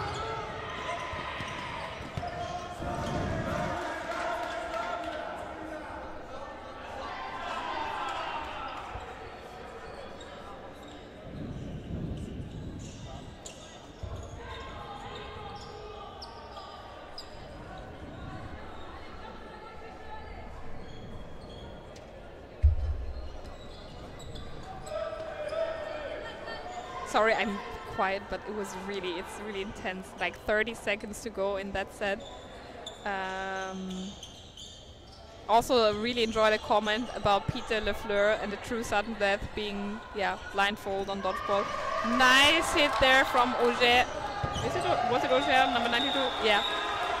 And Ligon is taking another set, leading by 2 sets now. Is that? I think so, if the score is correct.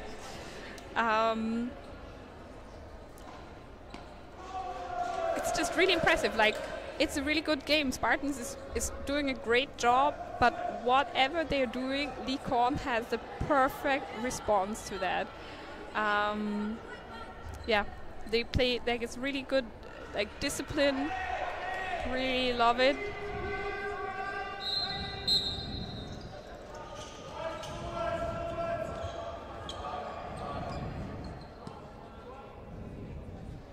Okay, Phil Williams, are you seriously talking now that you were rooting for the Purple Cobras in Dodgeball the movie? I don't know about that. I mean, isn't everybody for the underdogs? Average Joe all the way. Sorry.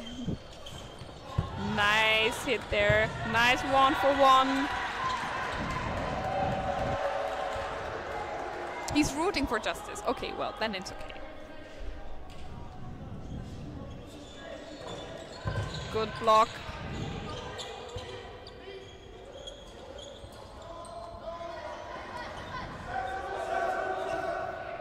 Three balls on the Spartan side.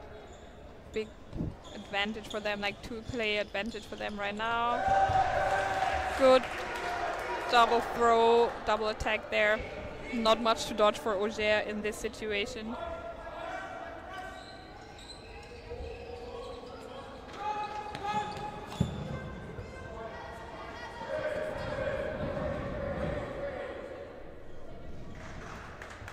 Oh my god, I really started something there in about this this ruling about the time thing. I'm really sorry about that. I didn't want to open this. In German we say to open the box of Pandora. I don't know if you can say that in English. But yeah, I didn't want you to discuss about... Okay, we love to... Yeah, I also enjoy good dodgeball discussion. I also enjoy dodgeball gossip, but you don't give me any dodgeball gossip here in the... Like, I asked for it a few times already, but apparently we've all grown up and there's no more gossip. That's really sad. Okay, how did number 30, Obeno, manage to catch that and to dodge out of the way? That was crazy. Whoever is watching from the French teams, please cut this. Best of Dodgeball is waiting for this kind of content. That was amazing.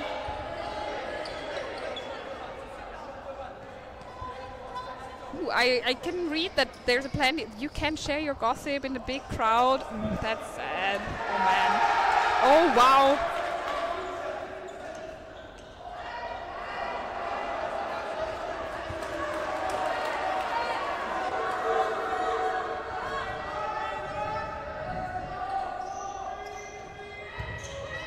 Block there.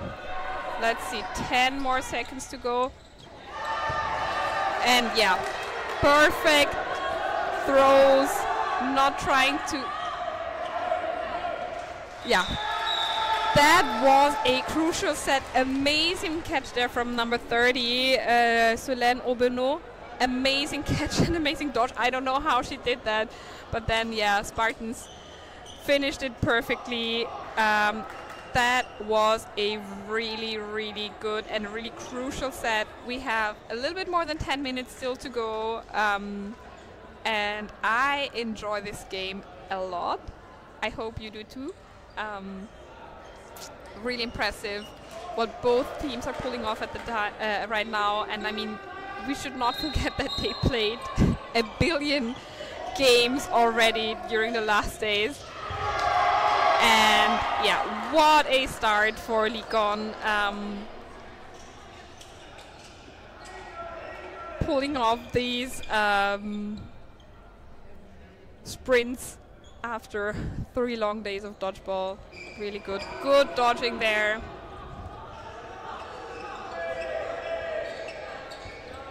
3 balls on the Spartan side.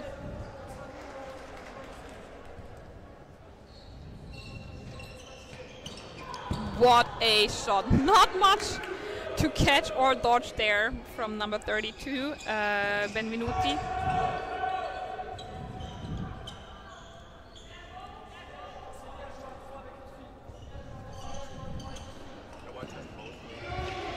But an amazing shot as well on the other side. Really enjoy DP, sorry. I thought it was okay. Wow, and oh, that is so unlucky. A double hit there.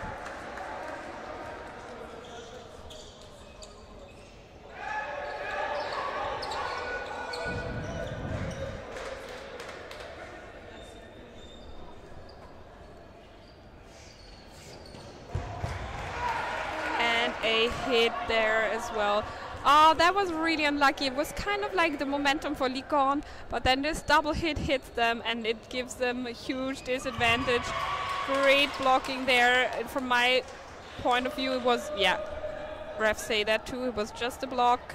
I know if you rooting for the Likon team, it might look as if it has hit, but that's the thing, if you root for a team, you always have a different perspective on the game. That's why it's so crucial to have good referees who don't give a damn about who wins what or something. Just, you know, they're impartial, just doing their job. And I think it was, what a dodge, really amazing play there.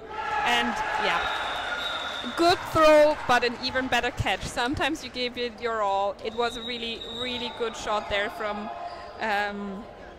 Pauline Naitali, but it was an even better catch there from Elisa Stork, which makes it even. We have 12 points to Leamington Spartans and 12 for Likon. So this means we're almost, I mean, it's still 7 minutes to go, so I would not call this crunch time already, but we're getting closer to the crunch time. And I enjoy this being such a close game, really good. Some great dodgeball there from both sides, and in our YouTube channel there's a discussion about still Dodgeball the movie, that Average Joe's, if I read it correctly, that Average Joe's might not have deserved to win, but but just because David Hasselhoff's team apparently was treated unfairly. I'm pretty sure the guy with glasses is hit out before Lafleur when they're playing the Hasselhoff team, and when Kate makes a catch, he comes back in. Yeah, I mean, did you realize that this movie is almost 20 years old? So we should, but I mean, we will never be over that movie, right? Nobody will ever be. But we should definitely send an email about this conversation right there. Whoever, I don't know if it's a Warner Brothers movie or whatsoever, but we need to send them this conversation and let them know that there was a lot of cheating in that movie, and that's not good. Yes, it's sad, Phil Williams, but it's true. This movie is almost 20 years old, and I feel like it's, isn't it in mid-May? If someone of you can look it up, I feel like the tournament, the Las Vegas tournament, was being played in mid-May. Oh no, that is so unfortunate. Loses the ball, needs to leave the court, get off court for an invalid attempt. That is really unfortunate.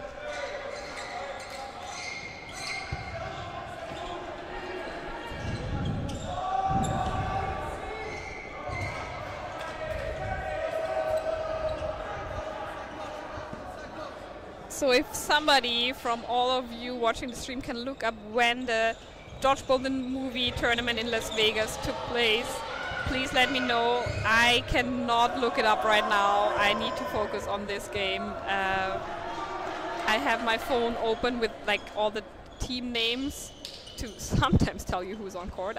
Yeah. Good dodge there from number 19, Elisa Godwin. Godwin, probably. She's French.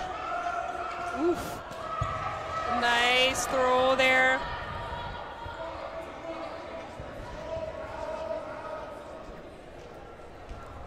Two Licorns left on court. Good missed throw, not giving them any catches. We've seen some amazing catches by Licorn women in this tournament, so we better play it safe now.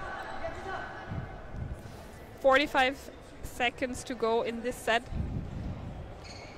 Good dodge there. And let's see what Godwin and Dupuis are about to do. They have 4 balls on their side.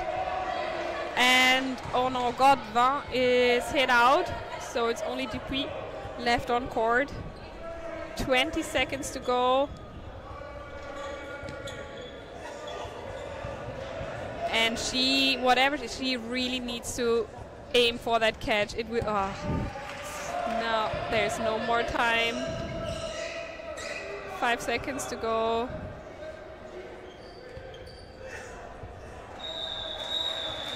So now Spartans are in favor, and Licorn, they need to manage to have a comeback. I mean, there's still a bit more than 4 minutes to go. Everything's still possible. Just what I wanted to have from this bronze medal match. A close game that is being decided in the last few minutes. Let's see who will take the next set. 3 balls go to Licorn. And a hit. And a line fault, apparently. I don't know if it, from my angle, I don't know if it was a double hit or if it was a line fault. But yeah, couldn't be a better start for Licorn at this point. They really...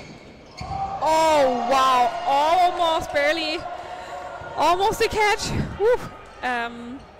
Licorn needs to win this set if they want to take home this bronze medal. If they want to... Oh, wow! Not paying attention, but a good throw there from number 66, Pierre Auger.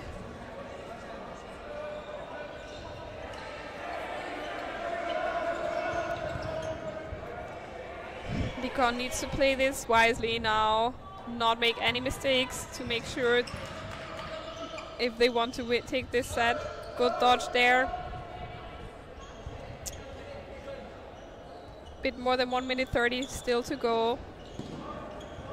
Good throw there, making sure not to give a catch to Leamington Spartans.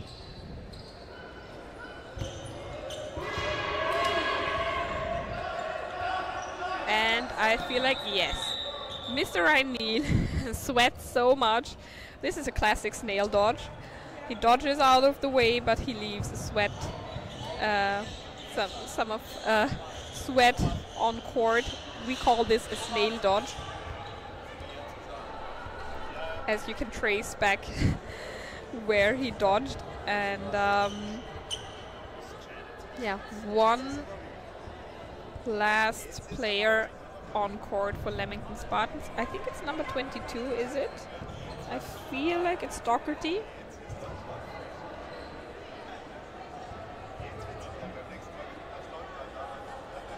Let's see what he can do against 3 unicorns, 3 French unicorns.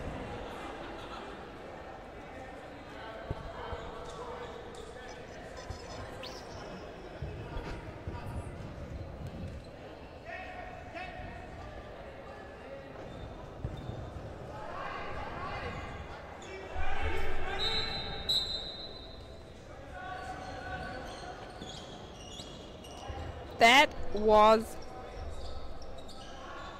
in my opinion, an invalid throw. That was within 3 meters maybe. Oh my god! Yeah, and she goes off court for an invalid. I don't know if she was being called out by one of the refs. 1 minute still to go. And let's see what happens now. Oh no, that is really unfortunate. Oh, this invalid was... Ooh, good dodge there, good dodge there.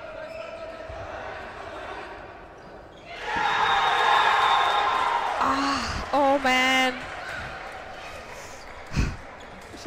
They must be really disappointed. Like, Lee-Kon pulled off an amazing job.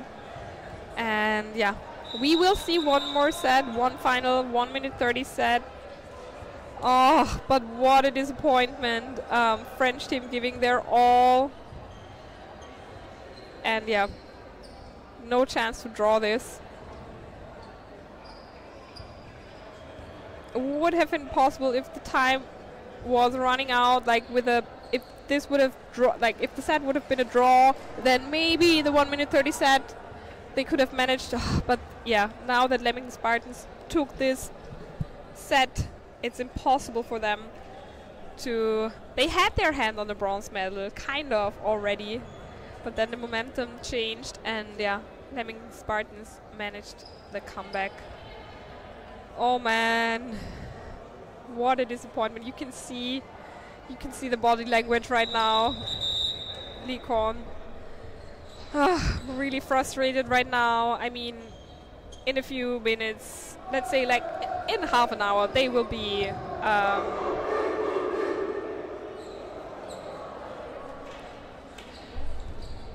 happy again with themselves. They can be really proud. They did an amazing job during the last days, but right now they're just disappointed, and I can totally understand. In half an hour, they'll be happy to be here and yeah, enjoy watching the other games. But oh, what?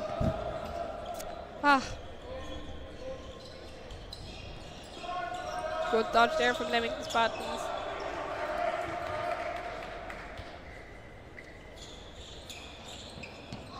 And a good throw.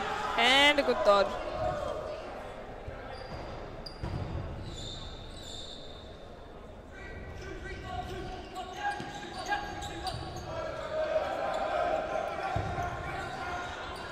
Great throw.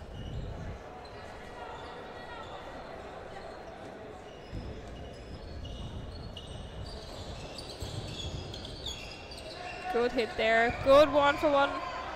Good 1 for 1. So it's 3 on each side now.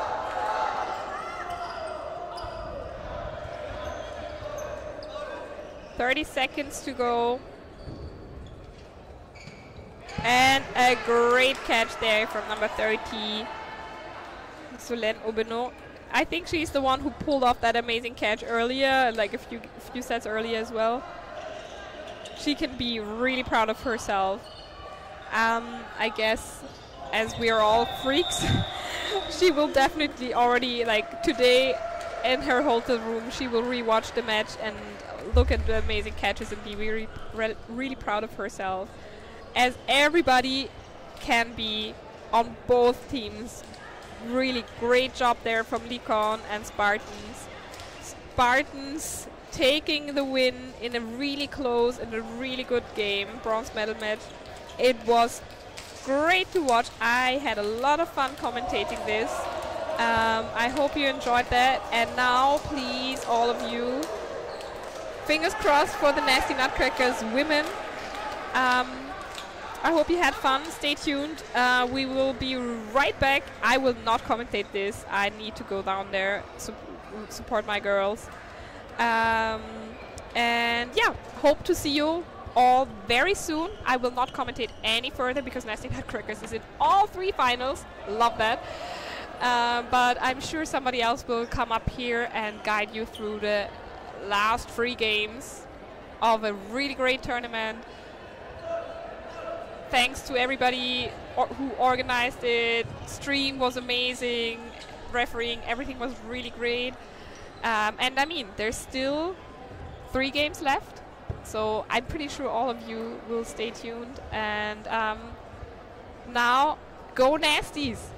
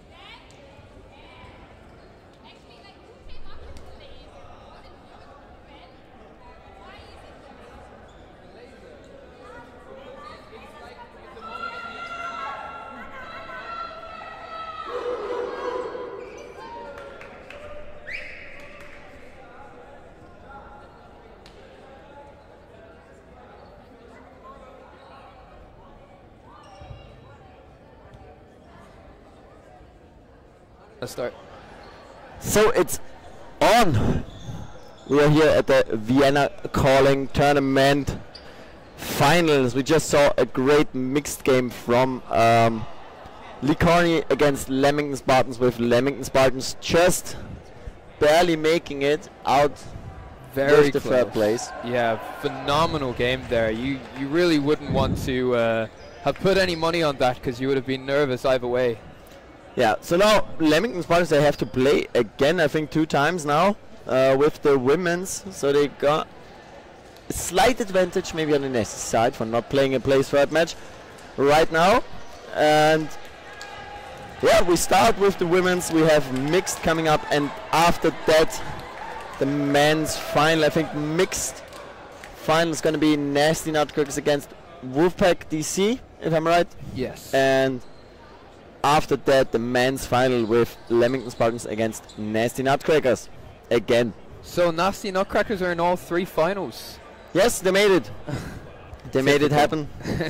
Use their forces wisely and still have some energy left to play in this final.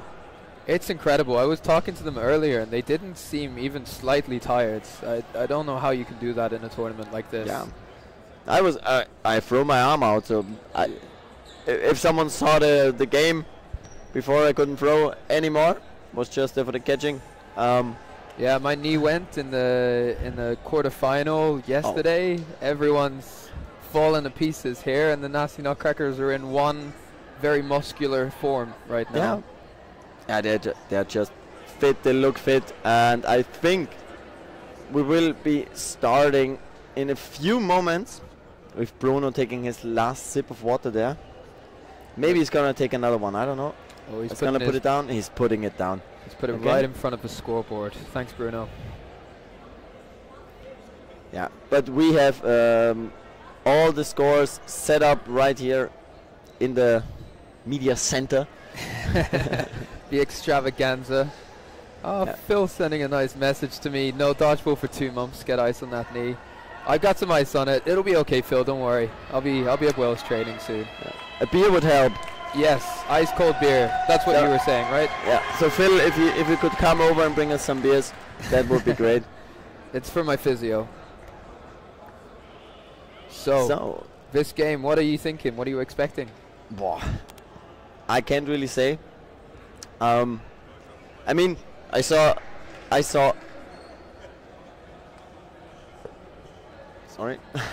I saw Nasties beat Ninjas, and I saw Ninjas beat Leamington. So if my math is mathing, then Nasties should take that win, right?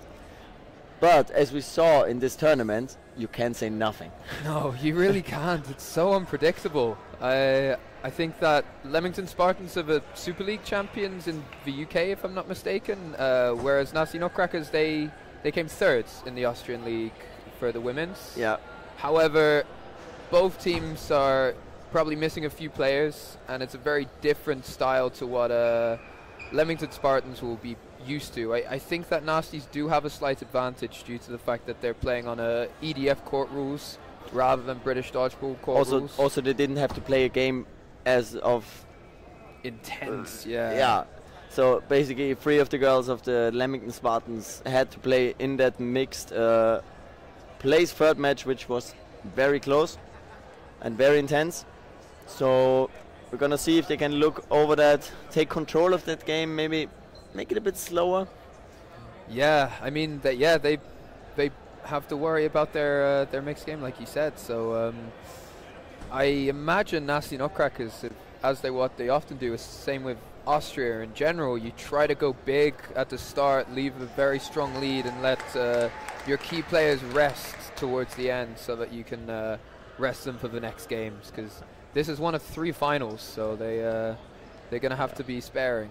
And now we also see that all the 4 ref positions are not taken over by teams, but it's real refs in how do you say that? Duck feet or brackets. Brackets. Yeah.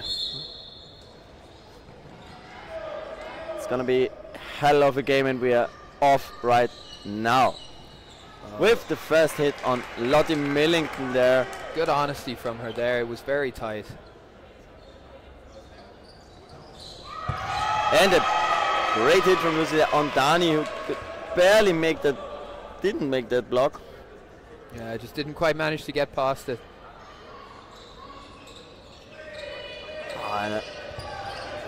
Bounce there, giving 4 balls to the Nasty Nutcrackers, and as I said before, giving Nasty Nutcrackers 4 balls, what does it mean? It is like digging your own grave, and I think this is the first time... Oh, no, I was going to say it's the first time someone's burst out of that grave, but apparently not. I mean, the accuracy you have to train to be that consistent. Yeah. In German we say, das kann man nicht trainieren, das kann man nur üben. You train it and then it comes. No, basically you can't train it, you can only train it. Oh, okay. Yeah. So basically we have 2 words for it. And a beautiful hit there. Toe tapper on Cheong. Taking out, giving the Nasties a huge lead of 2 girls up. And now we're gonna see this like chess-like game where they just want to secure that, not giving 4 balls away and just going for one beautiful counter there, but manages to take out Annika and Lisa there. Now we have a 2 against 1. Good blocks there. Absolute snipe. Let's go Lucy in the comments. And it's Liv Babula on her own there. I think it's her 21st birthday today, if I'm not mistaken, on the Leamington Spartans side. So happy birthday, Liv. Happy birthday from the media center. The red zone, as we call it. The red zone. I like that. She'll be looking for a catch there. She's taken a few really nice ones so far. Close, very, very close. Not only 1 ball on the Nasty side. She can go for a hit there on Vali. Manages to dodge. Beautiful counter on Nico. No balls in hand, but makes the dodge. Blocked on her foot. Okay. Didn't see that. The refs are still discussing what happened there. I think that Nasty Nutcrackers will take that set and the lead in this first final of the Vienna Calling Tournament. And Liv Babula going over to the referee saying she has no idea if it was a hit or not, but yeah, she's just trying to do her part and be honest as much as she can. She bought Leamington Spartans a ticket into this final actually. In the semi-finals she won them an absolutely crucial semi-final set against the Ninjas, taking a remarkable catch as the last player, so I was kind of hoping to see if she would do another one of those, and it didn't happen this time, but you can expect to see it again in this game at some point for sure. For sure. Also with those close balls close to the feet, it's hard for players to really know. Hard for them to really know if they are hit, if it was a bounce, if they blocked and then it went on the foot. So great honesty for her there. She's just telling us she didn't know. Let the ref call it. And a beautiful deflection catch from Annika, showing her oversight over the play. Yeah, great court awareness there. And 4 balls. They managed to avoid that hit on 4 balls. Amazing.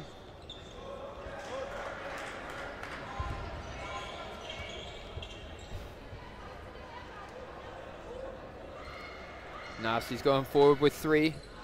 Comfortable block from Storch there, back to the Nasty Nutcrackers.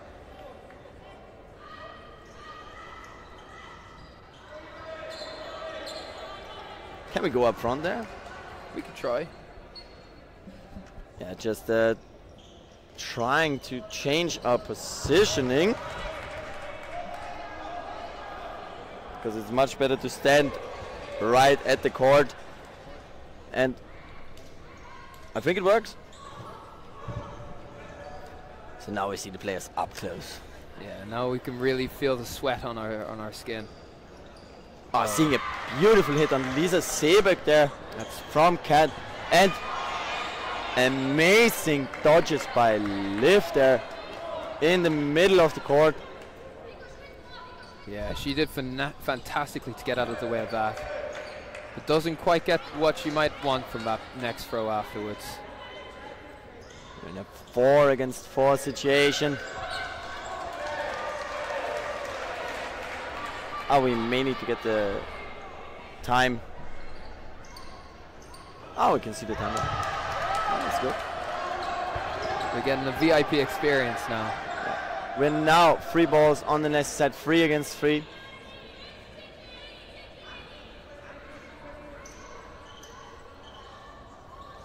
Oh, beautiful throw. Oh, beautiful catch from Valerie Leitinger there.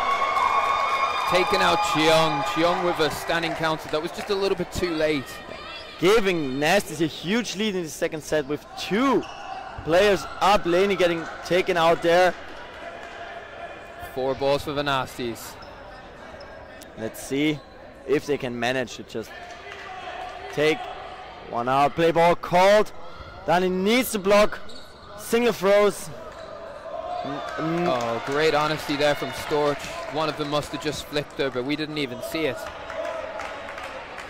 So we have 1 against 3 with 4 seconds left, so she needs 2 hits there, and it's over.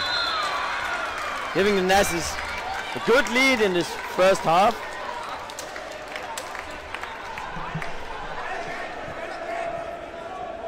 The camera is shivering. So we just need to stand like this. What's up, dude?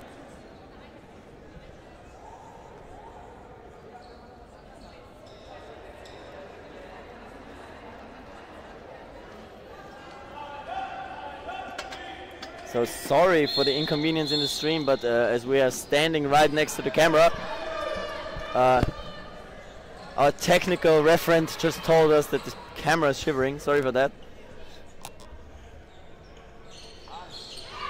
And a double, no, not a double hit, it was just a single hit on Annika there with ball in hand.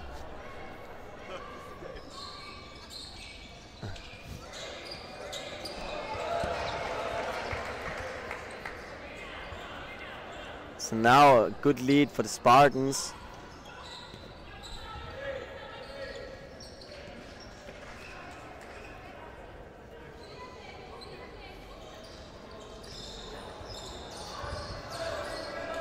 Or maybe I get the comments up. If you are commenting. Ooh, and Danny caught not looking very close there. Barrington looks to get that ball from the back of the court on her. Inches off. Maybe also to the chat, just tell us what is your favorite here in this game? Your favorite color or your favorite player? One of the two. One of the two, yes.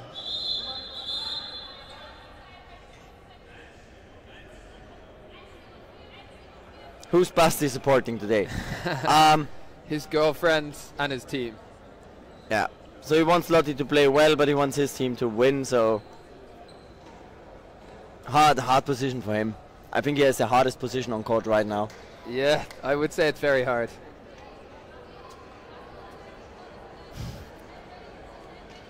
Here's a comment.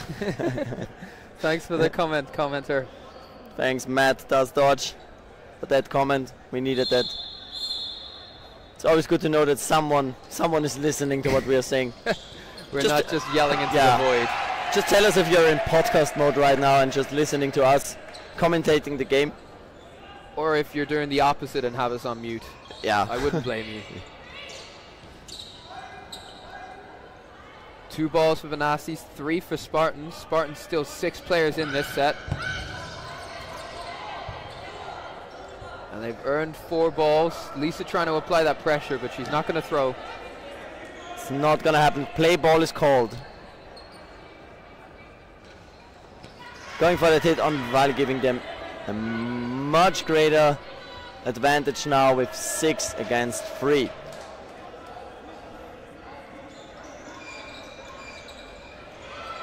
Very tempting Flugel wing shot on Barrington, but she ducks under both of them.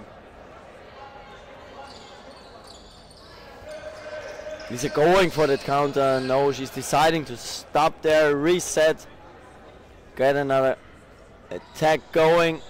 Nico going for that winger, just jumping over it. Spartans are they're suppressing the counter from Nasties really well. They're not getting these aggressive running and standing counters off like they did in the last 2 sets. Yeah. Look there again, fantastic protection. And I think it's the right move by them. They just saw in the 2 sets they play a very high pressure, the Nasty Nutcrackers, and they need to find a counter pressure against it, and they did it in this set. 5 balls and no more throws. Time is out, giving Leamington Spartans their first set in this final. Can you hear what Stefan is saying in front of us here?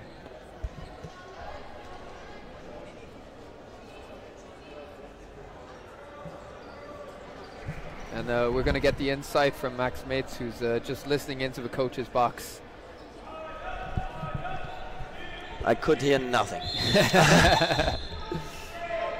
So I don't know what he's telling the rest now. I think it from his hand motions I was saying, like he was saying something like, don't give them the catches from the shoulders.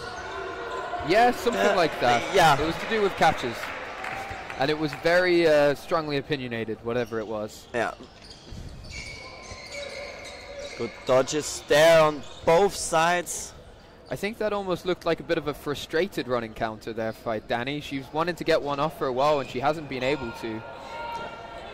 Spartans are really turning this into a slow sort of like 1 ball release kind of game, which really works in their favor. Yeah, and a good standing counter from Annika there, taking Lottie and managing to dodge that last ball. It's what she does so and well. A beautiful hit from Nicola here, playing as Simone today. Oh yeah.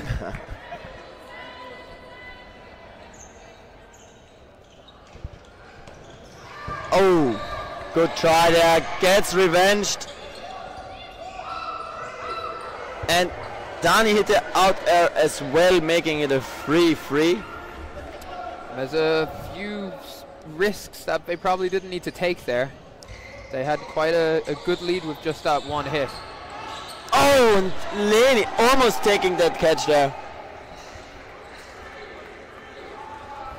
Now leaving Nicola and Lisa alone on court.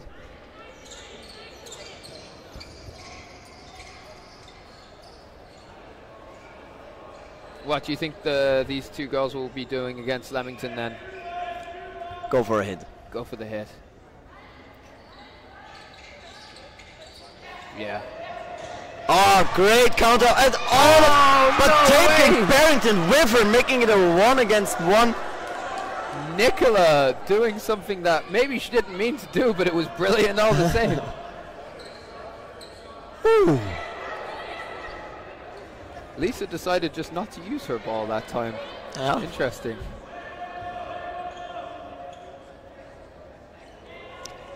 Now going in, trying to hit that, but Lisa's strong catcher there. Ooh. And also Elise Stork. Elisa Storch, yeah. Elisa Stork, she knows that Lisa is a good catcher and don't takes that hit there. Both very experienced players and both reading each other really, really well here. Elisa Storch, she's packed full of experience, one of Wales' best women. And it almost looks like Elisa Storch just wants to take that tie at the moment, not take any risk, not give Lisa the opportunity to get a catch, and almost makes a catch. What a powerful shot from Alex Stork there, and Lisa almost making that catch, just barely not gripping it. The power was there, and without that amount of power, that was a catch for sure, because Lisa set herself up so well for it. She really knew what she had to do in that moment. Amazing, amazing work there. Now tying up the whole game on 4-4.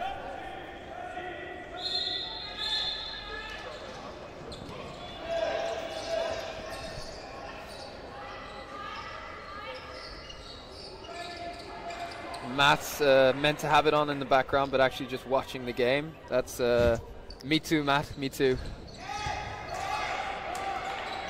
Yeah, if the chat would like it, Dan will comment the next set in German, but only if you now reply and tell us that Dan is going to commentate on his own in German the next set that's about to happen. I'll give it a try if that's what's asked for. It's anyone who knows German grammar is going to be crying. But we have German viewership. We need a little bit more diversity in our commentating. So that's true. Ludovic Fabre. Bitte Dan. I think that was a good catch from Wally Lettinger, and a German accent will do. No. So, but we have that one call for German commentating on the next set. Then I think it's enough. Ludo speaks for all the Swiss people out there watching. The French Swiss people. French Swiss people. And a hit on Nico called there. Could be alright. I wasn't watching. I was watching at the chat. Sorry for that. Fleitinger says he's pretty sure that wasn't a hit. Decker says he thinks it was. So differences of opinion in the audience. The referees have to make the call.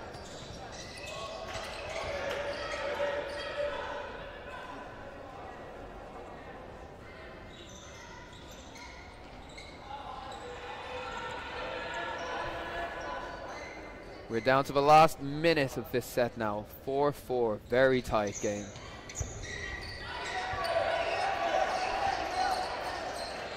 .50 Spartans having a slightly lead over one person. So they just need one hit to tie up that set. Both teams have a lot of good arms still on the court, so it's a very open set. I think every single one of these women could hit another one. Spartans seeming very confident to just not take that much risk. Don't go for the hit, just go for... And beautiful 2-ball attack. Counter. Can Dani make it? No, she can't.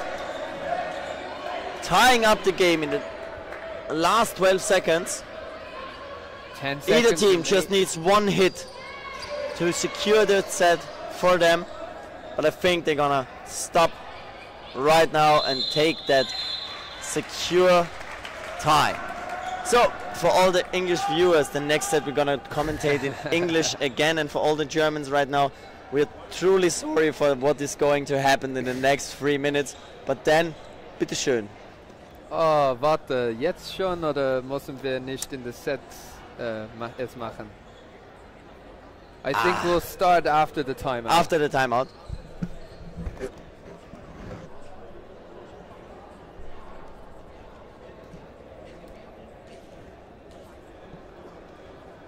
And we're getting the wise ear of Max mates listening into the Nasty Nutcrackers team talk. Yeah, Stefan basically telling the girls that they don't have to hold back their throws. Just go for it. Go for the whole thing. They're gonna catch some of the balls, but still we're hitting them. We're hitting them in the right... we are. They are hitting them in the right positions. They just need to power through and not make any... don't think about what is going to happen if there is a catch. Yeah, play with less fear, essentially. Yeah. No, not fear, but... hesitation. Hesitation, yes.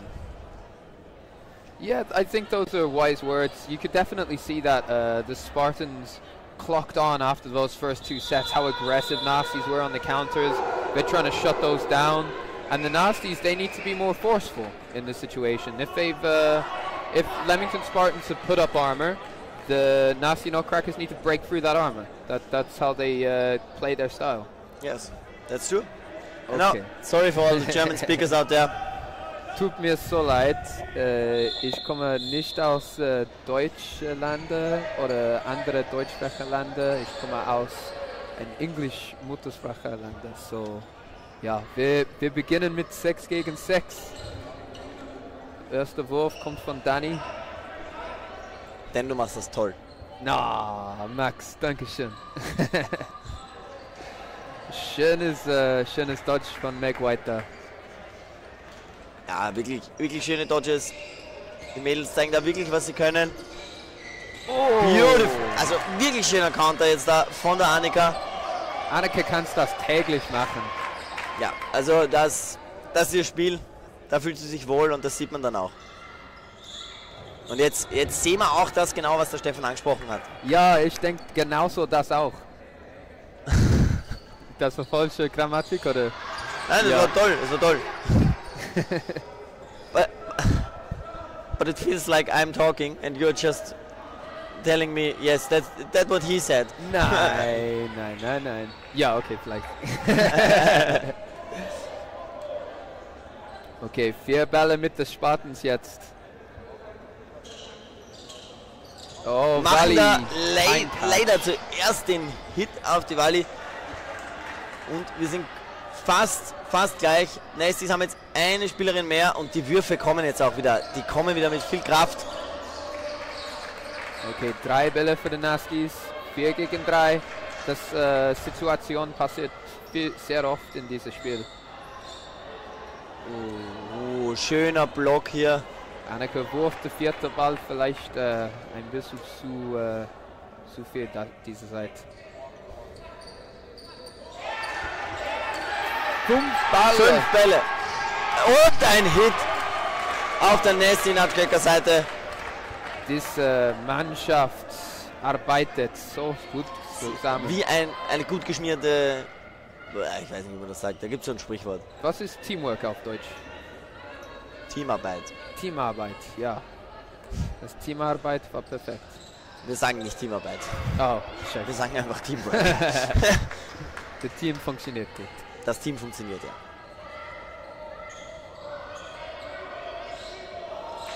Gute Würfe jetzt. Liv sucht einen Catch. Aber den wird sie, glaube ich, nicht mehr kriegen. Da muss sie wirklich viel dafür arbeiten. Oh. Und bleibt da einer einfach stecken bei der Leni drinnen und wir sind im 1 gegen 5. Oh, Leni ist so gut.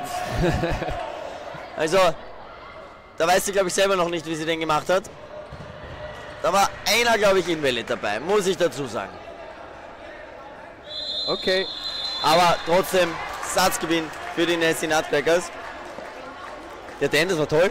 Ja, ja, fantastischer Satz, fantastischer Satz. But we can go back to English now if you like. Oh, okay, I'm gonna take the mic off the German guy I actually handed it to. I'm joking. How was my German? Es war gut. Yeah, It was good. sometimes it has its moments, and other times it definitely does not. So now if we want to have Dan commentate in Spanish, just write muy bien into the chat. Muy bien. Wait, you speak Spanish though, right? No. Oh. You speak A little bit. No, Yeah. I don't speak shit. I can speak English, I can speak German, and I can say, how do you say that? It's like, je ne parle pas français, Oh. which basically Très means bien. I don't speak French. Yeah. Je n'ai pas français. Now Ryan coming in there, doing maintenance on the court. Great footwork there, getting the sweat off the floor. Oh no, he's actually complaining about the thing sticking up off the ground. Wasn't the problem in our game. Yeah, they're just getting some tape to put it down.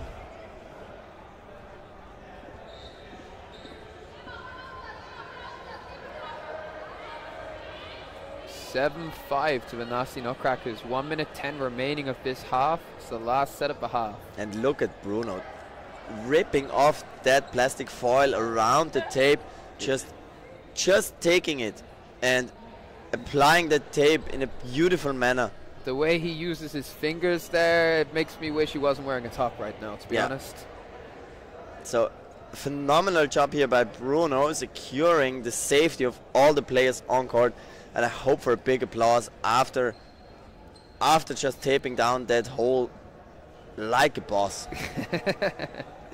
And in the chat, Phil Williams votes French.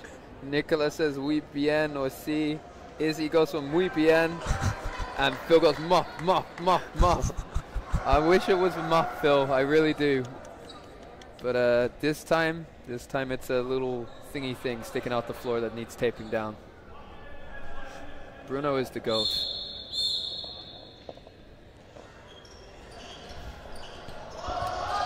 Oh, and a beautiful hit on Elisa Storch. Elisa Storch, yeah, like a lot of confusion on the court there.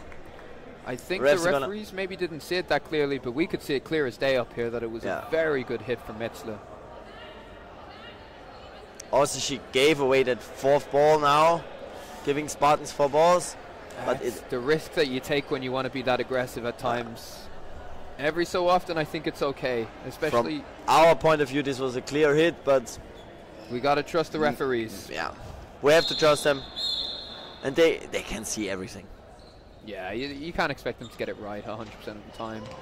And Lini makes sure she gets out of the way and makes up for the fact the fourth ball was given away. Doing it beautifully here, good dodges. Look at that pressure after throw of the Spartans. Leni and Dani almost making it to the attack line.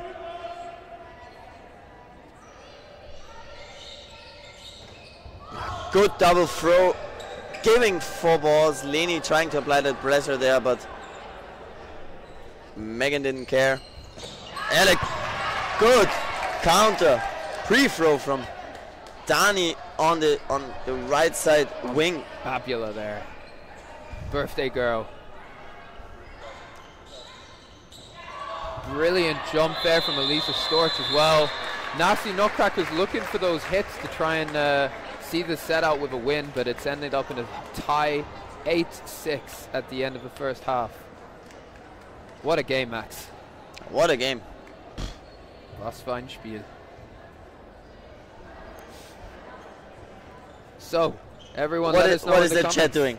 The chat's just... oh, they want Spanish. Hey, Max there, giving us a nice wave. Hasn't yet played in the women's division, I don't think.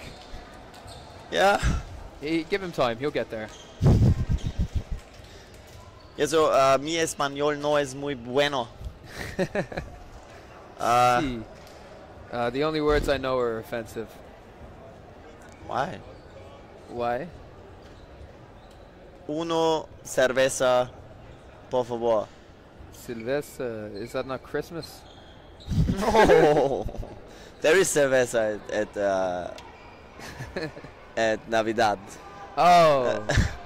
Feliz Navidad. Feliz Navidad. Yeah, okay, well now I feel stupid. There's a whole song about it. That's common knowledge. Yeah. That's not even not talking Spanish. That's like... What's Sylvester then? What do you want to say in Spanish? I don't know. I don't want to say... I don't know Spanish. Dan just going to Duolingo, starting his Spanish course right now. I actually am doing Spanish on Duolingo. Yeah. It's not going well. Yeah, my duo is also a bit sad about my performance in the Spanish. Okay, well, that word apparently doesn't exist. Feliz Navidad. Feliz Navidad. That's a great song. Feliz Navidad. Prospero año e felicidad. Wow. It's like I'm in Spain. Yeah. Okay, so back to the game. Max, what are you anticipating from the second half? I'm anticipating a very, very tight game. I think it's going to be very crucial for Leamington Spartans to now take over that first set, to not let the Nasties get away in the second half. I could have listened down to what they were talking about, but I wasn't. So I don't know how they're going to counter against the aggressive Nasty style. Yeah, they put that shield up in the after the second set, where they really nicely just held the ball, backed away, didn't give Nasties an opportunity to throw, and Sleitinger went, no, we're going through that, and they did, and that's how they came back in this set and continued to win sets.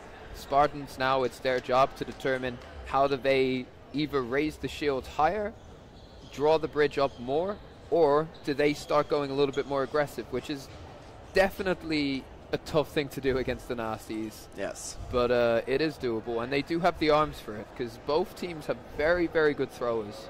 I think Nasties have speed on their side, but Spartans have a lot of teamwork there. Yeah, you're absolutely right.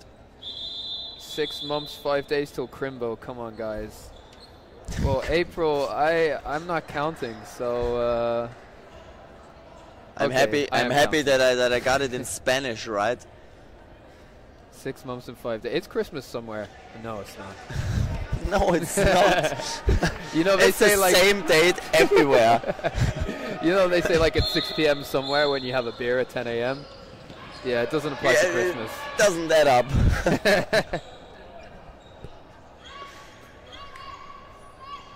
Lovely dodge there from Meg White.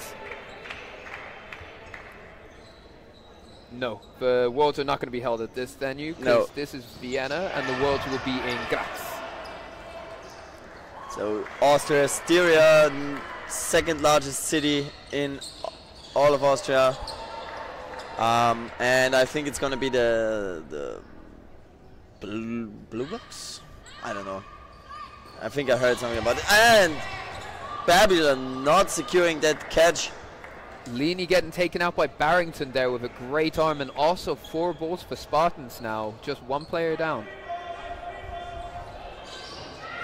And we see a lot of stuff happening. Oh, no. And Valley falling for that pump fake of Koldrick.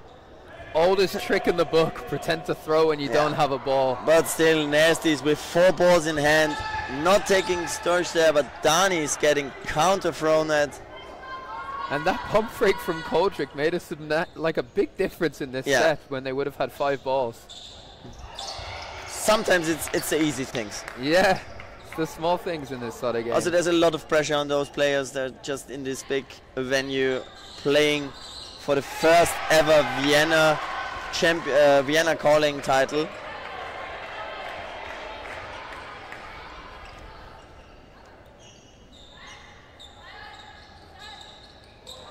Oh, how I would love to have a beer right now. Yeah, I wish I'd thought that through. Cerveza, if anyone's Bira, watching nearby and fancies doing some charity work, there's 2 very thirsty commentators sweating.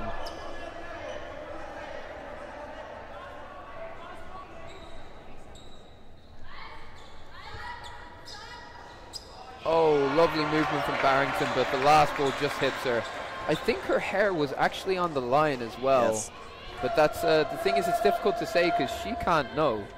And I don't know if the line ref saw it. It doesn't matter anyway because she's out. 3 balls for the 3 nasty girls against 2 balls for the 2 Spartans. 1 player up for the nasty side in this very, very important set because they would secure a 2-ball, 2-set lead. 16 seconds left. They need to take a player out to tie up. Oh, they go aggressive there, looking for 2 targets. They don't just want to tie the set, they want to win it. Nasty still have to play 2 more balls before the time runs out. And they take the set. Oh, that was clinched there. It's so sad when it's such a close set like that because it counts all the same as a set which is dominated, you know? Yes. I once, I don't know with whom I was talking about it, but we were like saying there are games which are like you lose 20-0, but you don't lose 20-0. You have sets playing all the time, runs down. You're playing 3 against 2. You're playing 3 against 2, and one team maybe has the edge more, and it seems like a big win. But in the end, it was a hard fight, which both teams fighted. Yeah, I mean, you know, if there's just one line fault that makes the difference, that's not a difference in standard of player. And now we see a beautiful counter and a catch afterwards from Ellie Stork there. And Koldrick just sits on the line. Oh, is that a catch? The referee is calling a bounce. Very close. And Dani not having it, just not waiting for the ref, just applying that pressure. giving nasties forwards and a line fall from Babula there. That's 2 line faults for Spartans in this set. That's they're going to be disappointed with that. It just goes to show the pressure from the nasties when you've got your middle players right back on the back line there. Yeah, and the nasties really putting up that pressure, always throwing from that front line, not anywhere back. Spartans not, in my opinion, not applying enough pressure. Well, it's a different game style, I think. Like the Spartans, the reason they're so good is because they play really well as a team together. I think people in the UK would agree that generally Spartans are a well-oiled machine in the way that they play, and if putting on that level of pressure like the nasties do, or how you might in Austria a bit more typically, isn't really the same style. I think they want to a bit more be resetting for 3 balls and letting it come back and trusting their dodges and their catches. But yeah, I do agree that a little bit more pressure is needed. It's all about finding the balance. Yeah. And Lisa couldn't make that block happen, blocked it in her own face and is now out, which makes another 3 versus 3. Oh, 2 balls blocked by 1 ball there by Barrington. The accuracy there is phenomenal that both of them are going on the same ball, but Barrington showing incredible skill. Someone loves you then. Oh, I love you too, Samuel. Summer, yes, this is the final. This is the women's final. What were the semi-finals? It was Leamington Spartans beat Vienna Ninjas by 1 or a few sets, I think. Oh. And good throws there. Oh, but Dani just saving her in. Wow. They just got each other's backs and can be sure that if you're hit out, someone is gonna revenge you. Great reactions there. Dani really putting on a show. And Camping making the hit. No, can't be. I was watching at the clock and it was, the set was over when Dani was hit. So should have been a tie, but okay. Yeah, I think I don't know. I mean, maybe the referees have it slightly different on their stopwatch. Yeah, that could be. So the time that counts, which you see in the stream, basically the time of the referee's clock is the one that counts and not the one we are seeing. It should be synced up at all the times, but sometimes there are slight differences. Yeah, technical difficulties part and parcel at times with dodgeball tournaments, unfortunately. It's not easy to set everything up like that. The technical team does an amazing job. Yeah. High block, Dani catching it, but I think she stepped on the line. No, she didn't. Well, the Spartans are claiming it, but Bruno saying that she lifted her leg. And I thought that's going to happen, that Bruno is going to call in the refs and... Yep, no. Oh, no. But it is a catch, yes. The catch counts. Barrington is out. I think it was because Dani was sliding over that line, but she barely missed it, I think. At least to start, they're really not happy with her own performance, I think. Just wants to take that catch. Yeah, she's a player who uses her aggression a lot in games. She's very, very powerful and very aggressive in the way that she plays. So if she should have taken a catch, in her opinion, she's not going to be happy. Louise Chung taking that catch, tying up the game again. No, giving it the lead for the Spartans. And Spartans are now really taking a lot of catches. They're doing very well. I think that's a key adjustment, that they are searching for a few more catches now, and it's working.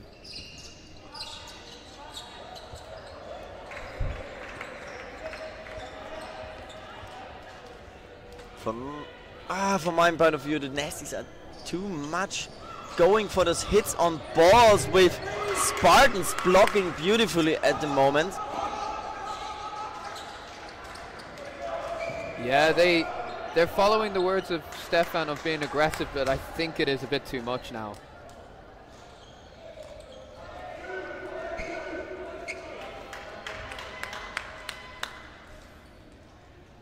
There's a lot of trades going in this game, and it's not necessarily working in the favor of Nasty Nutcrackers right now. You definitely say that Spartans have the momentum. As of right now, the Spartans have the momentum. They are one set down. They don't want to run for 2 sets.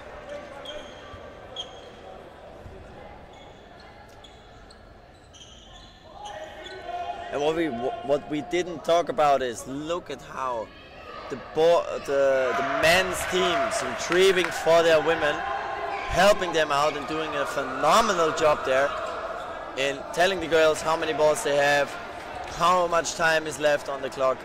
Props to that. Yeah, on both sides the men are really doing a lot of work. They've got a match to play again after this, and they're still putting in all that effort to help their team out. The next game is going to be the mixed final, sorry. And that will be Nasty Nutcrackers against Wolfpack. So Nasty Nutcrackers don't want to waste loads of energy. 10-10, Leamington Spartans bring it back. And timeout called from Stefan there. What do you think that... Dan is going into the coach's box, trying to listen to the Leamington Spartans timeout.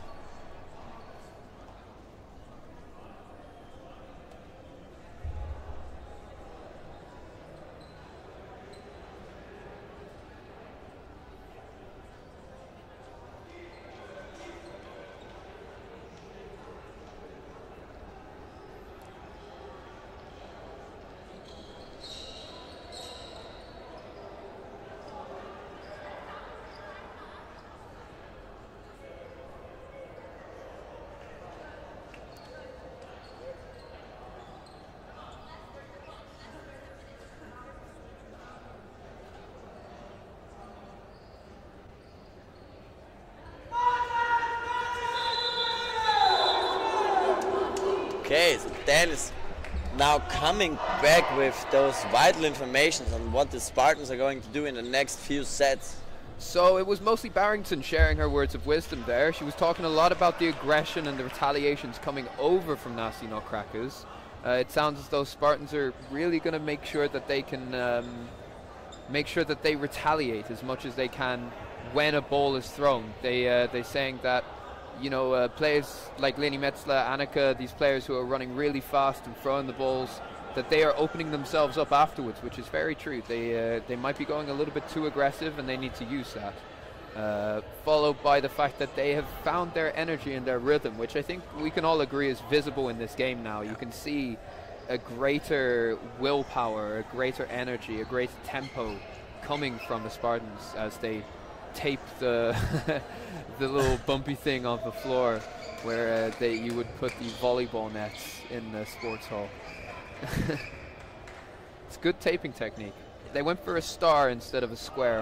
Amazing job done by Clara Machnik there. Nasty securing 3 balls from the start again. But I don't think that they made much out of this first in the second half, out of that third ball possession in the beginning of the game.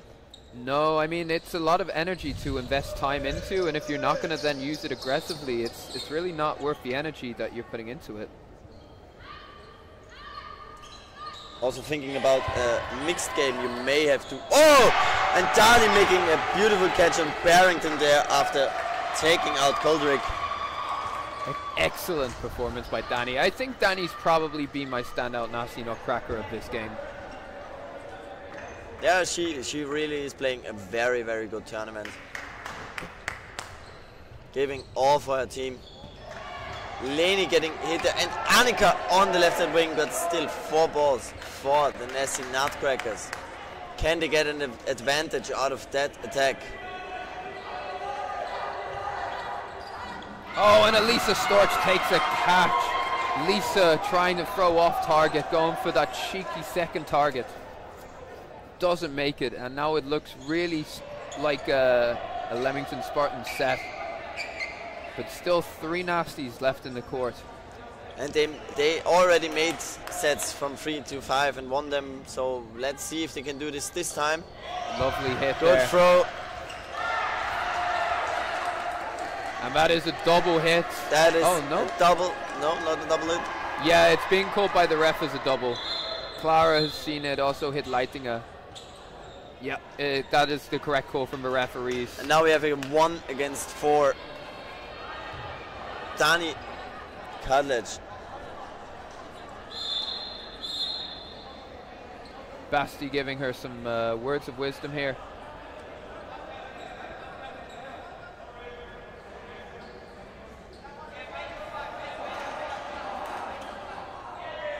Oh, and look at that spin on Dani's ball while throwing.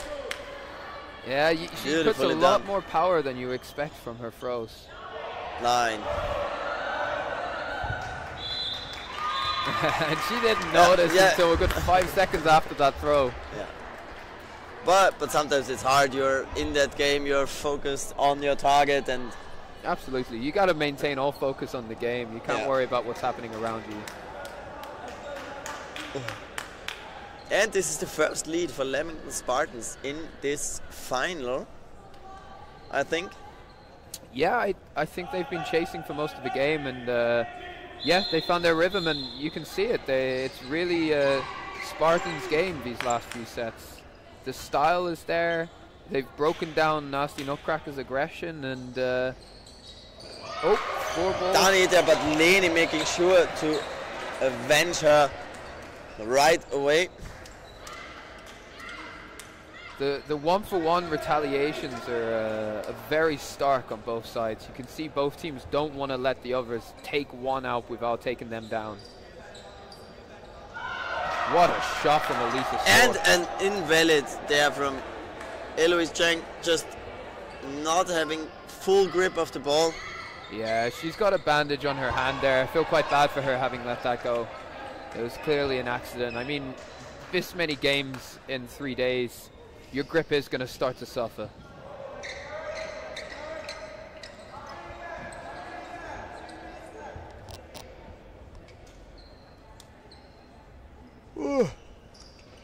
Getting a bit tired.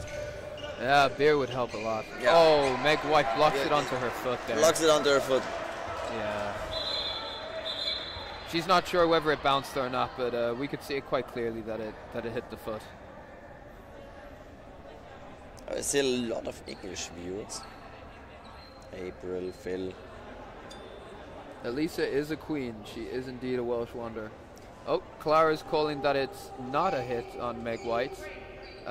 She didn't have our view. Yeah, because it was definitely a hit. But yeah, she doesn't. It's actually she doesn't have our view, so she can't see it as well. You can't fault the referees for making simple mistakes like that.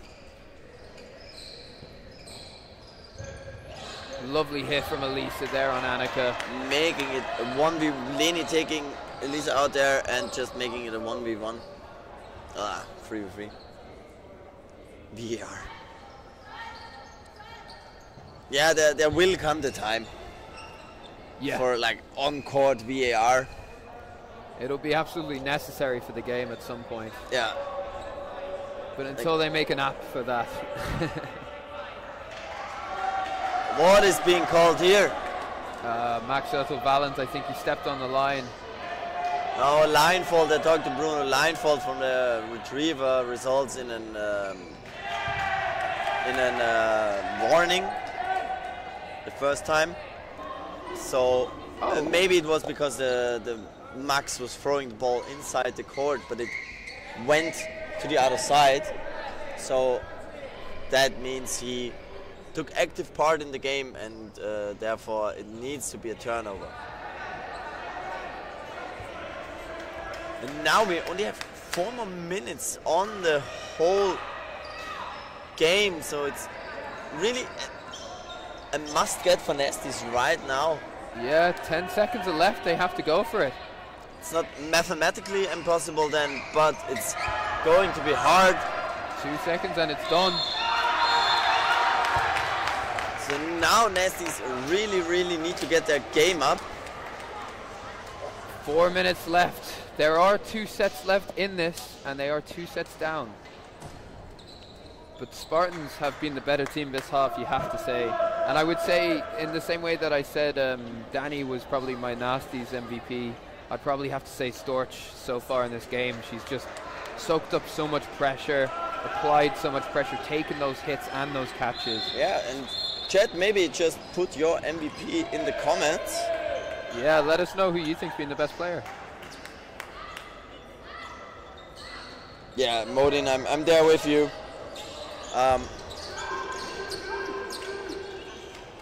I don't know if Clara says she has a 100% view and can clearly say it's not a hit, then she can overtake Bruno. But in the end, it's Bruno's call if he takes her decision in or if he just goes with his decision.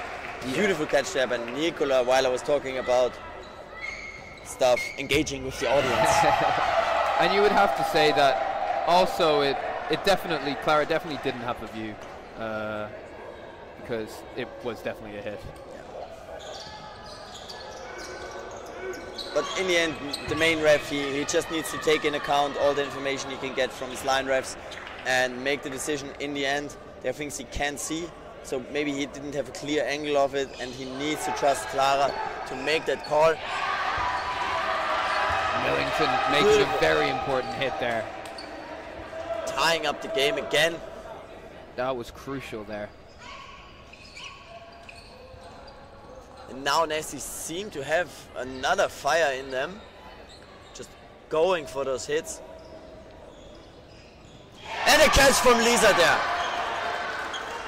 Leni being a bit angry about Elo is not going off as she thinks that it was a hit there. Bruno. I thought it was a hit, but it's a very difficult one to see. You know, yeah. It's not clear, and I don't think anyone had a good view of it. And the player, she felt the ball, but, you know, it could have bounced easily. So she's just playing and being honest and hoping that what they have a good view of it. Yeah, our view is the best for these shots. Also, we can rewind and just watch it again. Yeah. Which gives us a slight advantage over Bruno. Yeah. Nasty's doing very well in this set now. Absolutely crucial set for them to win. And whatever happens now, we will only see one more set, which will be a 1:30 set. Leni catches herself between a rock and a hard place and hit out because of it. Good dodges from the Nasties. They just have to secure those 30 seconds now. And a catch would change everything for Leamington Spartans. That could very well win them the game. That's a decision you have to make. Do you go for the throws or do you... They go for the throws. Almost making a catch, Lotte Millington, in this center of the court.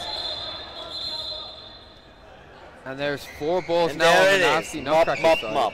Mop, mop, mop. Without the mop. 9 seconds left. 9 seconds left, so Nasty's 4 balls in hands. It seems as though, unless there's a catch, they just need to throw at either one of the girls and not let them have a catch. Yes, that is absolutely everything. 9 seconds. Megan and Eloise, it's now catching time. They need to make a catch to secure that set. And the set is over. Nasty taking it by only 1. Bringing us to a 1:30 set. 14-12. Which can decide something, but it also can decide nothing. Yeah, it decides whether there's going to be an overtime, I believe. Yes. So if Nasty Nutcrackers take that set now, they will come into an overtime set. If Spartans draw, it's win. enough. Yep, they just need a draw. Take this title away. And in a 1:30 set, it's very possible. Much more possible. You have less time. Every hit counts here. So 1 hit can be enough. Yeah. A lot of tension. You can see the pressure on the teams. It's tangible. Mika calling it. Overtime incoming, question marks. Well, I'm up for it. Yeah, I would be excited to see that. After that last nasty nutcracker set, I really think that we are going to have an overtime, but I don't want to jinx it. It's all about whether those aggressive counters hit. That is the key. If they get them, then the Spartans will be players down early on. If they don't, I don't think the Nasties will take it. They need to be hitting these.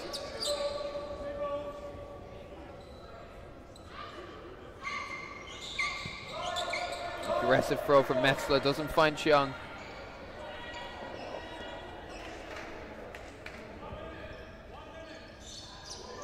And Spartans, they really don't want to take any... Brilliant catch from Pickard. Brilliant catch, yes.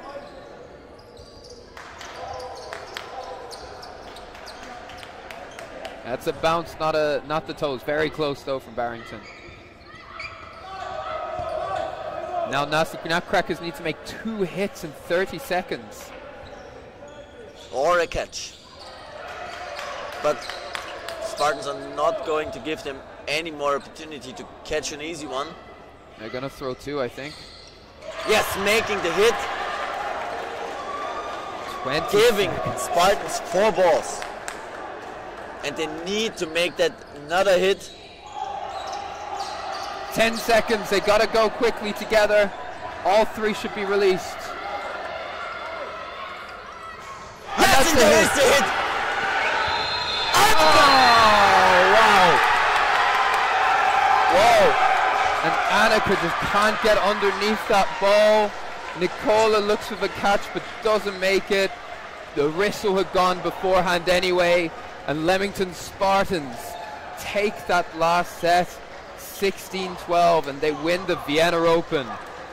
Unbelievable. First ever Vienna calling women's champion. Leamington Spartans from Leamington, UK. Leamington Spa. Leamington Spa. Yeah, and I have goosebumps. I don't know about you. Yeah, I am as well. I have one. It was a very intense game. All of the girls, they gave everything they've got. And in the end, it's the little things. Yeah, absolutely. And that was incredible. One catch there, one throw there. Yeah, if Annika had jumped instead of ducked, that would have gone to overtime. They had to release 3. They did release 3. They made the hit. They did exactly what they needed to do. But that last counter retaliation with seconds on the clock just came in too fast. And Elisa Storch, I believe it was, took that hit and wins it for Spartans. Yeah. And Stefan now, I think, just telling the girls, it's all right. We had a good game here. Keep your heads up. Let's win the mixed. Congratulations to Leamington Spartans and well played to the Nasty Nutcrackers. Yes. So, we're gonna catch a break now, I think. Yes, absolutely. So, see you in 5 minutes, 10 minutes? 5 to 10 minutes maybe. I mean, there will be a little bit of warm-up time. We're gonna get you that information and put it somewhere maybe in the chat. Chat, if you don't want us to talk anymore, then just tell us right now. We can send other people on. Yeah. And we've got an Italian next to us. But you can also mute us. So, see you in a bit. Wolfpack against Nasty Nutcrackers in the mixed final. Don't go anywhere.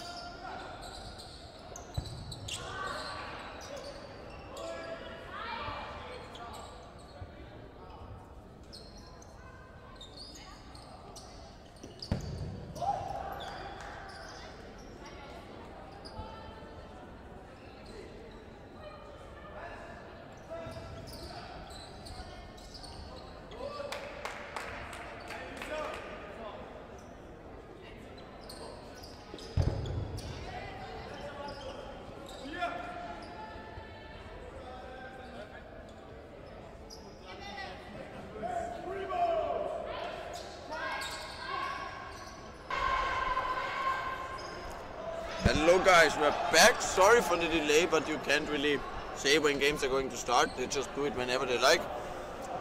And we also need to catch a break. Yeah, a man needs a beer, man needs a break. And we are into the next final, the second final of the Vienna Open for the mixed division. Wolfpack versus Nasty Nutcrackers. What can you tell us about this game, Max? I think that Nasties are hot. They just lost the title against the Leamington Spartans, and I think they want to redeem themselves and show everybody we're up there.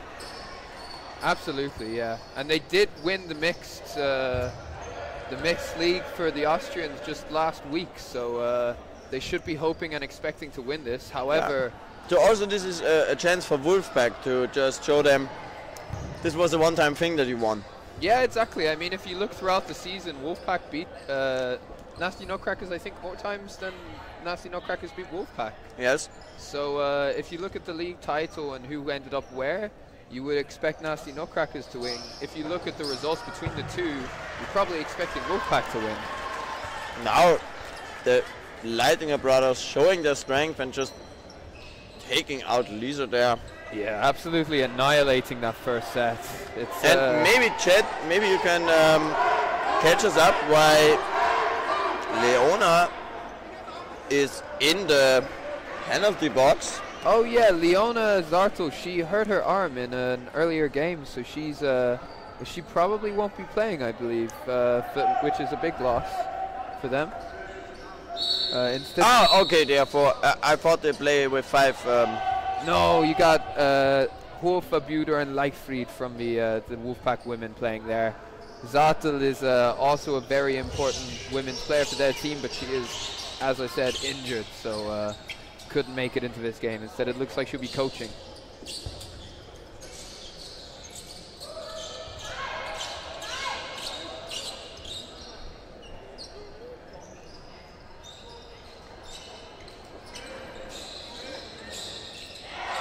Izzy caught it. It is a catch. Because it was very close to touching the ground. The line ref no ref is in a position to see it. But I do trust Stefan's honesty. And he hits out Schmidt straight afterwards. We have a bottle opener.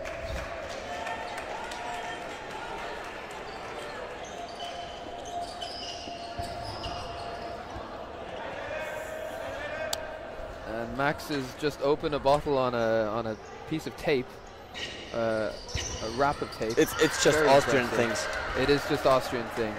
I would have used this. Nah. Not sharp enough. Too glassy. Too dangerous. Too glassy. Hackel is unsure whether it hit, but the Leichfried one was pretty clear there. And Nasties are taking a commanding win so far. Yeah, Wolfpack not really are into that game yet.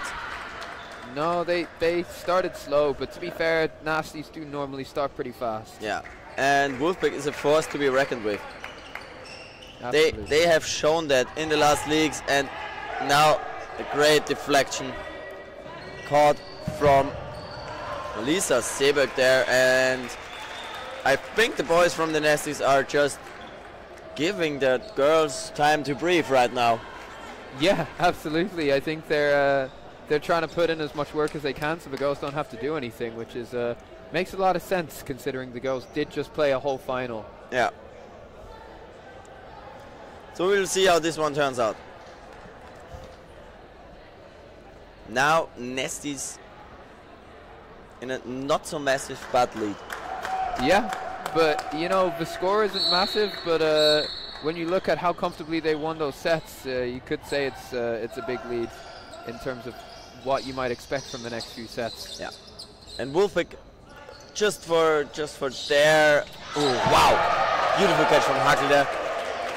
They need to take that set to keep their heads up and tell the Nasties we are not here to lose this game. And Muttel taking a 1-for-1 for Slighting. I'm very happy with that trade. Good trade. Flo risking himself there. Sava not going for it. Lisa taking out Florian Leitinger here, giving Oh shit. No. Oh, No, no, no. Schmidt seems to have hurt his knee somehow. Oh, it's a cramp. It's a cramp. Oh, or did he twist it? I don't think he would be moving like that if it was a cramp. I think, yeah, he's gesturing that he twisted it. He's telling the refs he can play. Just needed the time to pause for a second, and it's important for Austria that he doesn't do anything too risky, as they'll definitely need him at the World Cup. But he continues on, and it's important that he does, because this could be the first set that they he just takes the hit. Maybe he's gonna take a set off and let Branko play for a second. Hit on Annika there. Great honesty, just telling him, hit him. And the Wolfpack are here. They're back with a strong start. Strong delayed start. A strong start, 4 minutes late. Oh, Sam, you're too much. No one in the UK knows where Leamington is either. That's true, Matt. That is true. It's not a thing. Okay, Basti Mitterau has been brought into the middle for Flo Leitinger. So Andy Koch will be going up in front of Schmidt. Lisa Leichtwig trying to take that trade against Stefan Leitinger, who's a key player in that nasty team.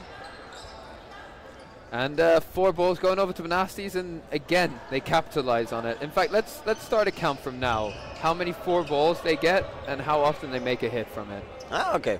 Because so far it's 1 for 1 at least in this, starting from this set.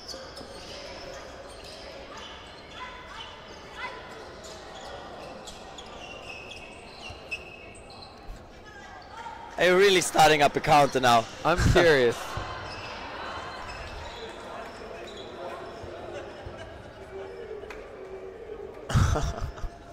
So Dan is just opening up his phone and starting a nasty 4-ball hit counter. We have 1 for 1 now.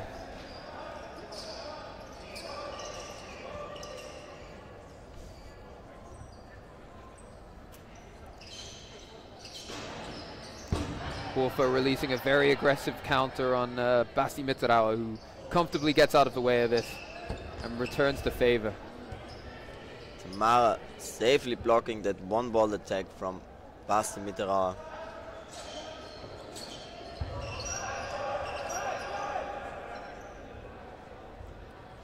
And how are the Nazis going to play this? Safe. Yeah, I mean they don't need to chase this set. They're in the commanding lead. It is up to the Wolfpack to do something different. Beautiful hit from Tamara on Stefan, and 4 balls for the nasty side. So for your counter. Oh! And no hits. Okay, I'm being proven wrong there. I said about 80%, so right now we're at 50%. Great hit from Wolfpack there. Almost tying the game. They need to get that ball. Yeah, the ball was kicked over accidentally by Annika, so it's no invalid. And Andy Koch hits a ball out of Schmidt's control, but it is not the balls that he has in his hands. Yes, so it's fine. Great play by Koch, suppressing Schmidt. I think Schmidt will be looking for a double on Koch now.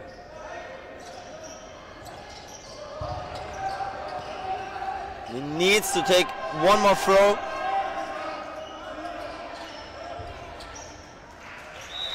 That's another set for the Nasties. Securing that 2-set lead early on. Now I think we'll see a lot of rotation on the Nasties side to make sure that they're all fresh for the men's as well. Leamington Spartans will be very happy that this match is happening before their men's final. It's a big factor. It's really big in determining how well you can play if you've just played a load of games one before the after.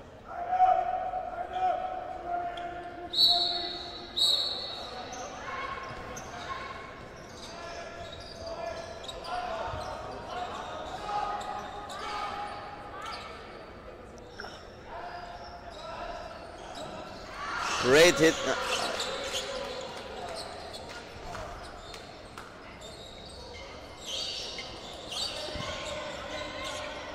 Sorry.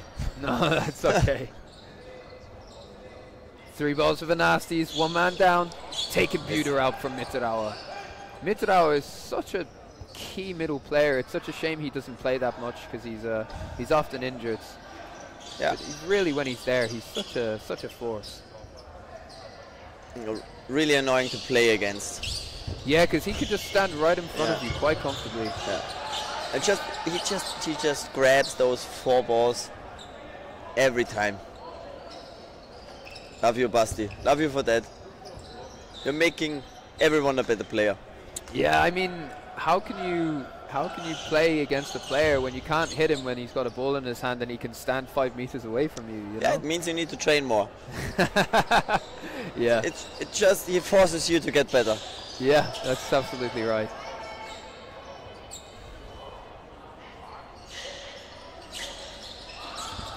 What a... Basti shouldn't have gone for that catch there. Muttel does a great job. Muttel just jumping away from that big arm of Stefan Leitinger. Wolfpack now.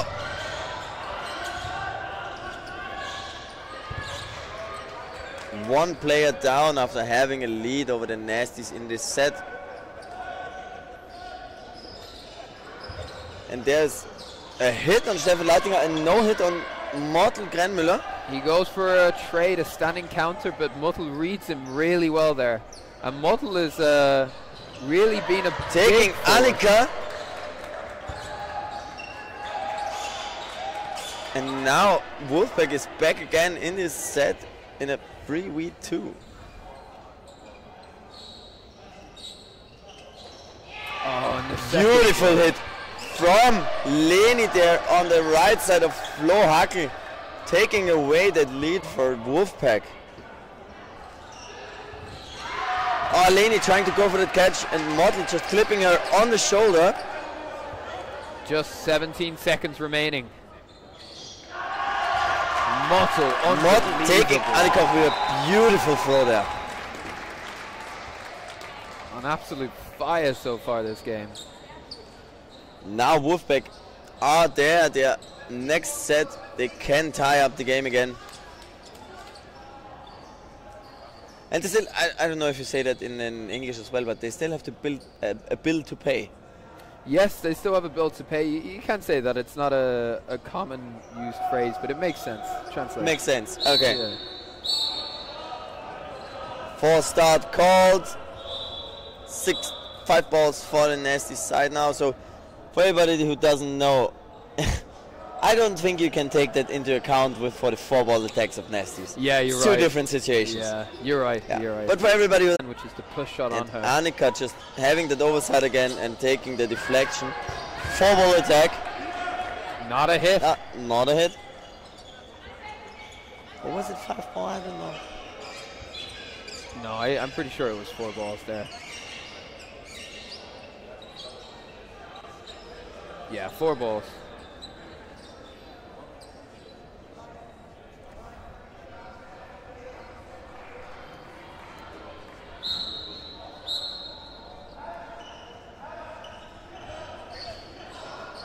Good blocks there from the Nasty side. Lion fall from Basti there.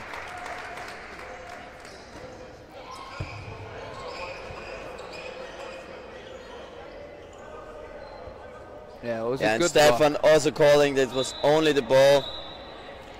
Still he's making the call to get Flo Hackel off, even though Stefan was calling it the ball. As was Bruno, the ref with the best view. So now the refs are going to decide whether it was a hit or not. Flo Hackel is kept on the court. Right decision from the referees. Yeah, and I get where Annika is coming from right now, because you always see the player's perspective and you want that hit. Yeah. So sometimes you may tend to see more than there is. Andy trying to go for that catch, not securing it. Xaver getting hit out there by Stefan. Flo almost taking Stefan here. Very, very rare that Schmidt will get hit with a ball in his hand in that situation. Yes. And now Flo leaves Karina Buder alone on court with 4 balls.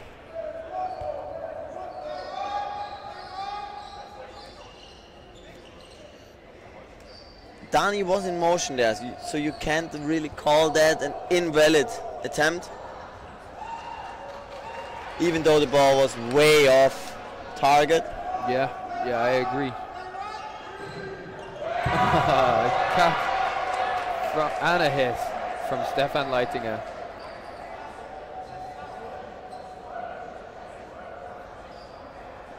What was happening there? So Wolfpack thought that Karina made a catch and that she was Tamara Hofer was back on the court. However, Nasty Nutcrackers and the referees had a better view and they knew that Karina didn't secure the catch. Let's rewind that. Because actually if it wasn't a catch, then she should be able to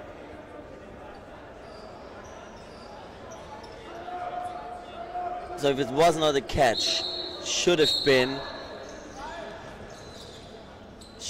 a bounce. Exactly. Lovely hit on Hofer there.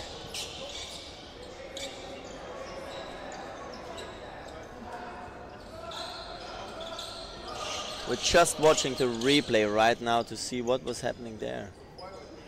Yeah, no catch there. Bounced before. Yeah, but there was no hit. So she could have but Sleitinger kept caught her. Ah, he caught her. And now Basti taking a catch from Morten Grenmüller, who's not happy with that.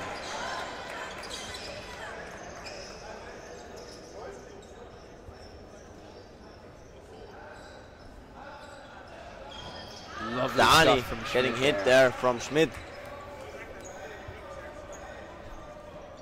Now we have Schmidt, Hackel and Lichtfried, as you call them in English, as you call her in English. If I'm gonna say her name in English, do it. Say it in German. Say it in German. Schmidt, Leichtfried, and Hackel. No, almost perfect. Oh, what did I get wrong? You said Leichtfried. Leichtfried. Leicht. Leicht. Yeah, Leicht. we don't have that noise in English. Yeah. Where's the Eich? Give me the Eich. The I-C-H. Eich. Eich. Yes. Eich.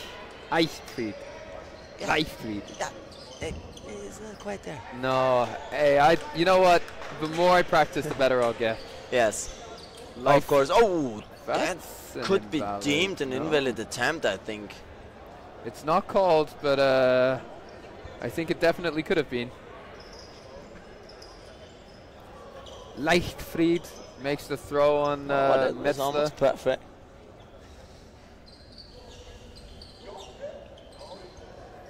Very aggressive from Leichtfried. Oh, what a hit. I thought Leni Mitzler got the block off there, but doesn't quite manage it. Hackel makes a big mistake releasing that ball there, and he's taken out by Sleitinger. Hackel. Yeah, but like people from Tyrol. Yeah. Hackel. Yeah, so Innsbruck area. Hackel. Hackel. It's K with the K. Hackel. I'm not gonna do that. It's why? Because it's gonna upset the viewers more. Do you think so? Yeah, as in. I'm really sorry if I upset any Tyroleans out there watching, but I think Dan upset you more. That's true. Hackel. Hackel. Hackel. Hackel. I think so. Yeah, it could be. Back me up, Tyroleans out there. Hey, you got Matze. Matthias Steinlechner listening. Yes. Matze. Ist Hackel. Ist das okay? Kann man das so sagen? And 10-4 for the Nasty Nutcrackers. Timeout has been called by Wolfpack. They now need to regain strength.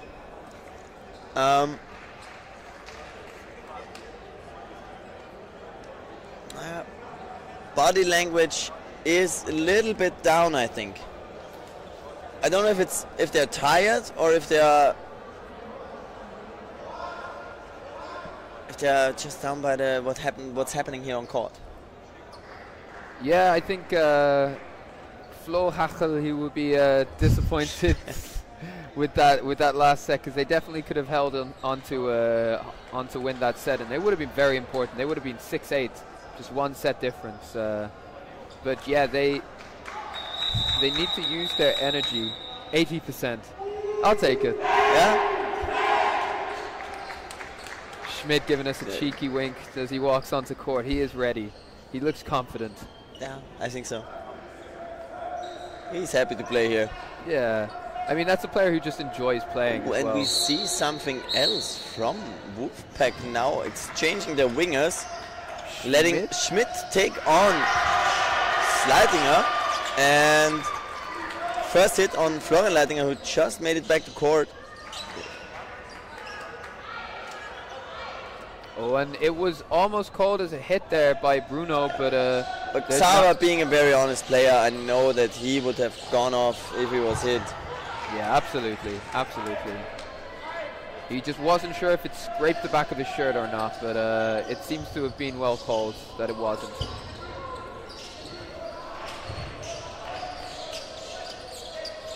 Oh shit. Xaver just feeling his knee again. I hope that he is fine. Karina taking a catch from Stefan Leitinger. Going all in there. Wow. Phenomenal catch from Beauty. Wow.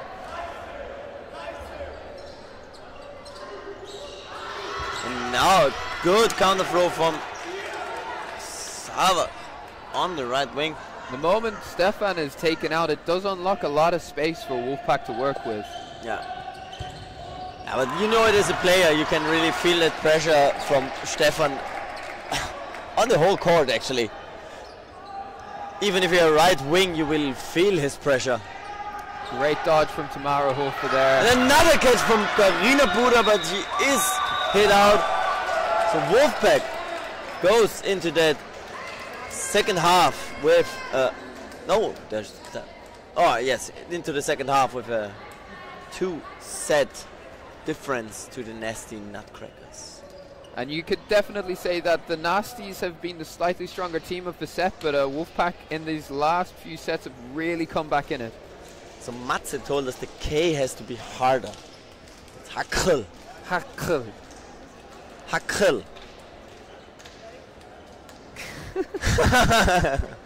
Yeah, that's Mo from the Swiss team. Yeah, so Mo, I would say that's your job.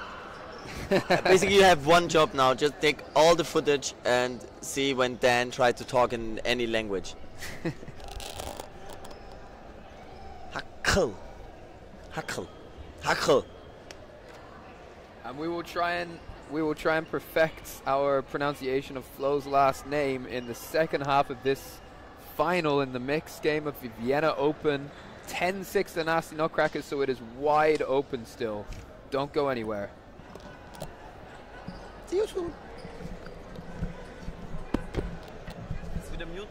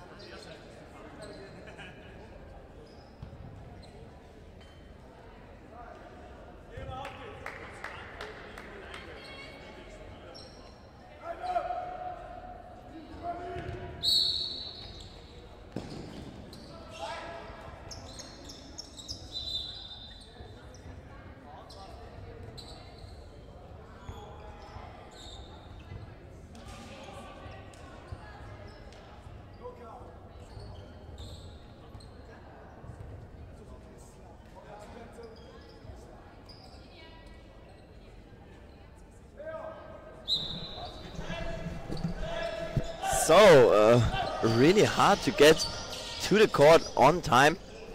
I had a timer on my phone, but they started a little bit early because we have a lot of delay. So, wonderful hit there from Mottel, taking out Lini Metzler.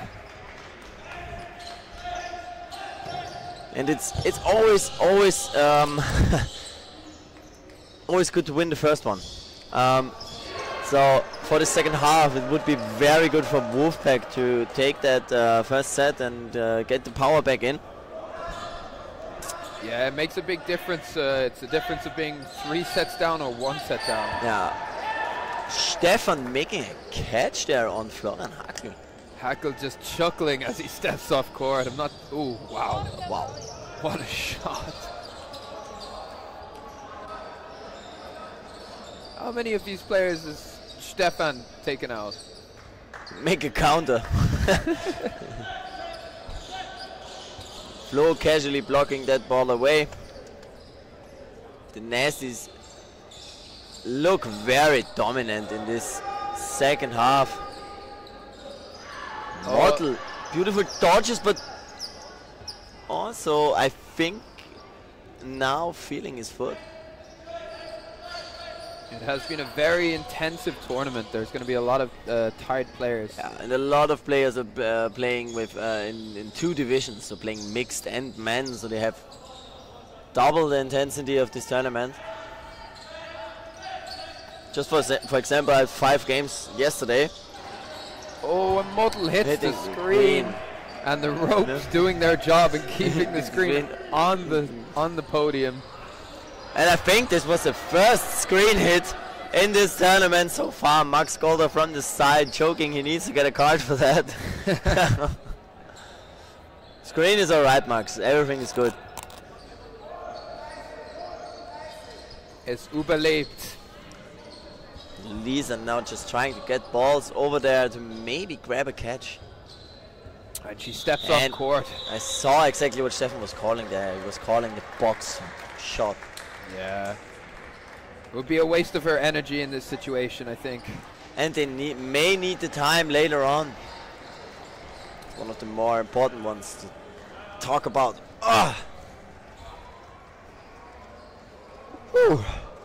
Good start for the Nasty Nutcrackers. Let's see how Wolfpack can work with that. Yeah, it's still 17 minutes left in this game, and I'm watching it a little bit sensitive to the fact that Nasty Nutcrackers have another final coming up after this. Yeah. So the boys have to play another one. Lisa getting hit there, and another Lisa getting hit there. A lot of Lisas are out, but one Lisa is back in. Wow, Flora with a beautiful throw at Hackel. And he doesn't bring anyone back in because they're all still on the court. Just for the show. It did look cool. Mottel getting hit there. Seeming a little bit tired right now. Yeah, I mean, it's been a long game and he's had to do a lot of work so far. Flighting at protecting Lisa. And that's 4 balls on the Nasty Nutcrackers side. Was it protection? He said it was protection. Oh, and that's all 3 hit out by Fleitinger there. Unbelievable.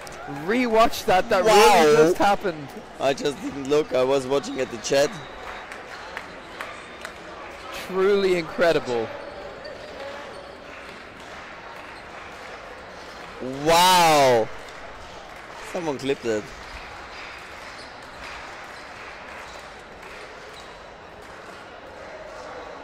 And we're back at a 50% hit rate for the 4-ball attacks. Wow. I just rewatched that.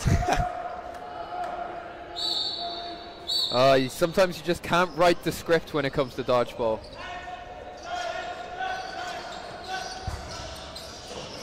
Oh, what a shot. Just pure speed and power coming out of that throw. Really ridiculous. Hackel looking for the catch there. Bit tired, clearly.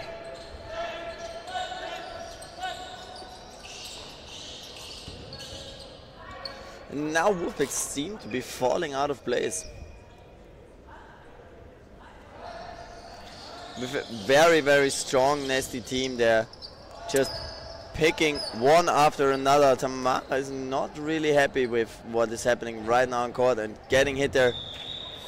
Yeah, Schmidt was standing a bit too close. Hackle saw it, a very lazy catch. There was a lot of false or poor decisions in that set for Wolfpack, and they can't afford that. The good thing for them is that it doesn't matter if they lose a set by 5 players or 1. It's 2 points on the score sheet. So the sets that they've lost by a lot of players, it doesn't matter so long as they win the next set. Yeah.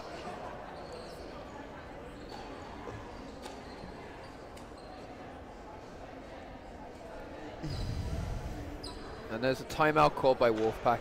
Very, very good decision for that timeout to come. They're all looking a little bit tired. They need to maybe look at making a substitution, even if it does weaken the lineup a little bit. Do you think you would make a substitution in this situation, Max? Yes. Yeah. Why not? Why not? Has anything worked? Some things, but not consistently.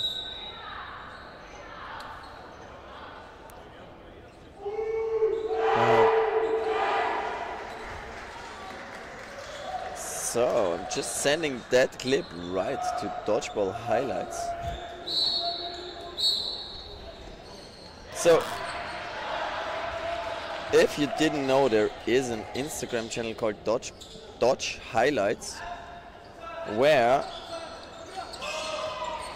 some people are taking clips from everybody and just posting them in a very, very good manner, so that you can watch all the highlights of Dodgeball in Europe. Yeah, absolutely. Go and follow Dodgeball highlights to get all the key game and highlight reels from this tournament so far. There's been a lot. All the things where our jaws drop is basically that's the site. That's a very good description. If they haven't already used it as their bio, they might as well take it now. Yeah. And Schmidt is taking jaw-dropping content. Jaw-dropping content. And the catch from Mottel there, bringing Wolfpack back into that game a little bit.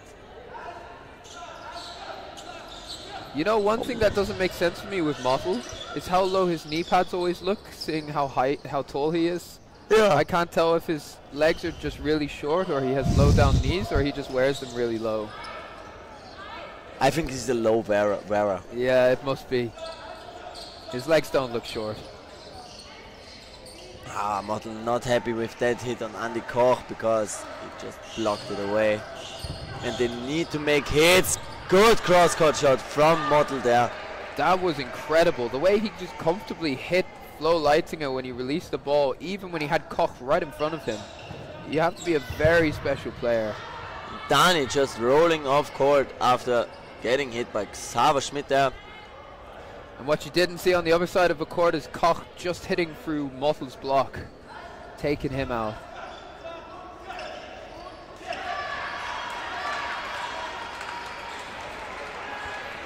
And now Wolfpack looking strong again. 5 against 2.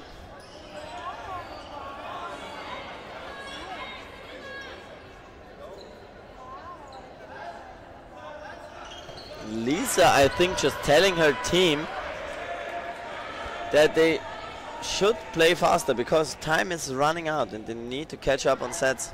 Yeah, 5 sets they need. Oh, and Annika searches for the catch, but she can't take it.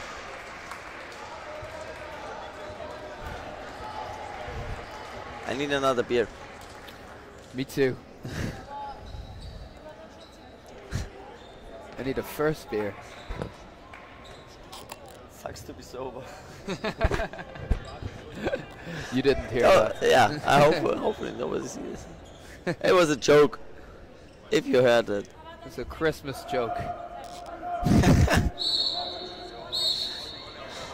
Prospero año to everybody listening in Spanish-speaking countries. We are trying to be diverse as we can, but English is kind of a universal language. Yeah, it does take over a little bit. It's all those damn films. Yeah. Oh, what a catch from Flo Leitinger there. Just need to watch out so that we don't get cancelled. Yeah, it could happen. It's happened to people before, I've heard. But not us. The people love us. Or at least Sam does. Oh, another brilliant. Wow. And I've noticed Nasty Nutcrackers just playing handball at the moment.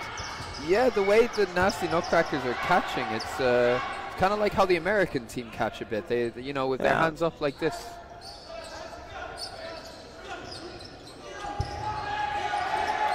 Oh, and that's every ball handed away. Who is going away? Flo or Xava? Or Tamara? I think Xava. Oh. No, actually. Oh, he's the only Tamara one hit who her head, didn't I go think. out. I hope she's alright.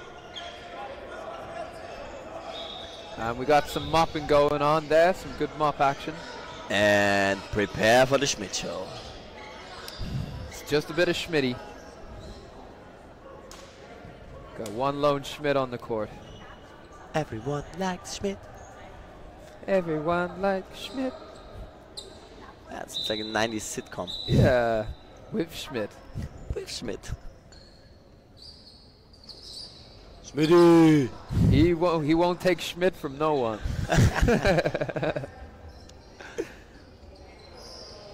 Oh, lovely dodge there.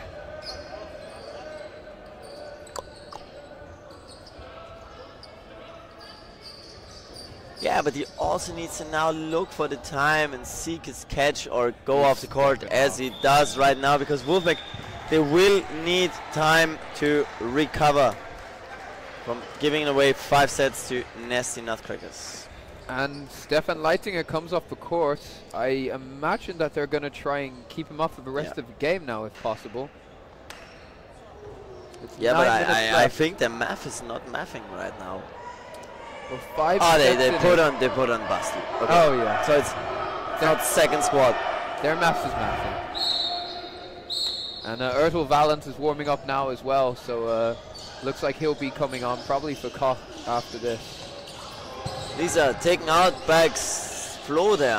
And that's 4 balls to the Nasties.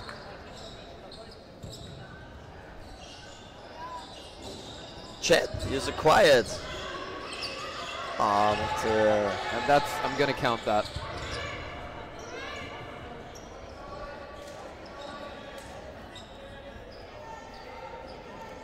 So 60% hits. What a catch from Flo Leitinger there. Andy Koch on the other side, just getting hit out there.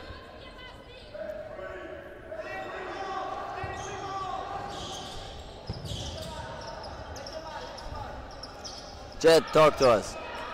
Is Wolfpack, no, they are able to still win this, but is Wolfpack, do they have enough power? Are they going to take this one? Oh, double hit, but a catch from Florian Leitinger. It goes both ways. Yeah, it does. And if Wolfpack doesn't take a catch or a hit soon, I think she might be stepping off again. Doesn't matter. And a hit on Tamara Höfer. Okay, and Max Ertel Valent is on.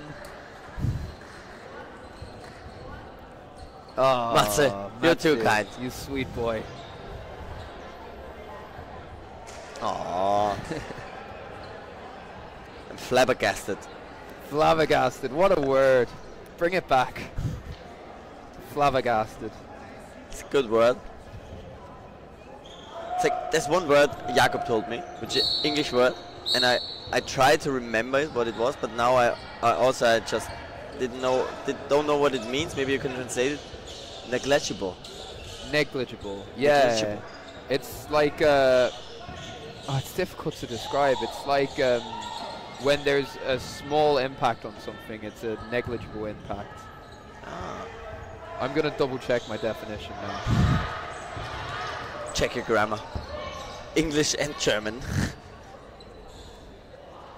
As small or unimportant as not to be worth anything. So insignificant. Yeah. Negligible. It's a bit of an unnecessary word. If I was mean, I would say your biography. But I'm not mean. Exactly. That's why you would only say it as a joke. Oh, great! Great hit from Rokas there. It was taking out Xaver Schmidt. In the grand, sorry, we're joking too much. In the grand schemes of it, it was a negligible hit. Yeah. Lovely block there by Lini Metzler. 6 minutes left. It is won by the Nasty Nutcrackers, and they are resting their key men for the important final against Leamington Spartans in the men's division. Yeah. And still, you now basically have the nasty beta squad, and still they are giving Wolfpack a hard time. How old is Alex Rokas? He's quite a young player, no? No. What is he? I think he's around 20, 25, 26. I heard he was 21, 22. Quite a young and up-and-coming player. No, because I thought so as well. But he told me he's older. He was very, he was happy that I just called him 21. He's young to dodge. Muscle. He's caught out doing his little sneaky throw He thing. thought that Dani wasn't looking, but Dani was looking right there to secure that catch. Karina taking out. That shouldn't be a hit on Danny. Shouldn't be a hit on Danny as Aigner makes the hit on Buda first. So now Johan and Dani trying to get that set. Oh!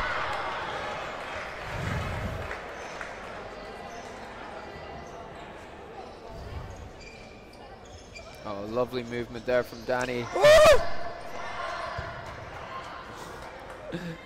Wow. If that was a face shot, that would be a yellow card. But it was the shoulder, so all good. I was going to say, if there's ever a point Danny should suicide, it was right then. Yeah.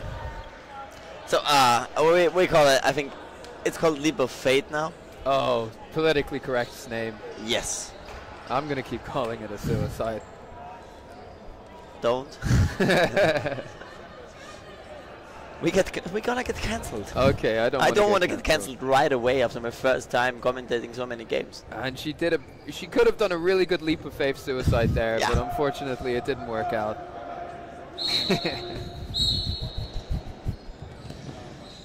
Then. Now we see Jonas Esser on the court.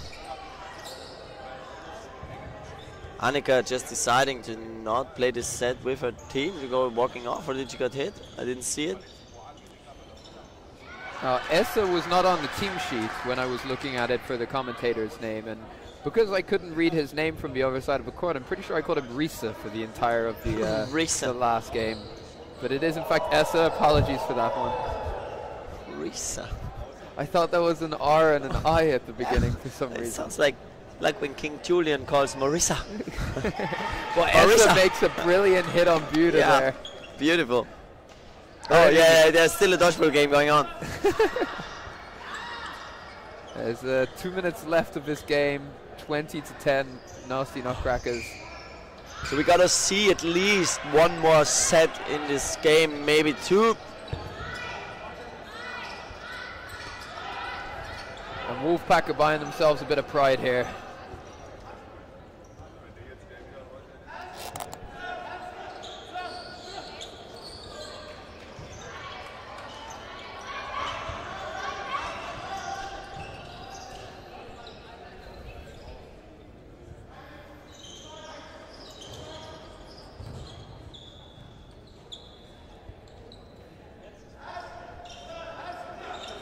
Yeah, and why we're so quiet is it's same but different. Yeah, same but different. There's not a lot to talk about right now. Both teams showing us what they have shown us all day long. Oh, I think we have beer. I think so as well, but there are a lot of ninja players there. We need to conveniently take 5 in 5.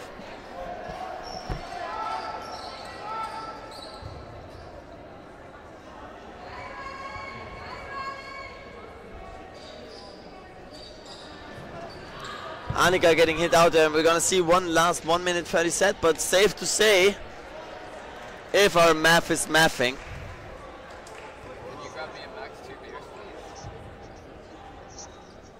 Yeah, maybe more.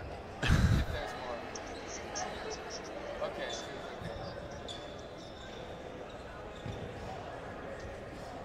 Nice.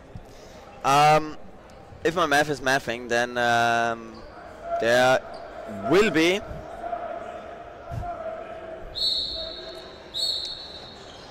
and I think my math is mathing Nasty Nutcrackers taking the first ever Vienna Calling mixed champion title home into the bag with a lot of other wins very in the last league. Yeah. I mean, did they not win every single... They won both the mixed and 5 the out of 6. 5 out of 6, 5 out of 6. It was only the women's that they didn't win in the leagues. But even with women, they took a safe third place. So, another one in their bag. Oh! That Violent almost making that catch, but now...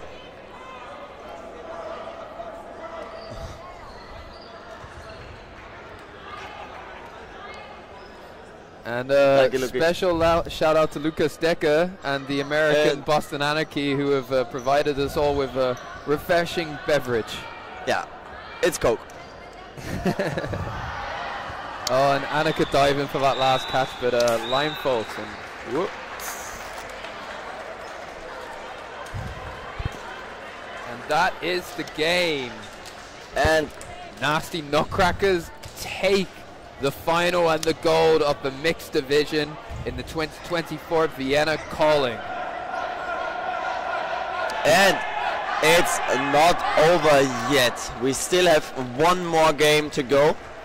We have up Leamington Spartans against Nasty Nutcrackers in the last but not least men's final of this Vienna Calling International Tournament here in beautiful Alt-Erla. Beautiful Alt-Erla. It's beautiful here. If you've never been here, come here, and come here now.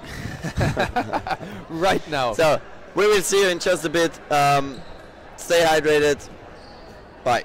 Don't go anywhere, as Leamington Spartans will be playing against Nasty Nutcrackers in the men's final of Vienna Calling. Kann man uns wieder stillschalten? We talk so much shit. Yeah, it's fun. Let's thank the Americans. Yeah. Do you want some beer? Oh no, you don't like beer, right?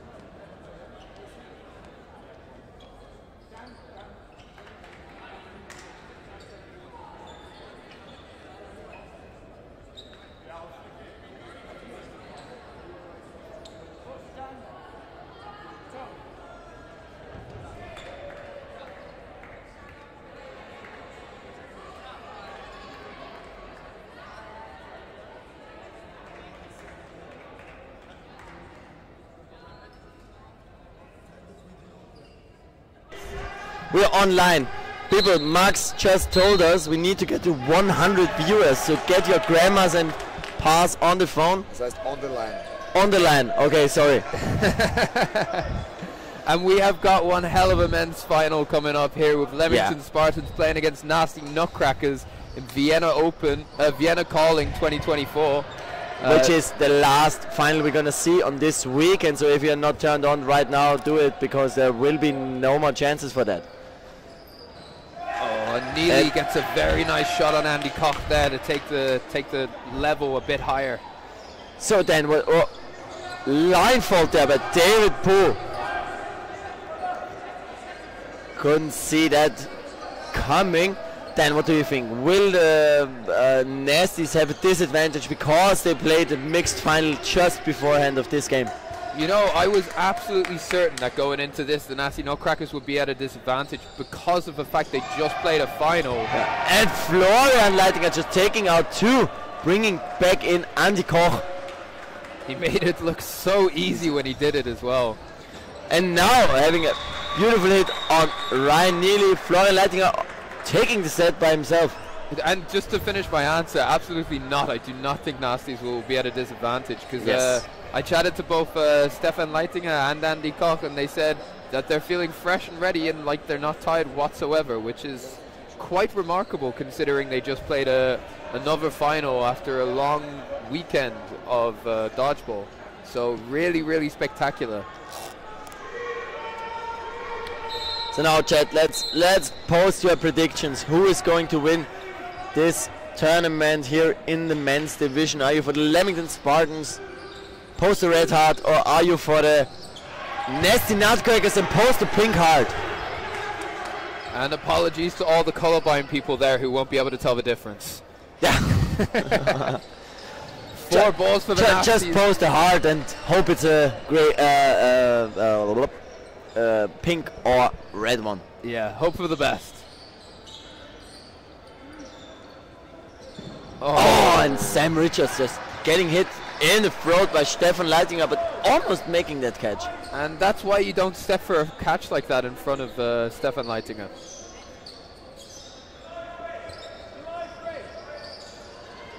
Oh, and Florian Leitinger, close distance, making that dodge happen. And the Spartans, you can see a lot of pressure on them. They're not feeling comfortable. And your 4-ball attack counter can go up for the Nasties, actually. Yeah, I'm going to stick on the 4-ball counter. If people who don't know, I've got a theory that the Nasties are probably the... Actually, no, this comes from Max. He says that giving Nasties 4 balls is like digging your own grave. And now we're trying to determine what percentage of times they make a hit from that. So currently it's 1 for 1 in this game. Which makes it 100. 100% so far. If it stays at 1, they've already gotten it. Ryan Neal looking for the catch there, not going to be given. And I see a lot of pink hearts in the chat right now, where the Leamington fans. I'm sure the Leamington Spartan fans, they just got to get their tea from the kitchen and they'll be online very shortly. Oh, and Max could have gone for that catch, but decides not to. And that's another for the 4-ball counter there. As we've seen before, Nasty Nutcrackers going in very fast and very strong in the first sets. Let's see how the Leamington Spartan men will adapt to that style of play. Yeah, I don't think that you can put Leamington Spartans out of this game yet, because Nasty Nutcrackers always start at such a fast rate. It takes some time to get into the game, and by then you have lost a few set points, but that doesn't mean they can't bring it back, because they just need to get into the game. Kirk laying down the law. Okay, Kirk, I just heard we do the reffing, you do the playing. Basically telling the players to shut up. Yeah, I would say he put it more politely, but he probably did. Yeah. Block there from David Poole in the middle of the court.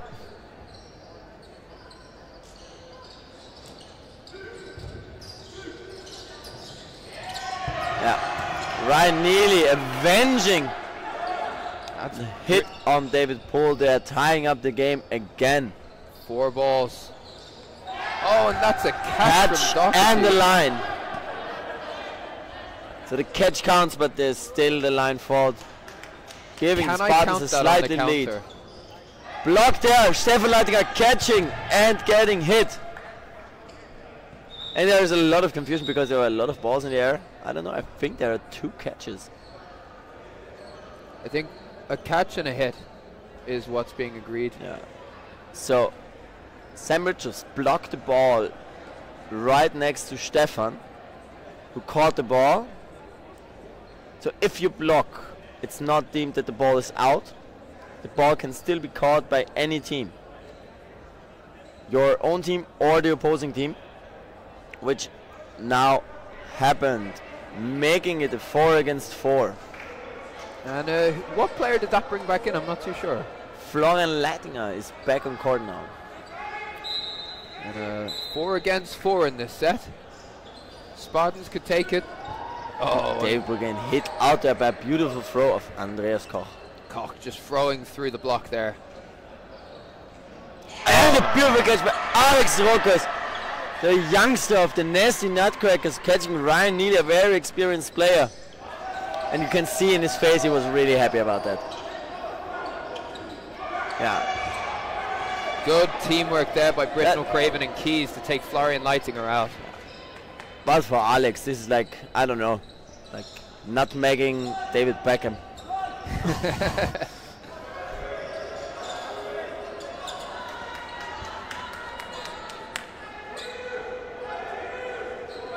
And Matthias. Oh, what a shot from Josh Keys there. Incredible release on Ertl Valent. Blocked by Fair. Not taking the hit on Alex. Andy giving away the 4th ball. No, he's throwing the 4th, yeah. He's very close to the line. They're really using his space to avoid those nasty hits. Trading off for Basti Mitterauer, giving it a 1v1 Andreas Koch against Finlay. Hitting Andreas out there, bringing Spartans on the board. Wow. And just like you said, you can't rule them out. I would say the first 2 sets tend to go to nasties, but that doesn't mean anything. Classic nasty. And April says, nice trade, let's go Josh. Boys need to up the energy. Well, they just did, absolutely. It's like they heard you. And Matthias not really knowing who he's for. I see a pink heart and a red heart. Decide, man. Matze, bitte. I mean, I don't want to pick a winner here. Beautiful deflection catch from Ryan Neely there, but Stefan getting Flo back in right away.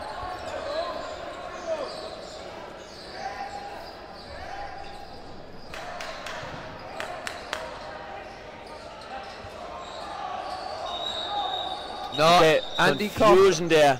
And the players were calling it was a block as well.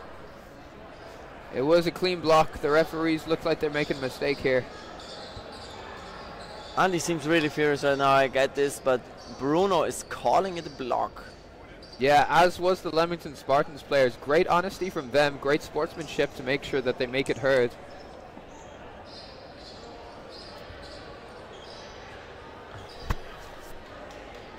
But Andy is called off. Bruno getting overruled here by Kirk. I think he's the head ref of this game.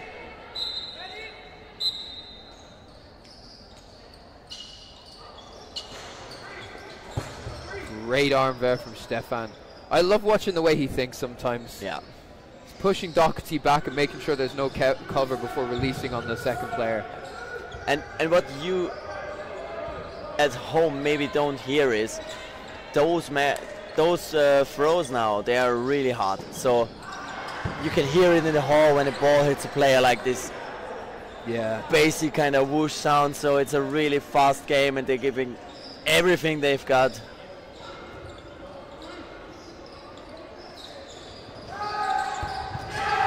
David Boom making the catch. And apparently he's saying he blocked the ball. Oh, absolutely not, sorry. but that from our point of view didn't look like a block, but we will see about that. Florian is furious because he then got a close hit.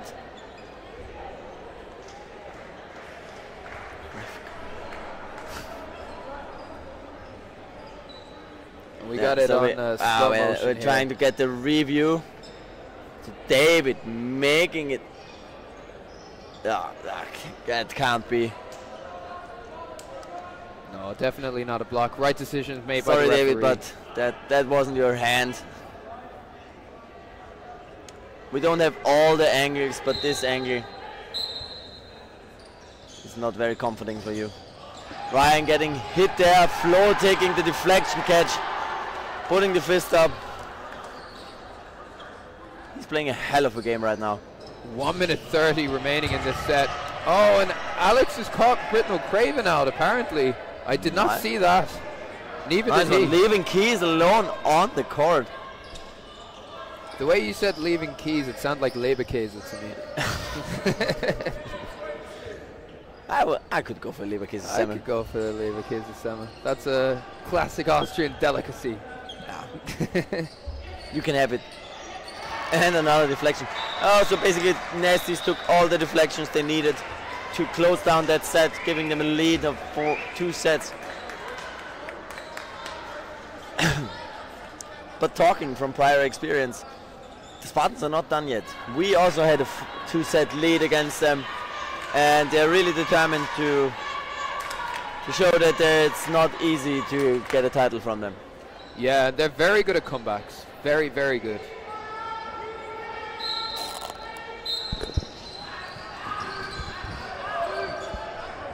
Ertul Valent winning the middle ball from Neely. Not an easy thing to do.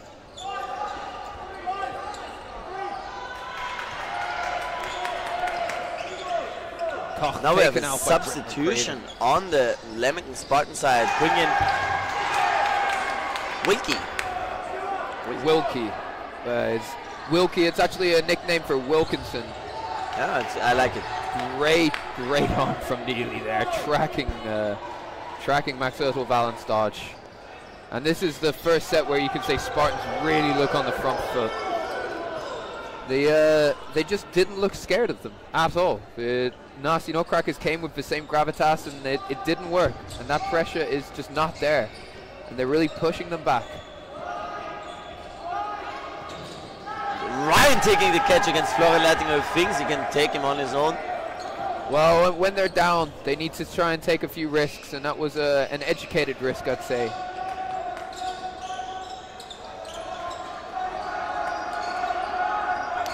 Basti a little bit frustrated that Rokas didn't release with him.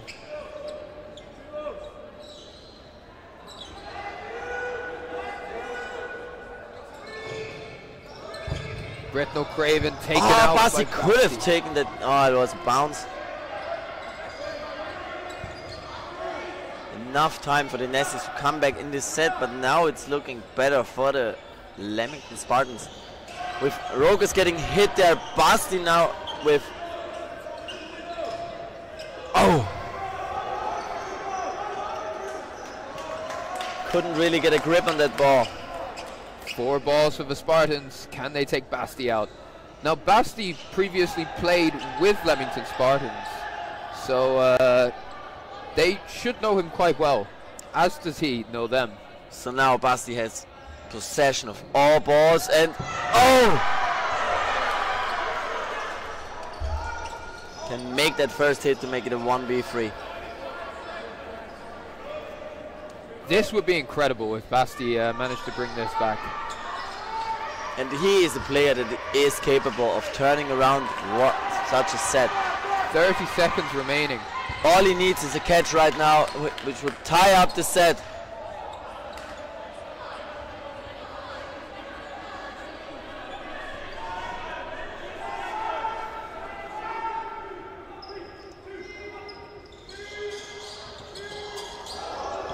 Very close shot there by Basti. And this will be the last action, so Basti needs a catch right now. 6 seconds on the clock.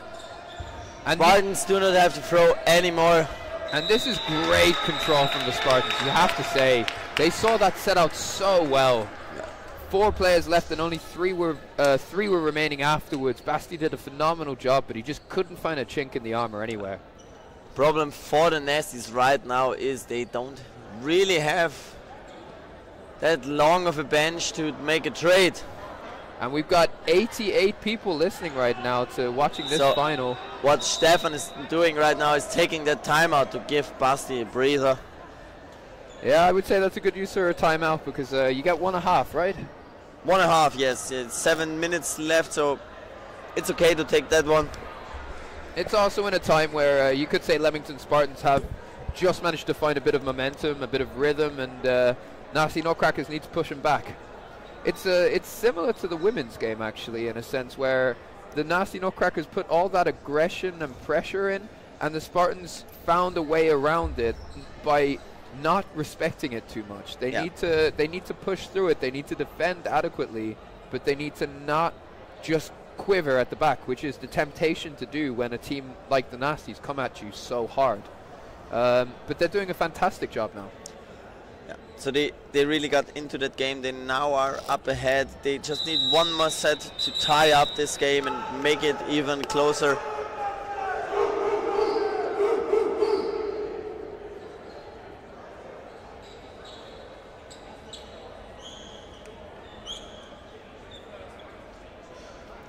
We're up to 93 viewers now. The aim is 100. Ooh.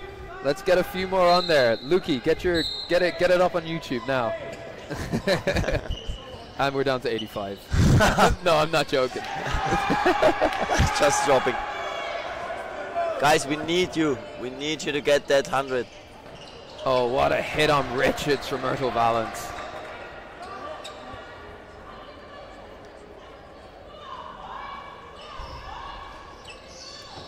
And great attempt by Neely, just trying to hit the left foot of Stefan Leitinger, but Leitinger just sort of body just reads it perfectly. It's like an octopus where all tentacles just have its own brain.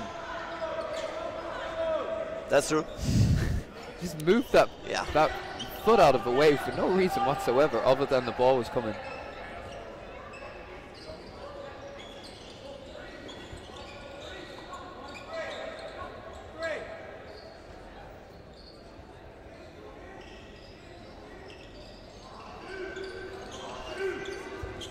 Oh, great honesty there from Keys. Great honesty from Keys there. And there's a little space of error. So one step too far ahead and you're getting hit out there in this game. Great movement from Rockus there. Wilkie does very well to block that ball coming back from Koch. Free balls with the Spartans right now. Getting that hit on Ertel Walland, who tries to dodge high. And people often underestimate the throw of Wilkie. It was a very, very strong throw. Time has just been paused quickly as the ball has gone out of play and they need to get a new one.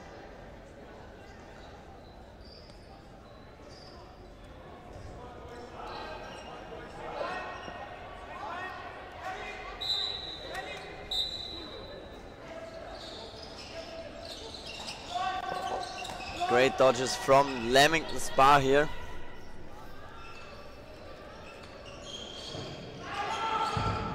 Andy Koch catching that ball, but then getting hit out. And he needed to make sure that catch was made. He wasn't sure whether Alex was get there. Great hit from Florian there on Wilkie. Ryan trying to be smart, but couldn't get Basti on the wrong foot. Oh, and that's a strong hit from Stefan and Basti, taking Neely out. Balls basically hitting the same point at the same time. Not much to dodge there.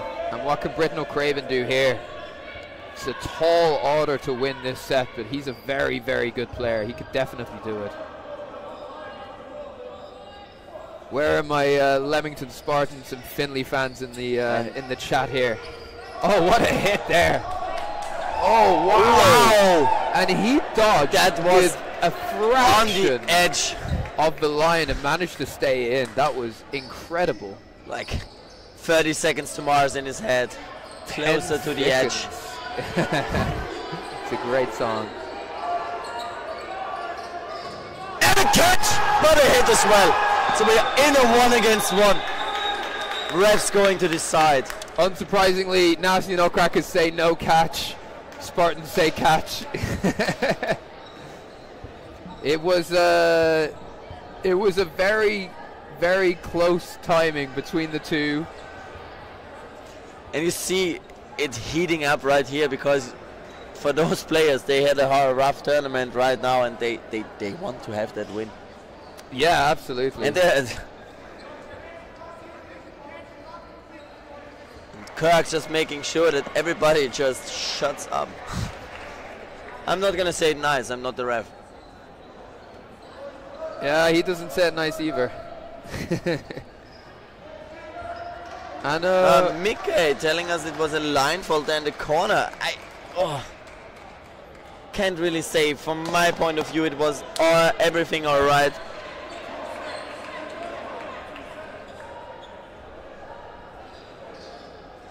Try to get that replay of it. So what happened now? Nasty Nutcrackers take the set, so the catch is not counted.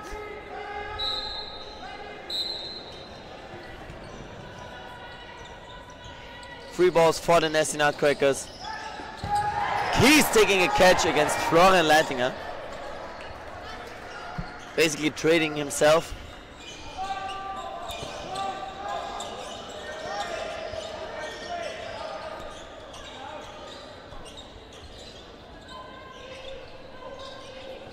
not a line. And we see the footage, and it really is not a line. It was close. But amazing job there by Finlay. Almost securing that set. Basti now stepping over the line, giving the Spartans a slight lead in this set.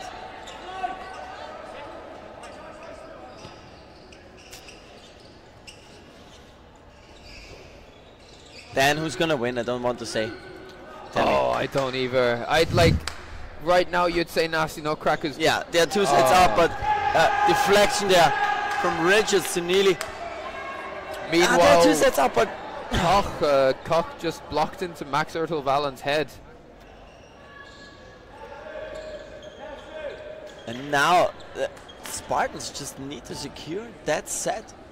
It's a very important set for them to take. And they do. Taking it on Andres Koch. But the Spartans, they had problems with securing the sets and playing it until the clock runs out. Alex Hogarth hitting Sam Richards there. 4 balls on the Spartan side. Getting the hit on the back there while ducking down. Bringing Spartans back up there on the board. And I just watched the slow motion replay, and if you ask my opinion, that was a catch from Bretton O'Craven there. It's a very, very tight one, but I think that should have been a catch for him. Yeah, we have the VAR technology. VAR technology of my phone. FAR. Let's call it FAR. FAR. No, let's call it fart. Because it's VAR technology. Oh, so it's fart. Yeah, that sounds better. So whenever we try to look up some place, we're gonna call it fart from now. Fart technology. No, not technology. The T is the technology. Fart technology. So we just call it fart. We have to look up at the fart. We gotta check the fart. Yeah, we're gonna check the farts. I hope you're all enjoying this commentating. 5 class. They pay us well. Don't worry. Stefan Leitinger trying to take a catch there in the middle of the court. And he's mopping by himself. He's having a bit of a tough time the last few sets. Yeah. He hasn't really been himself. Yeah.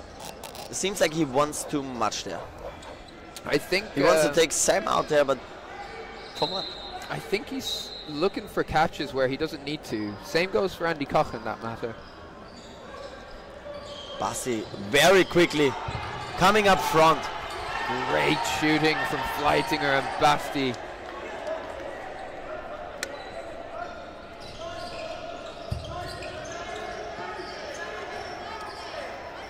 Three against 4. What a comeback in this set from the Nasty Nutcrackers. 25 seconds left. 2 balls thrown. 4 balls for the Nutcrackers. Bring up the sheet. Put one in. That's another hit. That is 4 out of 4 for the 4 ball hits. So for the men, you can say it's like digging your own grave. Yeah, you don't want to give Nasty Nutcrackers 4. Hitting further, almost catching busted. So 1-1. Yeah, the hit was before the whistle. Both teams are calling that. So that's supposed to be a 1-1. Even players are calling it. I don't know why there is a discussion on this matter.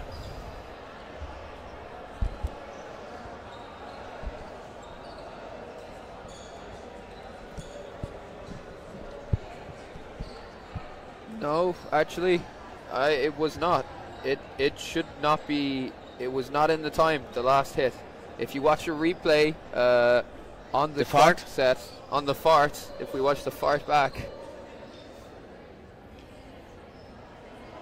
the second hit was not in time.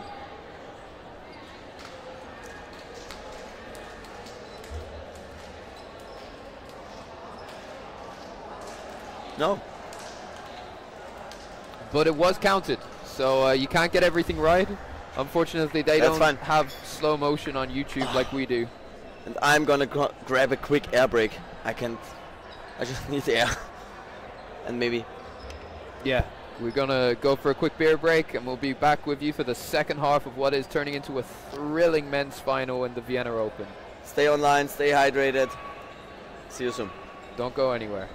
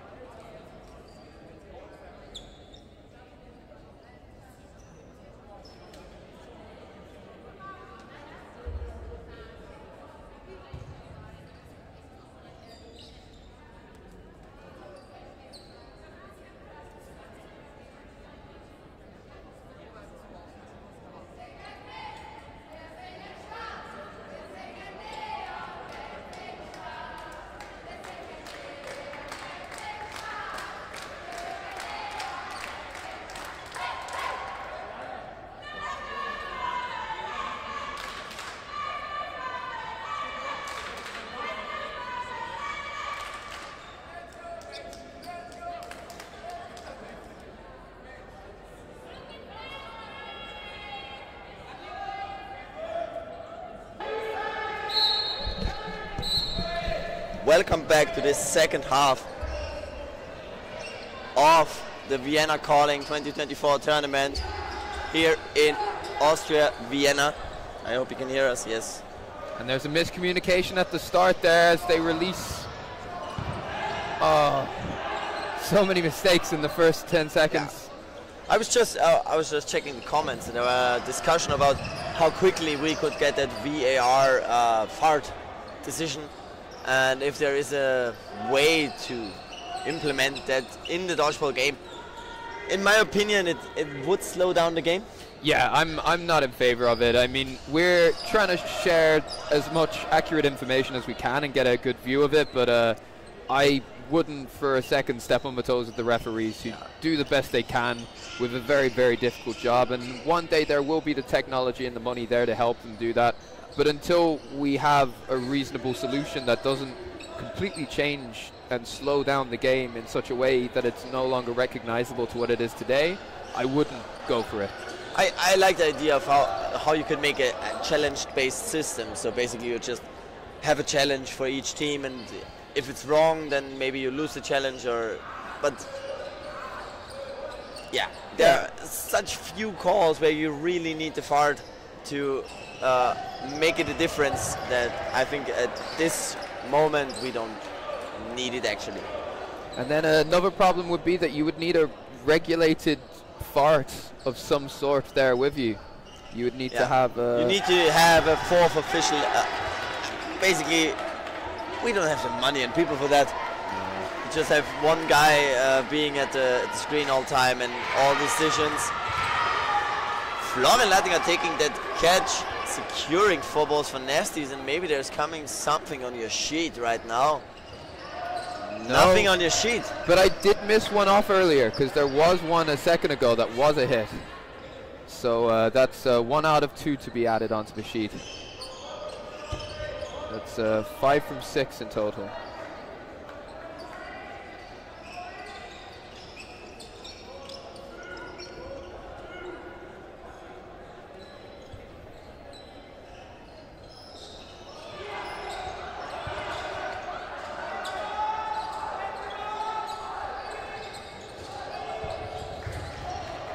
Great shooting there from Fleitinger, but Dan Doherty does a great job to take Max Ertel-Valent out at the same time.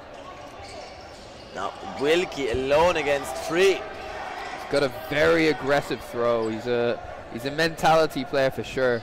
5 seconds remaining though. It's going to be a hell of a challenge to do anything here. Not any more throws for Nasties here.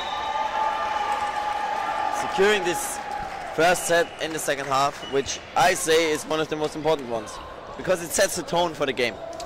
Yeah, you could.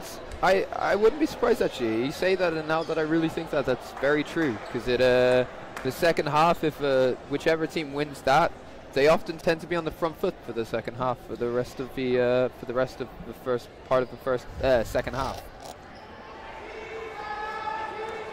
So let's see how Spartan's gonna work with that mentality of losing that first set in the second half. Taking out Flo with a beautiful hit there, Finlay. Nice one. You go, man. Dodge is almost falling over that line. And now 4 balls for Leamington Spartans. Bounce. Not a bounce. From our view it was a bounce, but the ref is calling it. And you see the players staying on court a long time, putting their hands up and just wiping down the floor because there's a lot of sweat in these sweaty situations. What a double hit! Philly Craven getting hit out there by Andy Koch and taking Keys with him.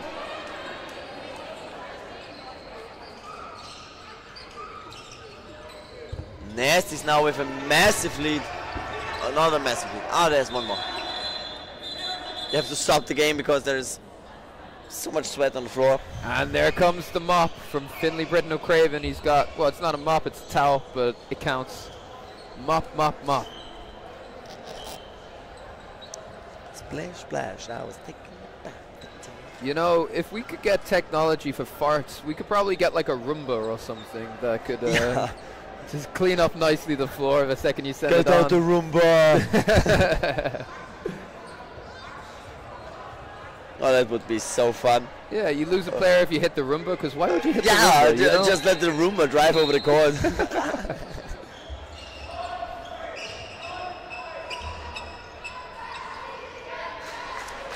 So guys, what do you think about the Roomba? I think it's a brilliant idea. I would love to see a Roomba cruising around the court in the game. I can't think of a single reason why that would be a problem. Maybe give us some names for the Roomba. Oh, great hit from Sam Richards, taking Alex Rokas out. I don't know why, but I would call the Roomba Herbert. Herbert, yeah, I could see that. It's like this old man coming in, mopping the floors. Great catch from Stefan Leitinger, taking Neely out.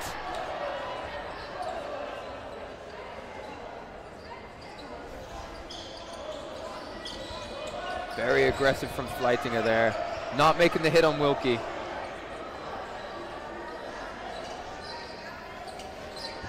Ertelbalan trying to dodge high and barely missing this shot. Yeah, it must have been inches away. There's a lot of aggression coming over from the Spartans side now. Really nice to watch them play like this. Andy Koch almost making the catch. Koch spills it as a double throw from Richards, and Wilkie comes out. 4 balls for the Spartans. Taking out Richards. Refs now stopping the game. Oh, for a ball which is gone.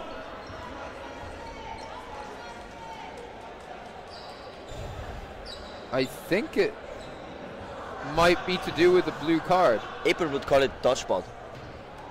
Dodgeball. Yeah, that's a nice name. It's a nice name. Simple and effective. Dodgeball. Bring in the Dodgeball. If it could retrieve balls as well, that would be. I would buy one. Get your Dodgeball now. Maybe we just need a dog that knows how to clean. Wow! Catch from Wilkie there on Stefan Leitinger, and Max Ertl getting hit out there up close. And the Spartans just taking that set. You see the emotions, you see the heads going up high. Incredible play from Leamington Spartans. Wilkie was on fire that set. And I think Nasty Nutcrackers might be looking a little bit tired now. I think the last final is suddenly starting to have a bit of an effect on them. Yeah.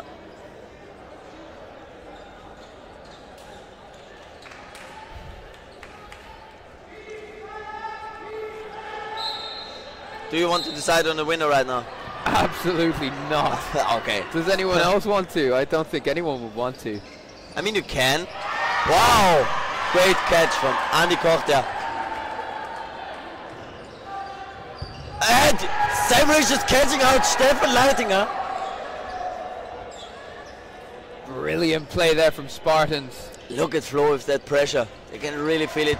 Alex Hook is now hitting out, even though Flo applied a lot of pressure there. Although you gotta say, it's really clear how much less the Leamington Spartans are feeling that pressure this half.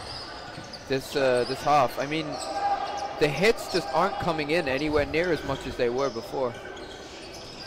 Basti playing up very high, telling Flo to come up that corner and help him out in these situations. Wow! Oh, that's unlucky there. Unlucky deflection there for Andreas Koch. But very good reactions from Wilkie, it has to be said. He's taken another catch. Florian Leitinger almost making that one. And I feel as though at this point Nasty Nutcrackers are just spilling a few too many catches and need to readjust their game plan. And the momentum right now is at the Leamington Spartan side with Nasties running behind them. Not taking out Ertl. Not taking out Ertl. It looked like a block, but the Leamington Spartans are not happy. Yeah.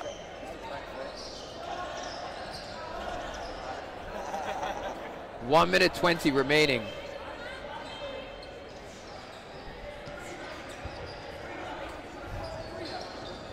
Oh, wow! Catch from Basti Mitterauer, catching it and making a hit at the same time. Tying up the game for the Nasty Nutcrackers here. 1 minute remaining. 4-ball attack. Yeah, great dodge and block by Finley Britton O'Craven. That was a 4-ball attack, man. No, but there's 2 of them. It's got to be when there's 4. Oh, okay. Oh, great honesty from Basti there. Going off court. 44 seconds it is. And he did a lot already. Stefan Leitinger on court, and he's a player known to turn around those sets. Oh, catching! What a catch! 27 seconds. Critically going for that catch. Oh, blue card. That is very rough for Spartans as Wilkie passes the ball backwards. It's a tough one for people playing in British dodgeball, so you have to place the ball down in the world dodgeball rules and the European rules, and indeed in the Austrian rules, which play by EDF. And if you don't place the ball down and you pass it back, you do get a blue card, although often you get a warning. I imagine a warning has already been given to the Spartans, but you do find a lot of the times that teams that come over from the UK and play in other tournaments from another nationality do make this mistake and get the blue card, but it's a really awful time for it to happen, and you got to feel for them there. And Stefan making the hit here, giving a massive lead to the Nasties now with 15-9. Wow. No, 13 to 9, sorry. There's 10 minutes and still 2 sets in it. It really still could go either way.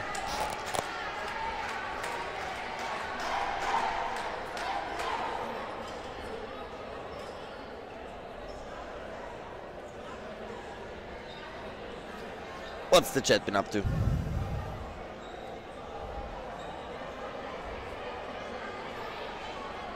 I was just opening up WhatsApp. Yeah, just write to us. Dominic still saying that it's gonna be 16-14 for Nasties. Shout out to Wilkie, love when players get off court fast. Yeah.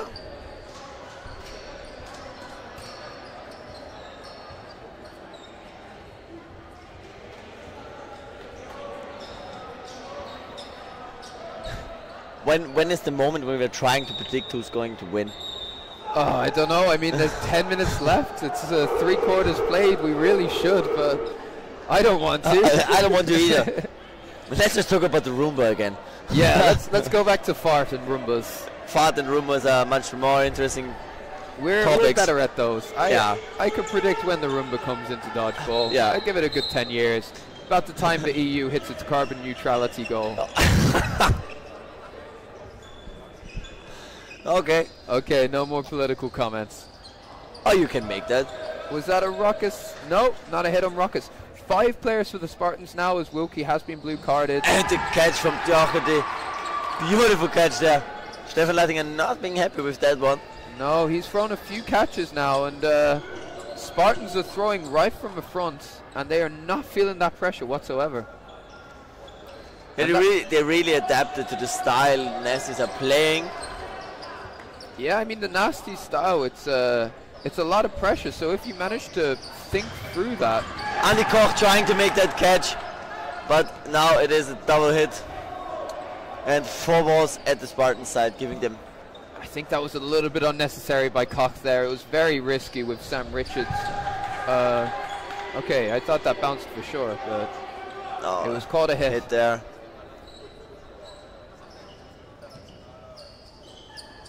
Fleitinger looking for the drop catch. Trying the curve on ball. Spinny spin ball thrown by Fleitinger there. Love to watch those. Wow. Trying another cross-court spin ball and maybe another one. No, going for the catch. And now Alex, the youngster of the Nasties, alone against the Leamington Spartans. You know what? I'm just so happy to watch 2 teams really battle it out like this. Like, they're both playing absolutely incredible dodgeball. You have to take a second and just appreciate how well both teams are playing here. It's a really great game to watch, really great game to commentate.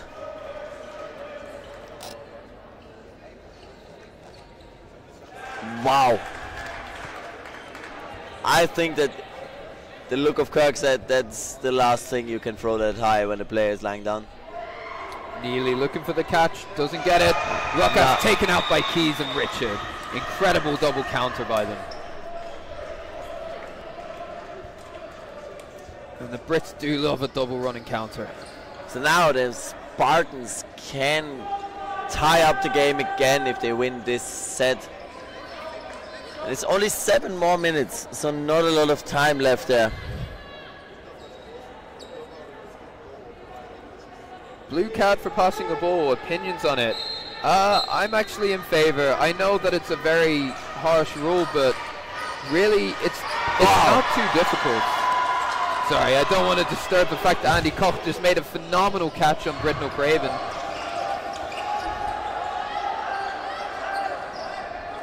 It's harsh, the rule, but you're an out player, so you can't really, or you shouldn't be allowed to impact the game. And when passing a ball to a live player, that impacts the game in a way that is, what I think is worthy of a blue card. Yeah, it is not worthy of a yellow. Yeah, but it's a one set penalty. And we made 100 into the chat. Perfect. Thank you, all you guys. You've all been part of something beautiful here. Anyway, back to the discussion. 100 people, maybe 50 talking, watching it as a podcast, and 50 watching it on mute. So, wow. Yeah, thank you so much. I'm flabbergasted. Great use of that word, Max. Oh, Max Ertel looking for the catch there. Neely does not make it. I love Neely's expressions when he's playing dodgeball. He looks like a puppet sometimes. There's a lot of cleaning. No, but going back to the talk about the blue card, the thing is that if you have to put the ball down when you're hit, it has a lot of implications for the game in the neutral zone, and it makes the larger neutral zone, where the British one is smaller, much more important, because you can really win 4 balls over. Wow. Stefan just taking complete control of no Keys fear of Keys there. Just watching him straight in the eye, telling him, "Come at me, bro." Leamington Spartans complaining about a ball going high while the player jumps very high is probably one of the most ironic things I've seen from a bench in a while. And now we have a 1v5. Neely bringing in those curve balls.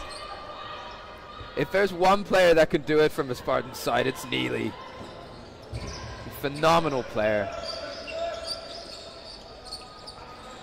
And Fro making the catch. It did look very nice to watch that happen. I would call that taunting. Yeah, that's borderline flexing. Taunting. 15-11, 5 minutes left. Leamington Spartans are doing an incredible job, but they have now running out of time. Can they chase back these set difference points? Anyway, I just wanted to make that point about the blue card. If a player has to put a ball down in the neutral zone, it makes a standing counter a much more valuable asset and a much more important and tactical decision. And if a player passes it back, it really changes that altogether. I understand if it's not a rule in general, but if it is a rule, it needs to be enforced. And it's not a difficult rule to enforce. So if a team gets a warning and they still pass the ball back, I think a blue card is appropriate, even if it is at a very unfortunate time. But, you know, unfortunate things can happen at unfortunate times. Ricochet catches, etc. It's a part of the What a catch from Finley there. Sorry to interrupt you again. Holy shit. Leaping up in the air, catching Andreas Koch there. And I think Andy on the side, he's not even mad. He can't be. He's just clapping him and saying, good job, what a catch. You can't be mad at a catch like that. How can you? Yeah. Do you want to start your point again? Or do you want to just leave it? I finished it just before Finley made that catch. I don't get why nobody's talking about the Roomba. Yeah, you guys are so interested in the card, but what about the Roomba? Bring that Roomba in. Make Roomba great again. Make Roomba great again. Oh jeez. We can get a little political. Yeah, of course we can. What a hit there from Neely though, taking Max Valent out. Flighting and blocking the ball back. What's your take on Roomba versus Bosch? Ooh, honestly, how much time do we have? Oh, let's get back to the game now. 3 minutes 40 remaining in the game. 1 minute 40 remaining in this set. 15-11. Leamington Spartans have to win this set, and it looks like they will. And yeah, April X, you're actually right. Finn is really playing an awesome game right there. Applying good pressure on floor, taking good catches. It's almost every time the last player in. So not easy to hit. Everything you need in a dodgeball player. Matt does dodge. I would love to have this conversation about the blue card, but we're going to end up talking over the rest of the game if I do that. So feel free to continue this conversation afterwards, because it is an interesting one, but not one I'm going to continue now. We can talk over that about with a beer in hand. Yeah. I am interested in the other perspective, though. Write a short essay about 300 words about it. Send it to Dan at gmail.com. Dan at I like to be right about things, gmail.com. Ah, okay. Sorry, I got that wrong. And Leamington are now leading by 2 players, but we know that this is not a secure win at this moment. Nasty showed us many times that 3 guys are enough against the British Leamington Spartans. Can they do it again? Neely was I think they can, but I would be surprised if they do. Neely was very, very tempted by slighting and turning his back for a second.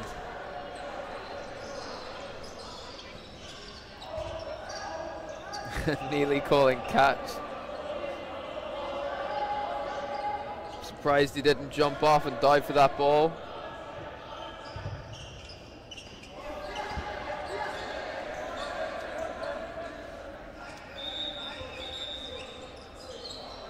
Time has been stopped. Bruno just wanted to make sure that the 6th ball that was on court did not end up on one of the sides. Now there's 5 seconds remaining. Good oversight from Bruno there. 5 seconds remaining in this. It can get very confusing if there is another ball just lying around somewhere. Keep track of all the balls, it's very hard. Now, they're going to be going for 2 different targets here. And they don't get one, no but catch, it doesn't really matter, because that is the end of the set for Spartans. Winning it by only 1 person. And it's coming into the dying set. This is it. I hope you're on the edge of your seats, everyone. Wow. 15-13. Nasty Nutcrackers leading. I think they've held the lead the entire game. Let's think about our prediction now and tell it afterwards. Yeah. Okay. Yeah, I'm going to do that. Yeah, let's do that, okay? We will offer you guys We're going to now think insights about it, lock it in, and tell you guys after the last set what we're gonna. Okay. Who are winners? I've locked in. I've locked in. You're locked in? I'm locked in as well. I'm not sure about it, but I've locked in.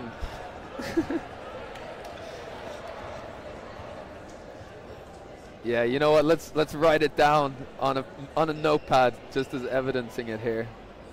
Do you really want to write it down? I'm gonna write it down. I was gonna just say to whoever won and was like, that's my prediction. Oh, I thought we were actually doing that. Damn it. Okay, now let's do it. Just write it down who you think is gonna win this. Yeah, let's now write down who's gonna win this. And in what kind of way?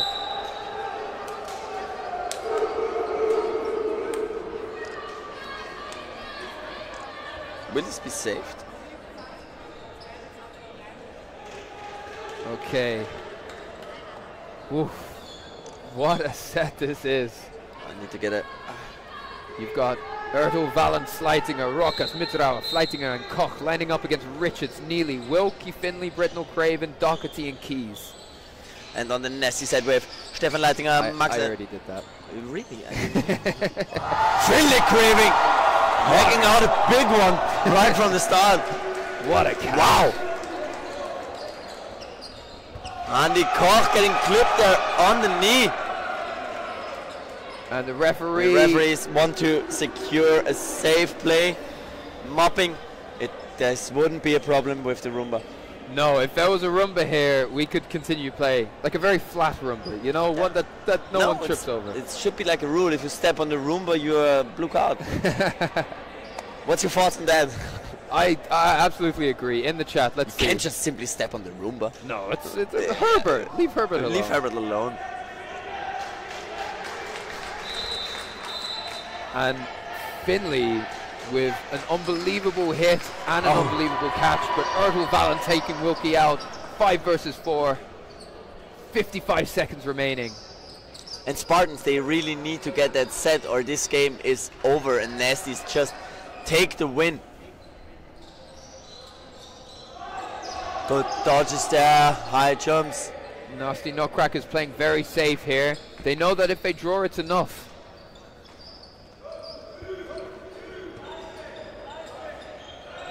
They just need one more hit in the next 30 seconds. It's good when they make it. Now Leamington, they need to do something about that. 4 balls in hand. 3 will be coming over. No hits. 12 seconds remaining. They need, Leamington needs another hit to secure that match. 3-3, one more hit. That's it. And Nasty Nutcrackers win the Vienna calling tournament. Dan? I was completely wrong. I thought Spartans would take the wing. But only Sleitinger is out within the first minute. They go up early. Yeah, and they did go up early, and Nasty Nutcrackers won it anyway. I have half of it right. I have Nasties in overtime. You got the Nasties. Yeah, you got it better than I did. I owe you a beer. What a game. What a set. Holy shit. Yeah. Congratulations, Nasty Nutcrackers. Congratulations and props to all the teams on court. They really gave us the hell of a show. Very great dodgeball we saw here at this tournament. And Dominic Riedel, actually, if you check up the chat right now, from like the first moment, Dominic Riedel was posting, as I said, 16-14. We scroll up a little bit. Dominic posted it again, and I think maybe I can find this one. Hard to say. IMO 16-14 for Nasties. 16-14 for Nasties. Props to Dominic. Good call there. To Spartans. Let's just take a second to say how well Leamington Spartans played in that set. They really could have taken it, and especially Britnell Craven in the last set in the second half took it to them so well. Nasty Nutcrackers were, in many ways, their game style was broken by Leamington Spartans. They were not able to play the way they want to. They were not comfortable. I haven't seen that in a very long time. Yeah, but I think let's wrap it up. Yeah, let's wrap it up. Great tournament. Congratulations to Nasty Nutcrackers. Do you want to just run us down on who won each category? Okay, so for the men's, as we just saw, Nasty Nutcrackers take the win, making first place in his first ever Vienna calling tournament, with Leamington Spartans second place and Vienna State Spartans in a massive game against Boston Anarchy taking the third place. For the mixed division, Dan is going to catch you up on who won. In mixed division, Nasty Nutcrackers once again taking the gold, defeating Wolfpack quite comfortably in the final. Wolfpack taking second, and third place in the mixed, it went to Licorne? No. Oh, I don't know. No. Leamington Spartans. Leamington Spartans took the third, beating Licorne in the third place playoff. And Max, you're going to talk us through the women. I'm going to try to talk you through the women. So we have Leamington Spartans winning the first ever tournament. Nessie Nutcrackers taking the second place. And Wolfpack on place 3. So shortly we're going to see a little ceremony. I don't know if it's going to be streamed or not. But I hope you had a great day of dodgeball. I hope you enjoyed listening to us, muting us, maybe doing both at the same time. And for Austria, the next thing we're going to see is in August. Yeah, I think the next dodgeball you can see in general will be in Pisa, where there's going to be an open in 2 weekends' time. But yeah, you've also got the World Cup in Graz in August, which is going to be massive, maybe the biggest dodgeball tournament ever. And then, it was a pleasure. Thank you for the audience for engaging with us, talking about the Roombas. Dan now has like 5 minutes more to talk about blue cards in dodgeball. You know, I'm so tempted to just stay on the stream and just have a conversation about blue cards and passing it back. But I'm not going to do that because I want a beer. Yes, so we're going to end this commentary right now, head down to the ceremony because actually we are getting trophies as well. Trophies and beer. Trophies and beer. So, see you guys next time. Hope you enjoyed it and have a great night. Thank you very much.